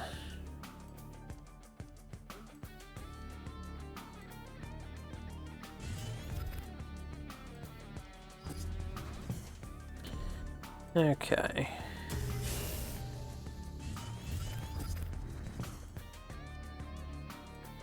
Backline Kaido Assassin, and honestly, a very good idea. We can see that pesky Tuskboar in hand for Solo Bruiser. With that said, I am curious, do you prioritize Fox first or Thief first? Looks like Fox first, although he switched into a Chakri. He sticks with Fox first. I think that's fine. Could have did a double 2 if he wanted to do it. But Lantern Fox is established. Mizzle does not have a teleport card, so Kaido is sitting back, and this Lantern Fox might want to avoid it. Concede center and just develop the other Kaido, possibly. You could kill it and use Gotatsu and Tuskboar and develop your other Kaido. You give your opponent 2 Phoenix Fires, they will probably burn your Kaido Assassins and then pass their next turn and punch your boar. So if you're okay with that happening,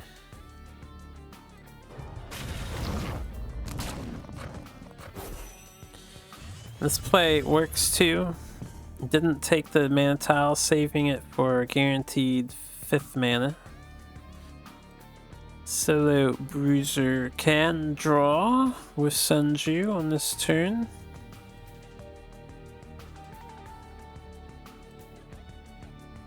Do you take the 3? Or do you not take the 3? That is always the question. Do I hunt the bacon? Or do I let the bacon go home to kill one of my other things and terrorize my people again some other day? So the Bruiser could do a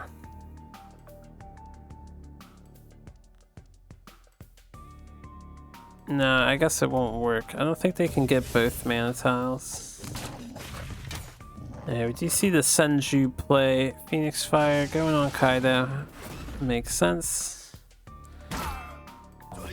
Alright, we have T3 Chakra, we get 3 cards back.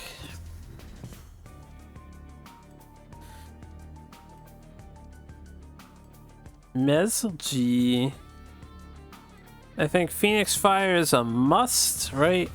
You have to kill Chakri in this matchup, which means you just play Kaido somewhere. You have the health lead, so you can trade face damage if you want. You could backstab with Kaido just for an extra 4 damage on your opponent. You could.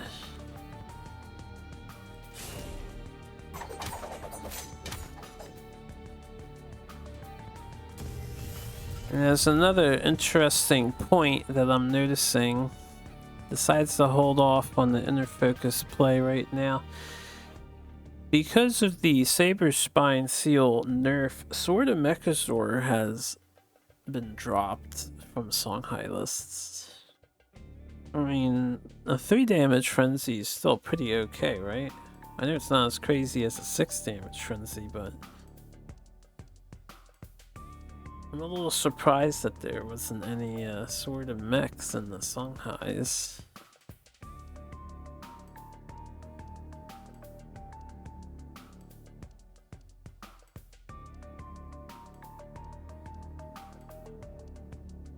I think since your hand is full, the reason why Lantern Fox would be more enticing here is it survives the Phoenix Fire. And this is a fine play. I thought people dropped Sword because it was more of a clear tool. I mean, maybe. I don't know why people drop Sword of Mechazor. I'm just noticing that it's disappeared, though.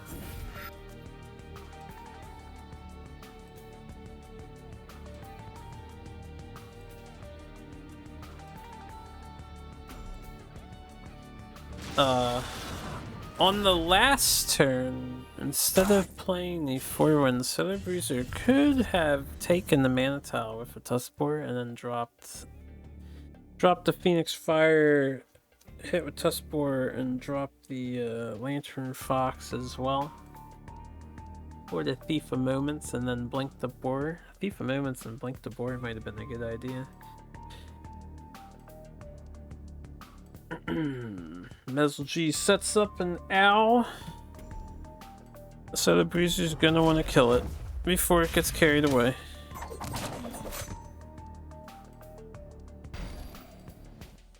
Throwing in some damage on Mesl face there.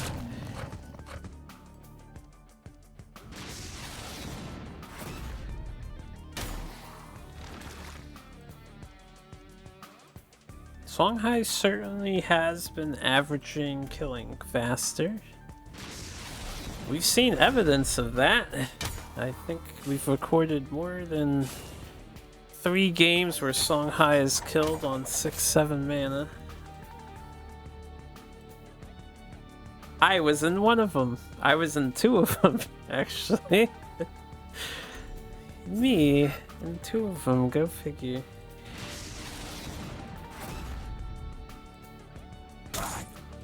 No hard feelings towards Astardi, by the way. They did what they needed to do.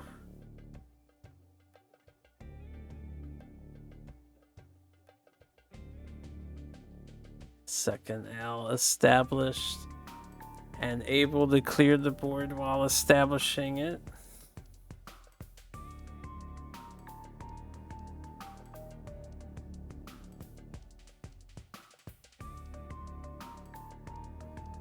Not an ideal hand, right? I think you have to do what we're about to see here. He burnt all his mana. What? Oh. Okay.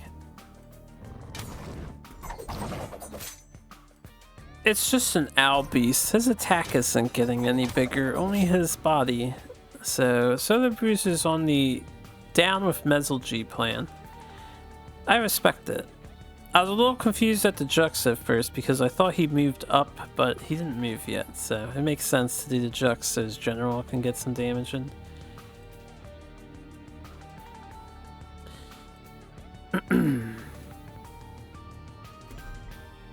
Yeah, Mesl is in some deep shit at the moment.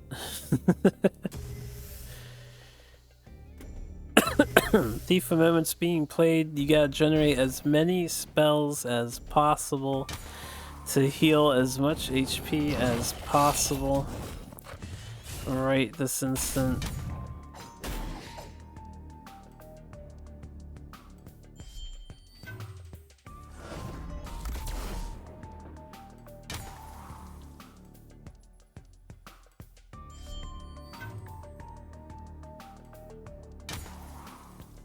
Alright, that's looking decent, but can Solar Bruiser do it? He does have a Juxta, he has a Phoenix Fire, we got 5 damage in hand at the moment. You can Gamba, there is a Chakri, there is a Heaven's Eclipse. You can also just equip the artifact to get it out of your hand. He replaced it! What? I feel like considering the circumstances, surely Gamba Chakri with an inner focus was your only play. I wasn't keeping track of how many inner focuses were used. He just said, oops. That's when she's confused. Yeah, that was a major mistake. That was pretty much your only out. You had to gamble for the inner focus draw on Chakri, and then you would have had lethal if you got it. Well, that ends the Dance of the Red Fire ninja people, so well played to both. Mesl takes it 2-1. He is the top of the Songhai this time around. Our final game for tonight, we have Zabiul, who I do not have, so cannot see his hand, versus Basilico VK, who I do have, so we can watch the game at least. Alright.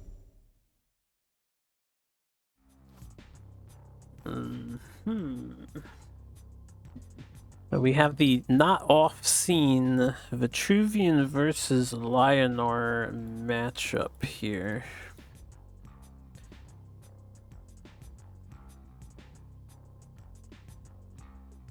Yeah, if it was a focus, it would have been... I didn't count, but I'm pretty sure it was lethal. You had to dig for the focus. While the situation was humorous because he went oops and Veselji was actually straight up confused with the vet emote. The thing is, it's just really funny that we got to see what the problem was. It's a pity too. Replaced the Heavens Eclipse by accident. Heaven's Fire, Focus, Jux, Chakra at 5, 5 plus 2 plus 3. That's some damage right there. Oh, that's 10, right? Did he have 11?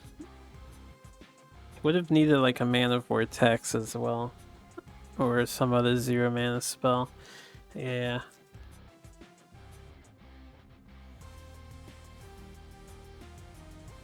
Yo, the good luck, have fun has been dropped. So I'm not sure we've seen a vet versus Lionor.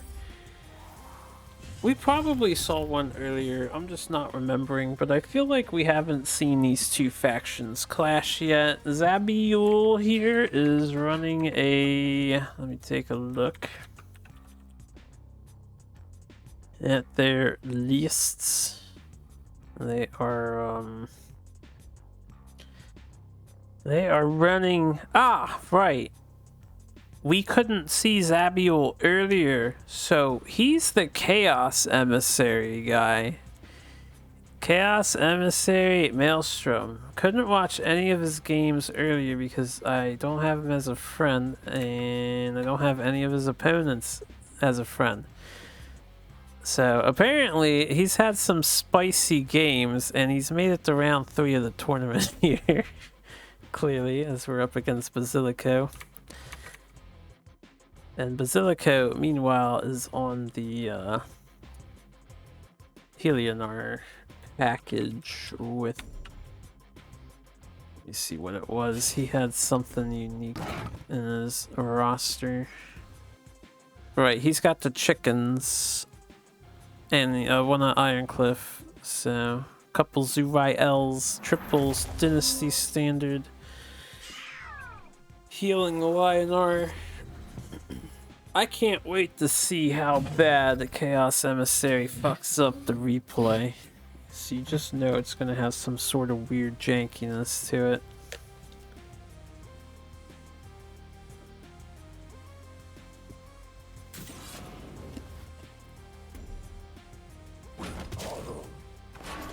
Martyrdom and Portal Guardian makes sense to me. Shroud on Jaxi also makes a lot of sense to me. It's a pretty okay turn there for Basilico.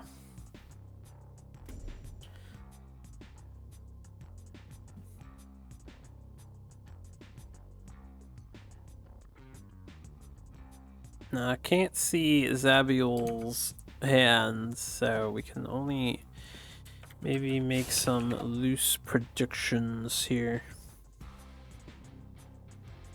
He has crossbones for early game. His curve is bizarre, actually. He cuts off at 3 mana. Everything costs 3 or 2 mana. The exception is the 1 Archon and the 3 Chaos Emissaries, as well as the 3 Time Maelstroms. And this main finishing is Syzygy, has a 3 of, as well as Rosh's Curse and First Wishes, so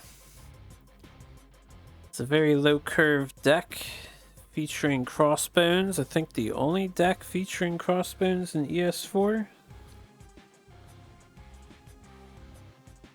No, it's not. There was another one. This is the second deck featuring Crossbones in ES4.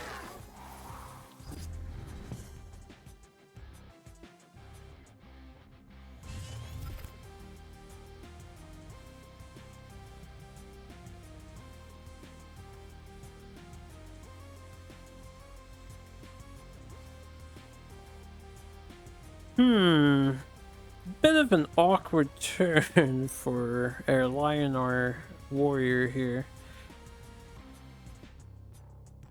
I'm not sure what you would do. You can walk out of range of Portal Guardian, so you don't need to shroud it now. Do you just try to develop the Sunriser, but you can't put it anywhere it won't get hit? You probably shroud Portal Guardian and play a Komodo? Doesn't feel very good. This is kind of unfortunate. Hey, yeah. Sunriser activates because of the ISB, which I've already forgotten that in earlier games, so I guess you get some damage out of it.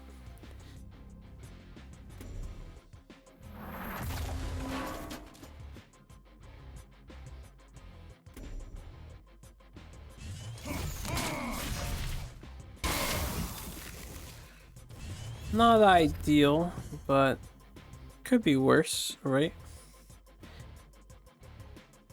I might have tried to preserve the Sunriser, so put it behind Argeon right now, and then only the enemy general could hit it.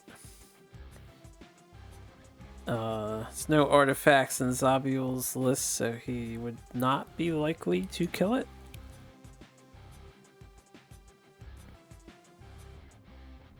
He would have to dispel it. But putting it here, Portal Guardian probably hits for attack and just trades into it.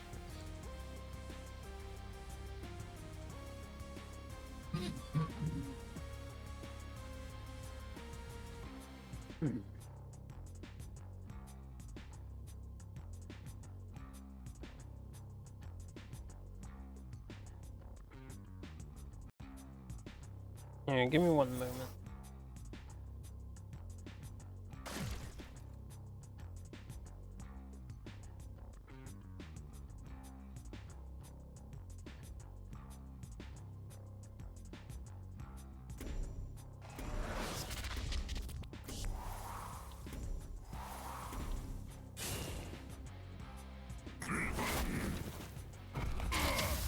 Okay. I was adjusting my situation here. We did a Syzygy play. Cleared out some stuff, did some face damage.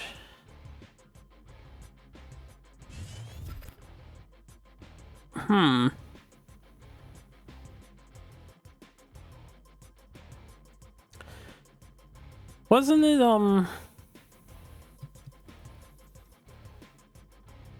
no, I forget who it was. Somebody held on to their Archon against the vet player, like, all game long, just to deny the time maelstroms. I'm surprised that Basilico would place the Archon here, considering Zabiel's triple maelstrom strats too. They got a good replace though, able to get rid of the Portal Guardian. So they're sustaining. You're not utterly far behind.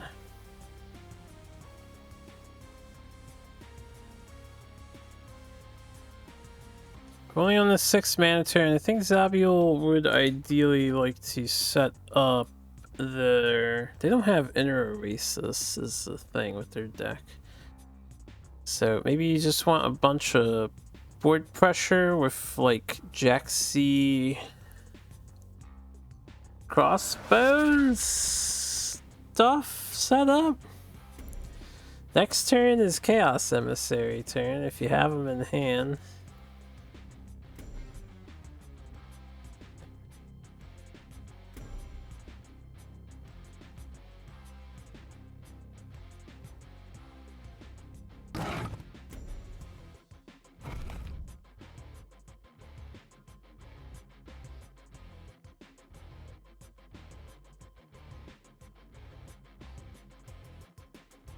Yeah, there's a Crossy.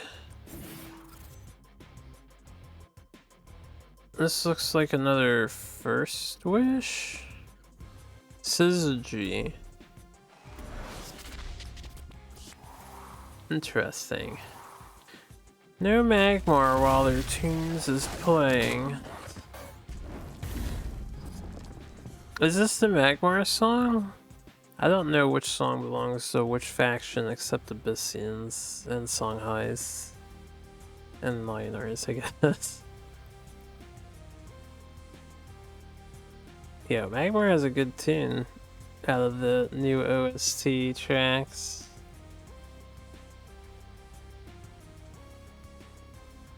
No, I cannot. I'm like mentally running out of steam. So we streamed earlier this morning for a full 8 hours, so I am running low on gas. This is the last game set. We're on game 1 of 3, and then we will call it a nighty night. Gassed. Yeah, that 4 hours combined with earlier, we're working on about 12 hours of Duelyst here. You know, going a little hardcore on the Duelyst. But I love it. It's 11:47 a.m. here. Seems like I need to go to the gas station. They raised the prices at the gas station. I don't know what that means, but I'm just gonna go with that. Shadow streaming ES4 too. Excellent. I can host once we finish up this Zabiul Basilico match. Wait, no, just the wrong title. So they're not streaming the ES4?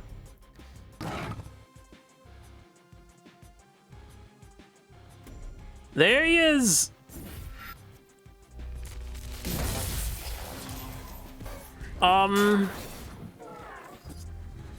So he switches with the opponent too, right? Man, I wish I could see both players' hands.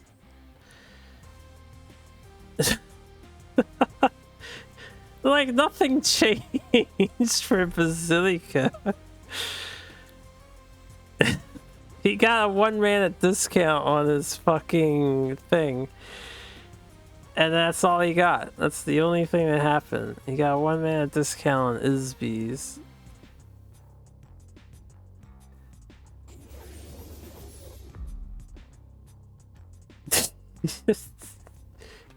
Elon Musk, is that really a coin? Oh, humanity. You're so crazy. Okay, I haven't said much about the game. I was zoning out a little bit there.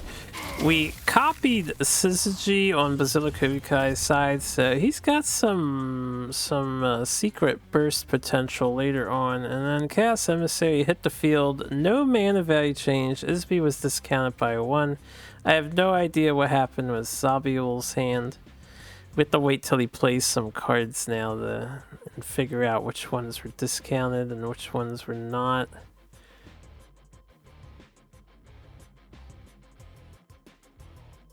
But as far as we could tell from Basilikovicai's side, Zabiul just wasted 7 mana. Which is totally rad, right? You love to see it.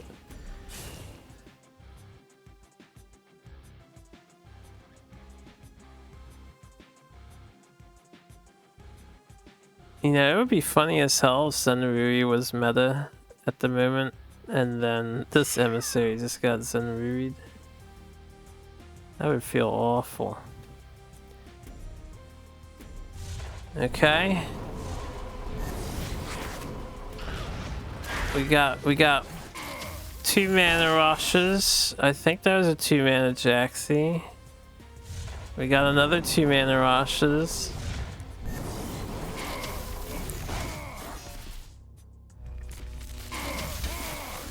And another 2 mana rushes.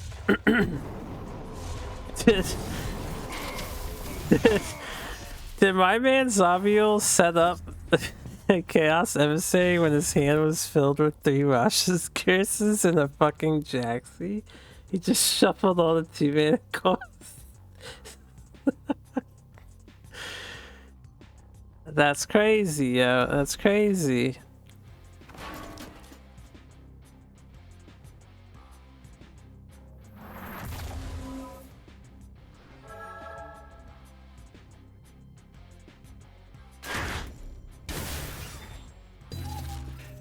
Well, with all of those rushes down and 1 Syzygy down, Zabiel's burst is triple Maelstrom and 2 Syzygys. That is all he has left to deal with Basilica's healing.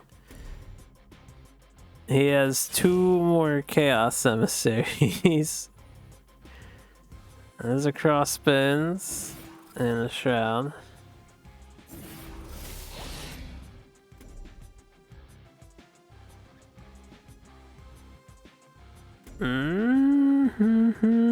Keeping the aggro. He might die for doing that. And the Holy Image is going to be 7. We have 9 damage. We're missing 5. I suppose 2 Holy Images doesn't quite cut it. But Basilico does have Syzygy in his deck somewhere.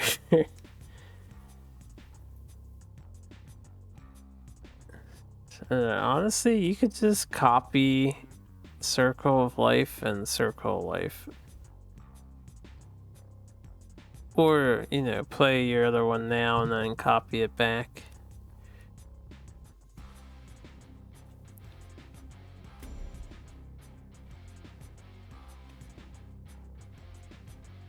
You don't really need to heal.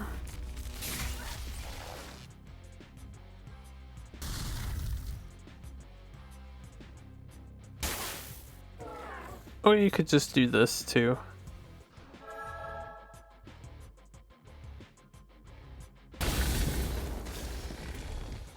I was gonna say, if you want to play maximum safety... Oh, look! Is that a 10 mana Zurael? Okay, so... What? When did that happen?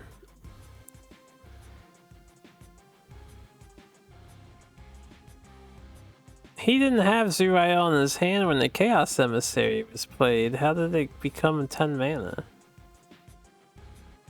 And if it costs... What even costs 10 mana to begin with? How is this thing 10 mana? Alright now.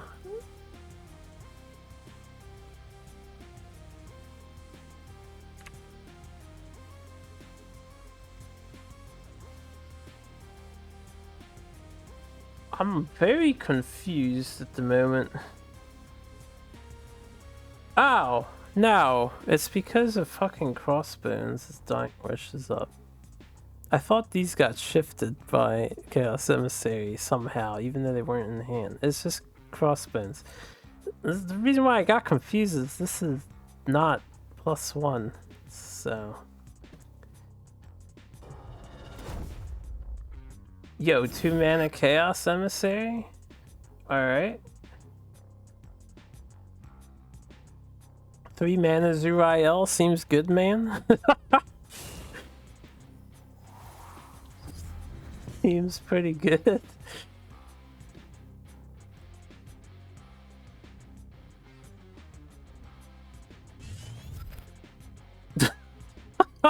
This is fucking ridiculous. You got the... Wait, is Chaos Emissary breaking the Crossbones interaction? Okay, it's down to 2. so it wasn't on red. It just doesn't display properly, I guess. That's a 2-mana Zerael. Sad face. Yeah, wait till you see this.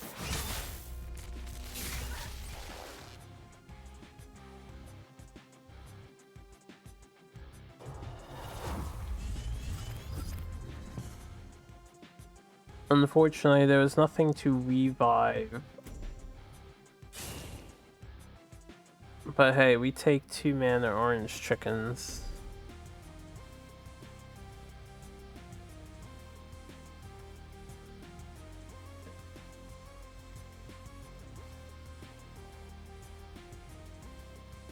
Get wrecked, decoy. You missed out. No rare peepees for you.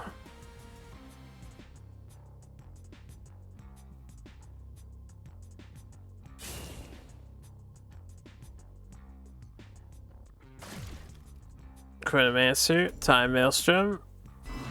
Alright, that's 4 damage.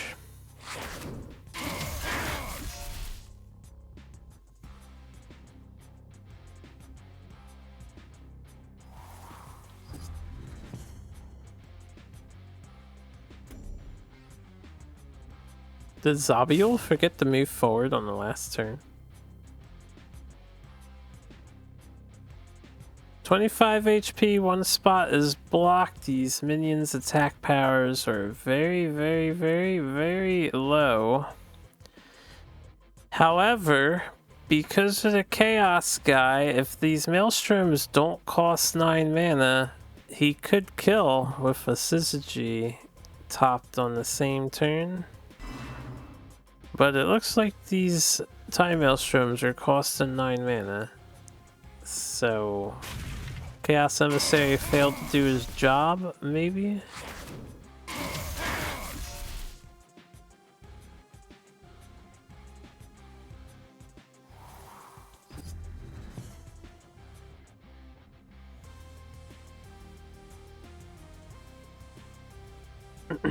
It's funny because the Isbees is offsetting one of the damage.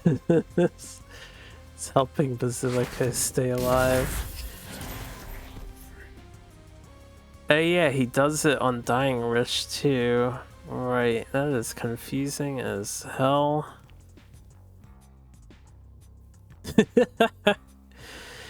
Unfortunately for Zabiel, he just got a Zerael's 9 cost and one of his cards in hand. You missed the old gambler. Nobody misses the old gambler. Fine. You're crazy and you don't know what you're talking about. 3-mana Maelstrom. That's the last one though. It looks like Syzygy, 2-mana Sizz. So this is going to hurt, but it's not going to kill. It's 10 damage. He would need 5 more.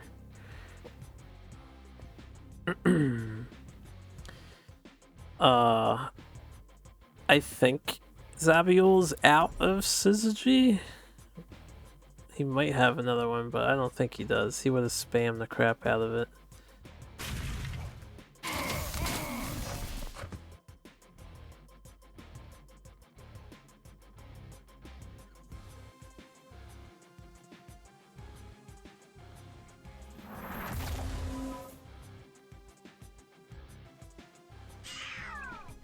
Alright.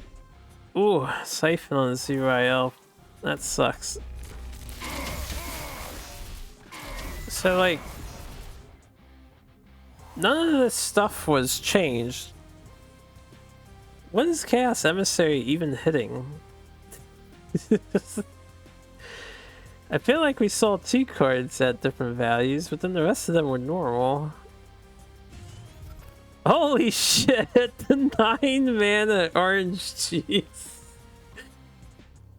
Chaos Emissary has done it. He's destroyed Basilica. Single-handedly.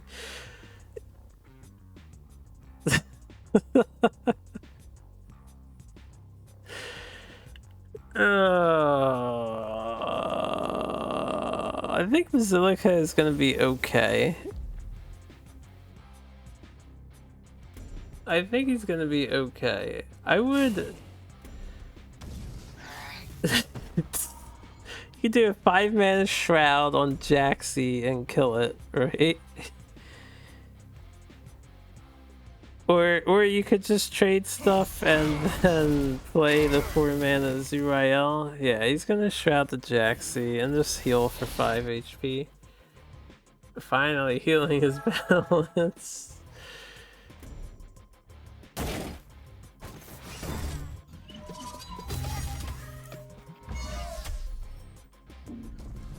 Alright, you got 10 health. Zabiel has 17 health. 16 cards to 5 in the deck. If Basilica gets a chance, I think he should drink the 9-mana orange juice. That's the premium shit right there. That's when you go into the fancy restaurant and they sell you the basic OJ for like $7 a glass. Even though it's just from a store. Complete extortion. $9 OJ, yeah. It's a $9 brand. Chaos Emissary, no! Holy, the 1-mana holy emote. No! Aw, come on. You're not gonna die. Fucking drink the 9-mana orange. Nah, I'm kidding. Getting lethal is more important. It's a tournament.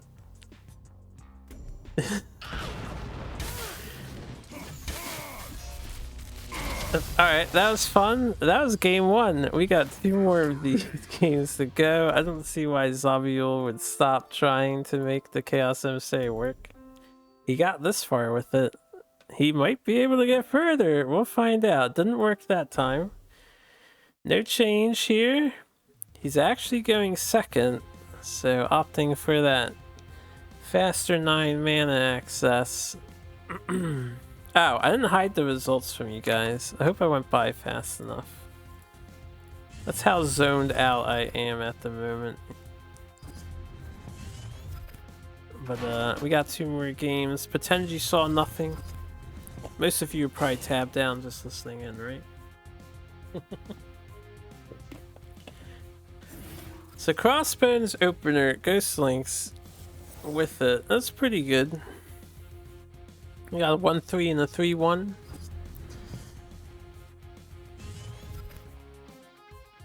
I feel like I would prefer seeing their stats in the opposite way. 3-1, 1-3. Instead of 1-3, 3-1. I saw it. No, you didn't. Nuh-uh.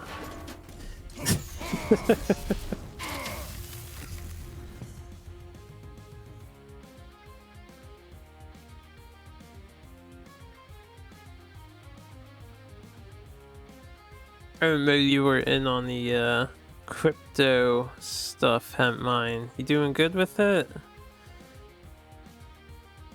I will be very happy for you. So long as you guys are making money.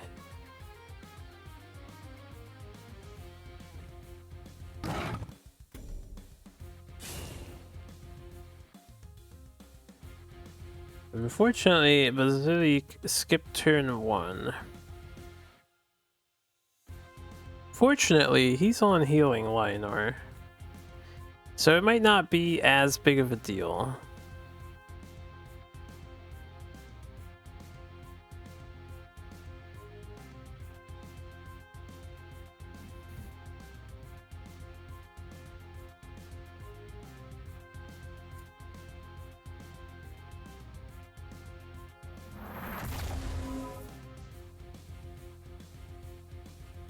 Alright, Portal Guardian. Looks good. Solid minion. Blocking the mana tile. Second Crossbones. Actually preserving the first one.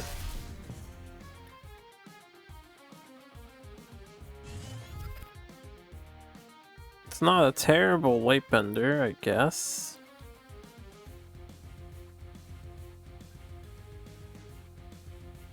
You can maybe catch up on the next turn with Sunrise or Sundrop Elixir. So it might be worth to just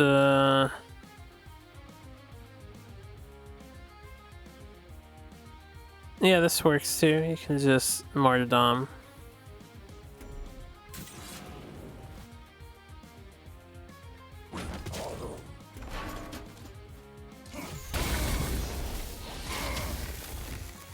Alright, killing the skeleton and buying the premium OJ.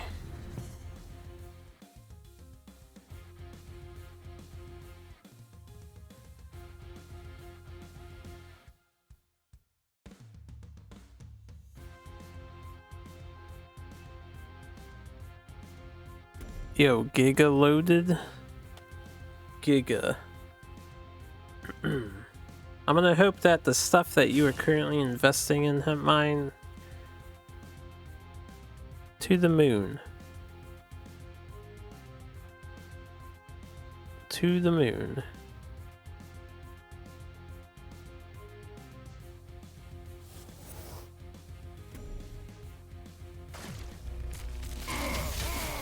Anytime.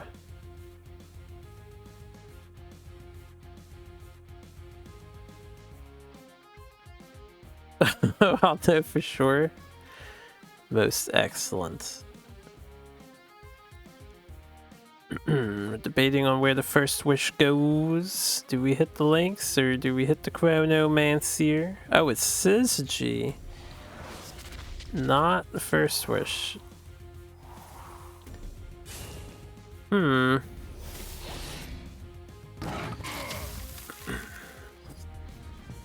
This is looking a little worrisome.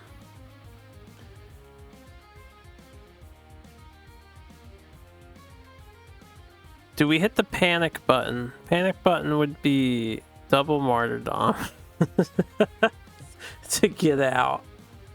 And then you can punch the 1/1. Okay, we're not hitting the panic button yet. We're just clearing the 4/3.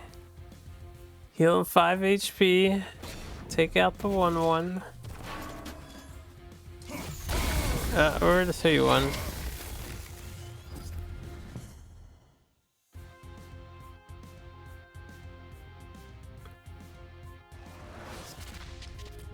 Don't be surprised about an FM3 playthrough. I'll look forward to it. I still haven't played any of the front mission games. It's gonna be a while before I hit it on the SNES.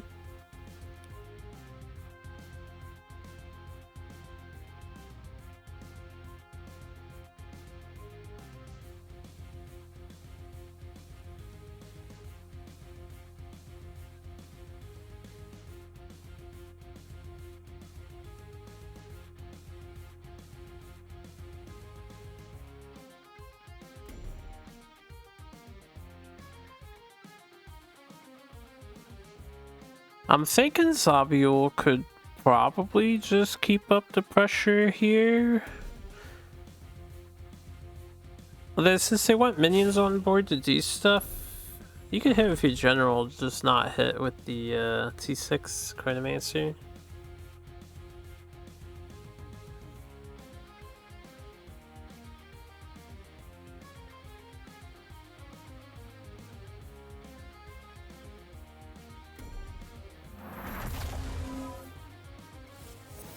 Finds the third Ghost Lynx, going back to a healthy hand size of 5.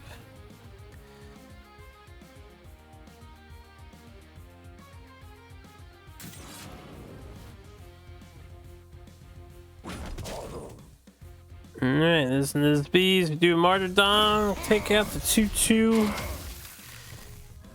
You're down 9 HP, and once you end the turn, so Basilica's hanging in there at the moment. Holds on to Duelyst, I guess, imagining it'll likely get discounted by Chaos Emissary on this turn. I don't know if CYL is what you need, but if the costs swap between your opponent too, it can be good to keep them in hand, just hoping your opponent gets hit with that 9 mana.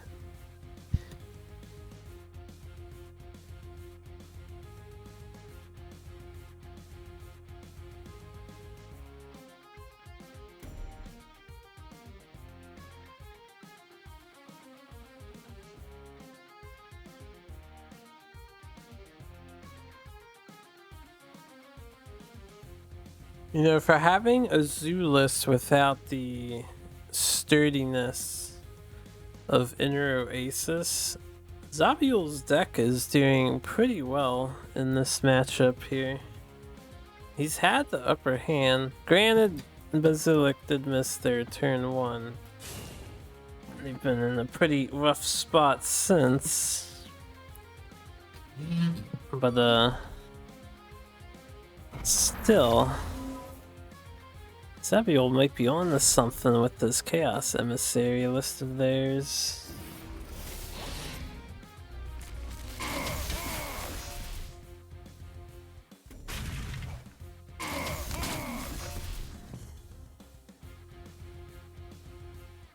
Dispels the healing of the Isby.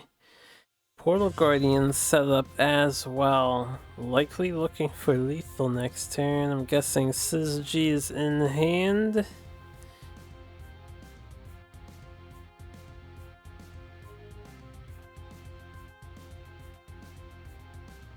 You don't quite have 8 mana.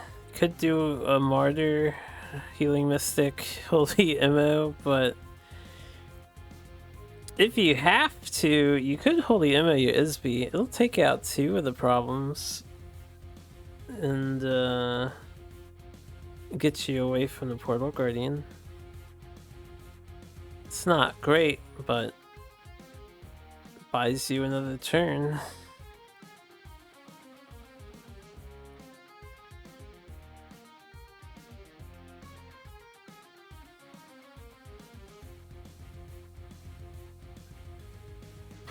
If we're doing Sunriser, I think we see Martyrdom with it on Portal.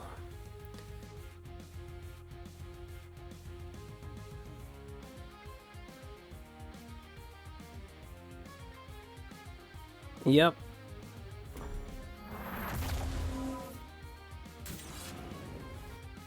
Zabiel laughs.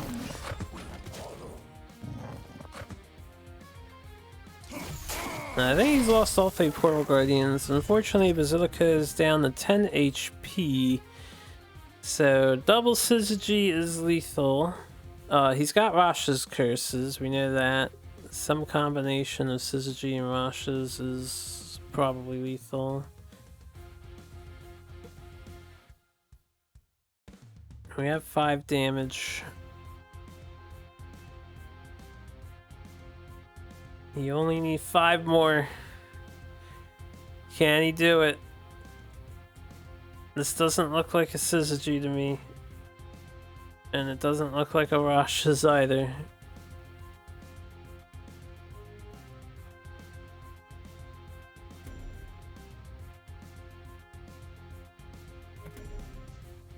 I think the most astounding part is that Zabiel is at 25 HP somehow at the moment. That doesn't make any sense. How is he at full health? Oh, it makes perfect sense. He's getting martyrdom constantly. A Shroud. There is a Syzygy. So, no Rashas in hand.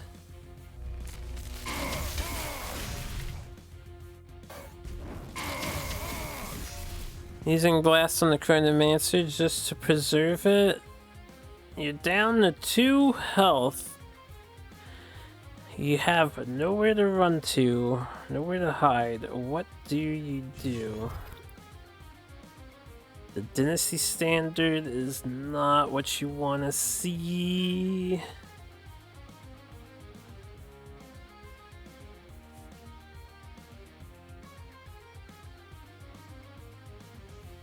You can play Healing Mystic behind you, Holy Ammo, and equip a Dynasty Standard. Unfortunately, if you want to get out of lethal range of anything, you can't produce a 4/4 token to... that's not necessarily true. You could walk 2 to the right. No, that doesn't work either. Never mind. I was gonna say put Healing Mystic down next to the enemy general.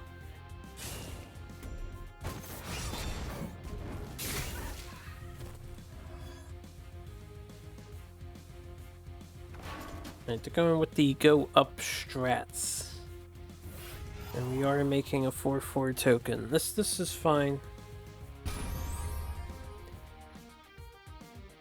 I mean, I'm gonna say it's fine. You know when you say it's fine, but it's not fine? We got the well played from Zabiul. Is it Maelstrom? Or are you gonna finish this with a little more class? Nah, it's Maelstrom. Well played. Alright, despite having player 1 advantage, player 2 worked out for Zabiul, which is what he wanted. And he came out ahead this time, so that's game 2. We have one more game between these two. Let's see if... Alright. I spoiled it before, but we don't have to spoil it again. Let's see if Basilico takes player 2 to deny it from Zabiul, or if they stick with player 1. So they do take player 2. An interesting choice. If you know your opponent wants it, I guess it makes sense to deny them of it, even if you believe player 1 has an advantage. So this is going to be the last game for tonight, the final game of the 3rd round in the winner's bracket of ES4. It is 1-1. Zabiul versus Basilico Vikai. This link opener is pretty good. I didn't see if he replaced yet, so maybe thinking about a replace. Or forgot to hit end turn. Could be either one of those. Okay, thinking of a replace. I do have a Mystic, can start with a Mystic. Ramping to the banner. I was curious if getting the banner going early might make a difference here. I feel like Basilico hasn't really made use of their standard, Dynasty standard, in the past 2 games. So maybe they can give it a shot here and see how it goes.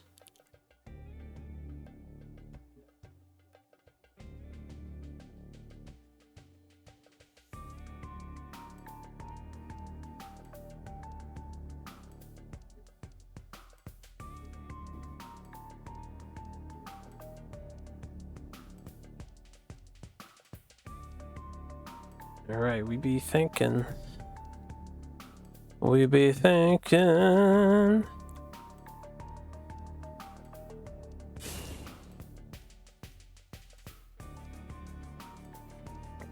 Rosh's curse it is.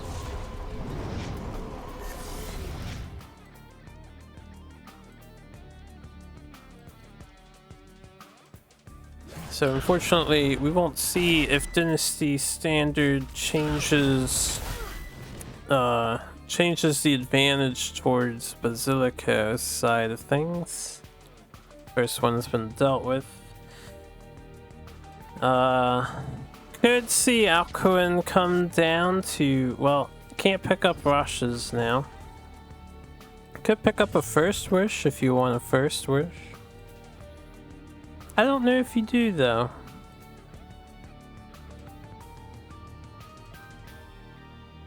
And I don't know if the +1/+1 is worth dispelling on the Ghost Links.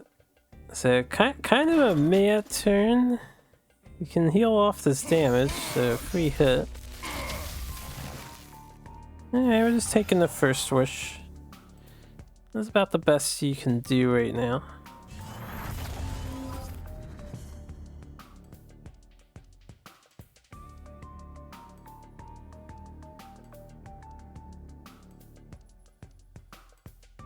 Alright, Basilica's side, probably want to see Portal Guardian plus 2-drop, possibly, if you're using the tile. Maybe throw in some crossbones. Perhaps a Chronomancer play.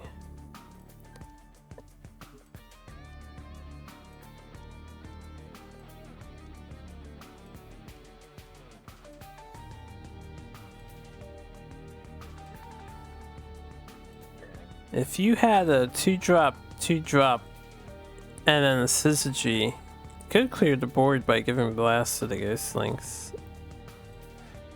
6 cards in hand. So Chronomancer, something else, and then Syzygy for the 1 mana. That would be pretty nutty.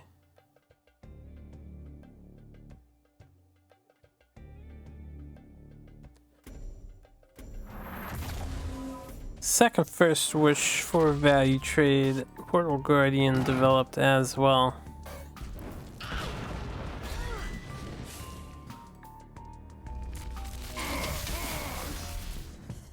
Curious positioning. You could have, yeah, you know your opponent has like dispel options. You know they have martyrdom. It likely gets martyrdom, right? But you could have blocked the Argon from moving forward. Maintained center, gave up the mana tile. And if he couldn't move forward, he wouldn't be able to reach this unless he did a 2-drop, 2-drop. And if he does double 2-drop, you can probably destroy that play pretty easily. I don't know what the idea is for going up. He wants to keep the 3/3 alive. That's why he went up. Don't let it trade with the Alcuins. I think that's alright. It's alright. Basilica is holding on to the Alcuin. Send him back. We'll need him another day.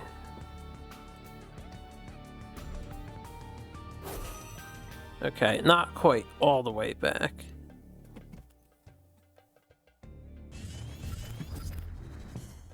Just over there.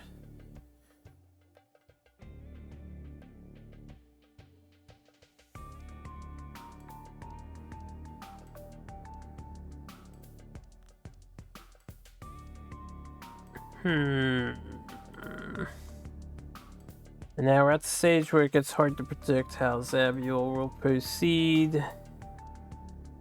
He can chain minions onto the mana tile. You could trade Ghost Links for the Shroud and then move the Portal Guardian over to take the mana tile.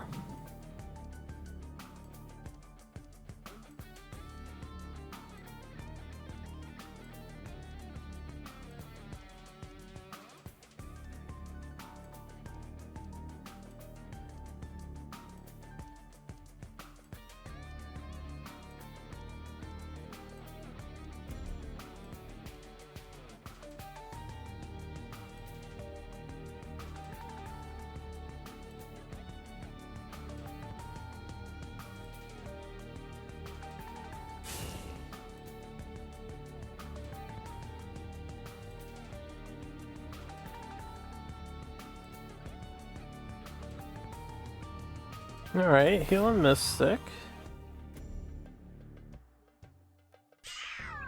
Oh, we going face? We going face.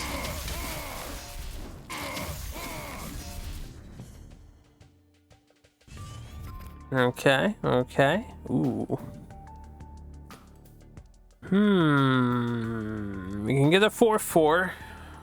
Dynasty standard value. Would it be worth to smork here? Like really hard? That would be 6, 10, 12 damage on Zabiel's face. And you develop a 4/4.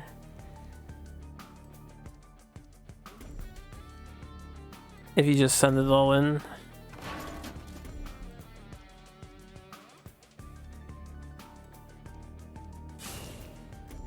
I'd consider it. I don't know what else you would want to do. Aww. Not going face with the holy MO. This is the safer play. It's just clearing the board.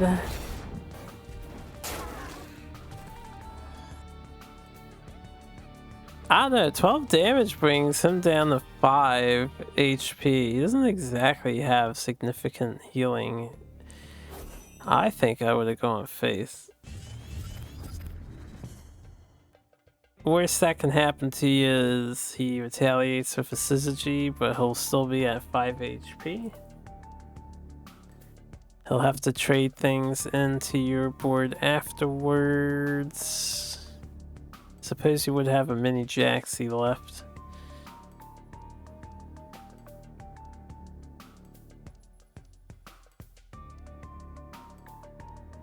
As it stands, the 4/4 is a little awkward for Zabiel.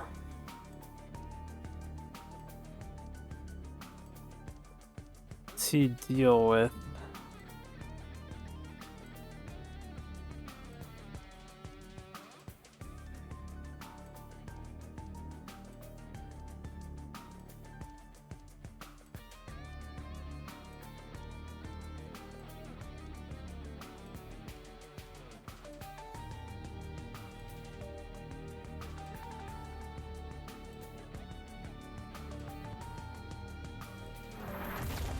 These poor Portal Guardians have every time they hit the field, the answer card is in Basilico's hand. On the plus side, it is 7 HP healing.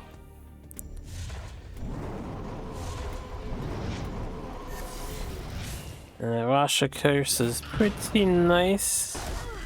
That's 2 Dynasty Standards down, 2 Rasha Curses down. Not afraid to go face. He has slight health deficit. You are in range, 9 damage at the moment. If Basilico had another MO here, you would be 2 away from dead.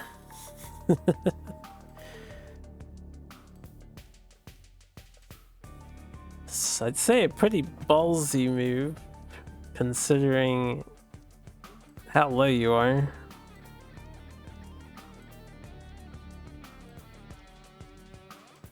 Rasha Curse on the stack.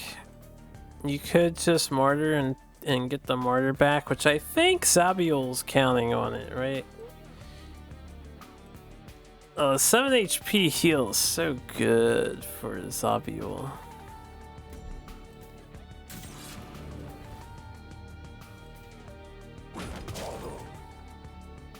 That's a big deal.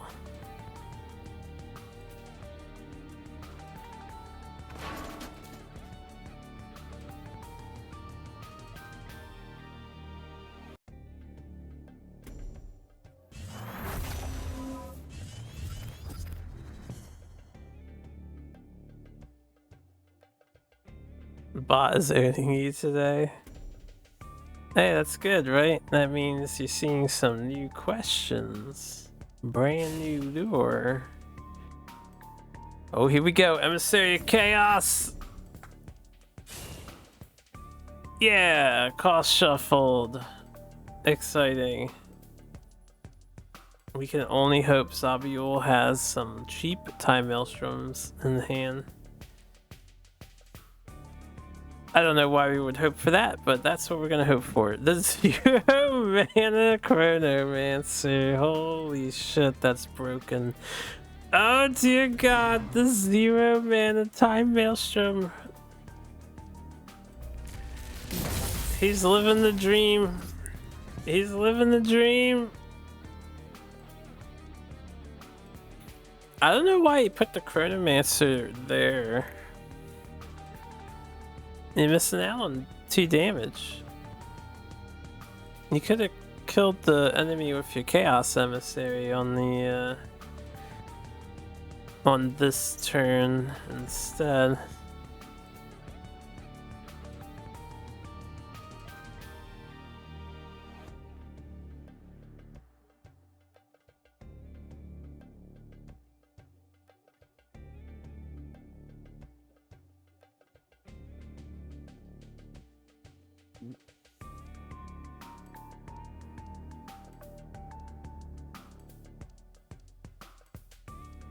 So interestingly enough, we're not playing Fatigue on either of these lists, but these have been pretty lengthy matches. There is a lot to think about for Zabiul, I'm sure. The deck might be surprisingly complicated to efficiently run.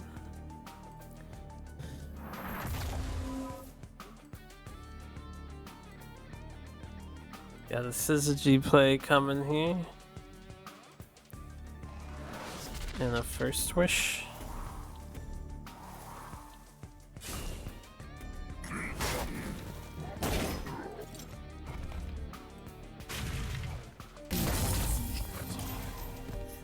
Ghost Links for the full surround.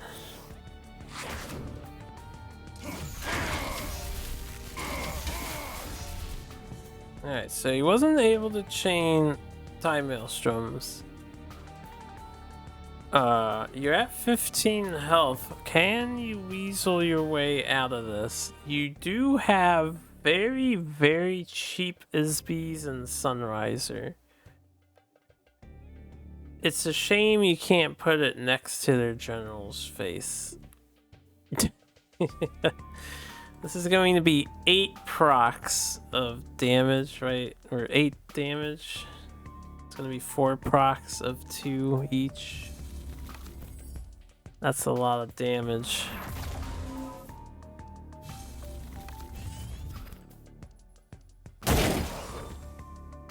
Wow, that was loud.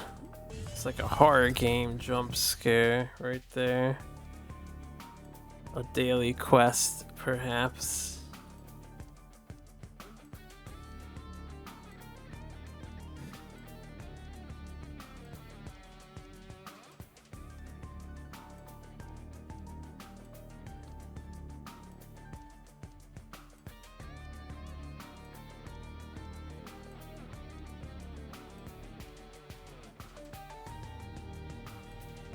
I imagine it's a Siphon Energy targeting the one Isbees there.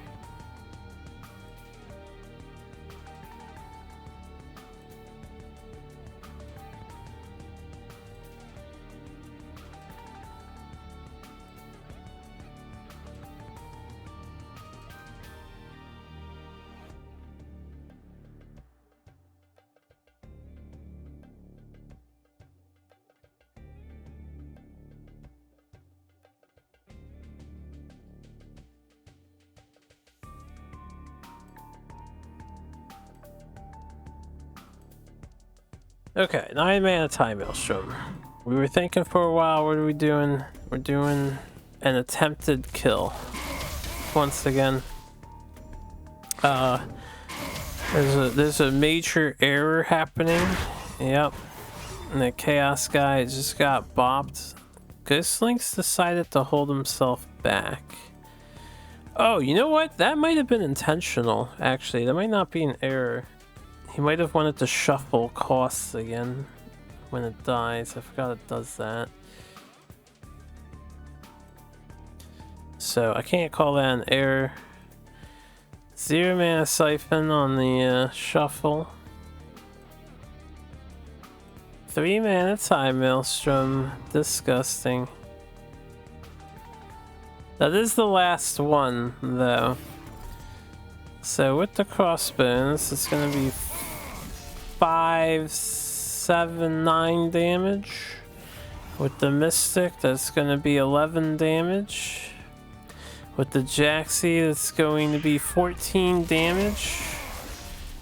Minus the healing. I think Basilica will survive unless the third Syzygy is in hand.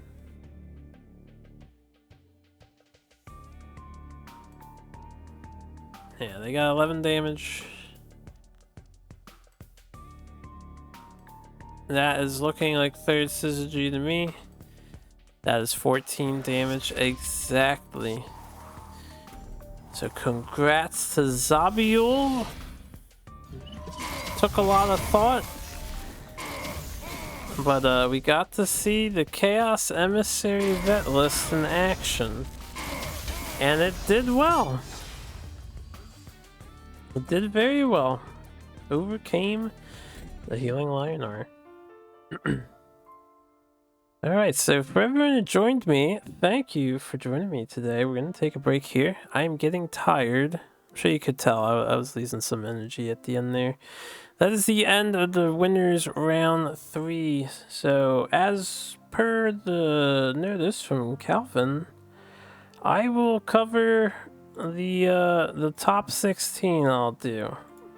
So we'll do the winners quarterfinals, and let me look at this bracket, right? That's 2, 4, 6, 8 people. So then we want to do what round of losers? We're doing losers round 6. I guess round 5.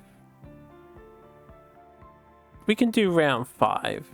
So losers round 5 and winners round 4. Now the round 5, who enters the round 5?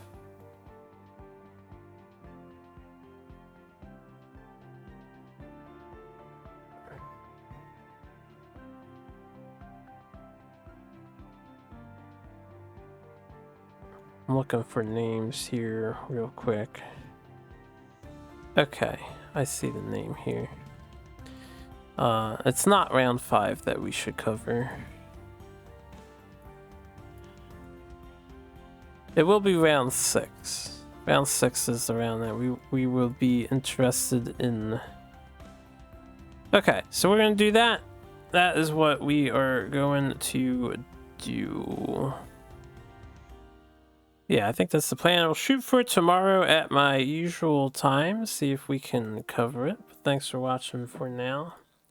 There's a handful of you in here. I think someone mentioned someone else was streaming. I'm gonna look at the Duelyst category, see if anyone else is live at the moment. If not, I won't raid. I'll just send you all on your way. Yeah, Shattered Glass is live, so let's go over to Shattered Glass. If you haven't had enough Duelyst yet, we can get some other insight and perspective from what they're doing. They are spectating some ES4 right now. I don't know what they're covering exactly. Maybe they're hitting up some of the loser bracket rounds. But I'm gonna raid them. And I hope you all have a good night. Thanks for tuning in and hanging out. I appreciate it. I copied the wrong thing. I copied their title like a dumbass. Let me copy their channel name instead.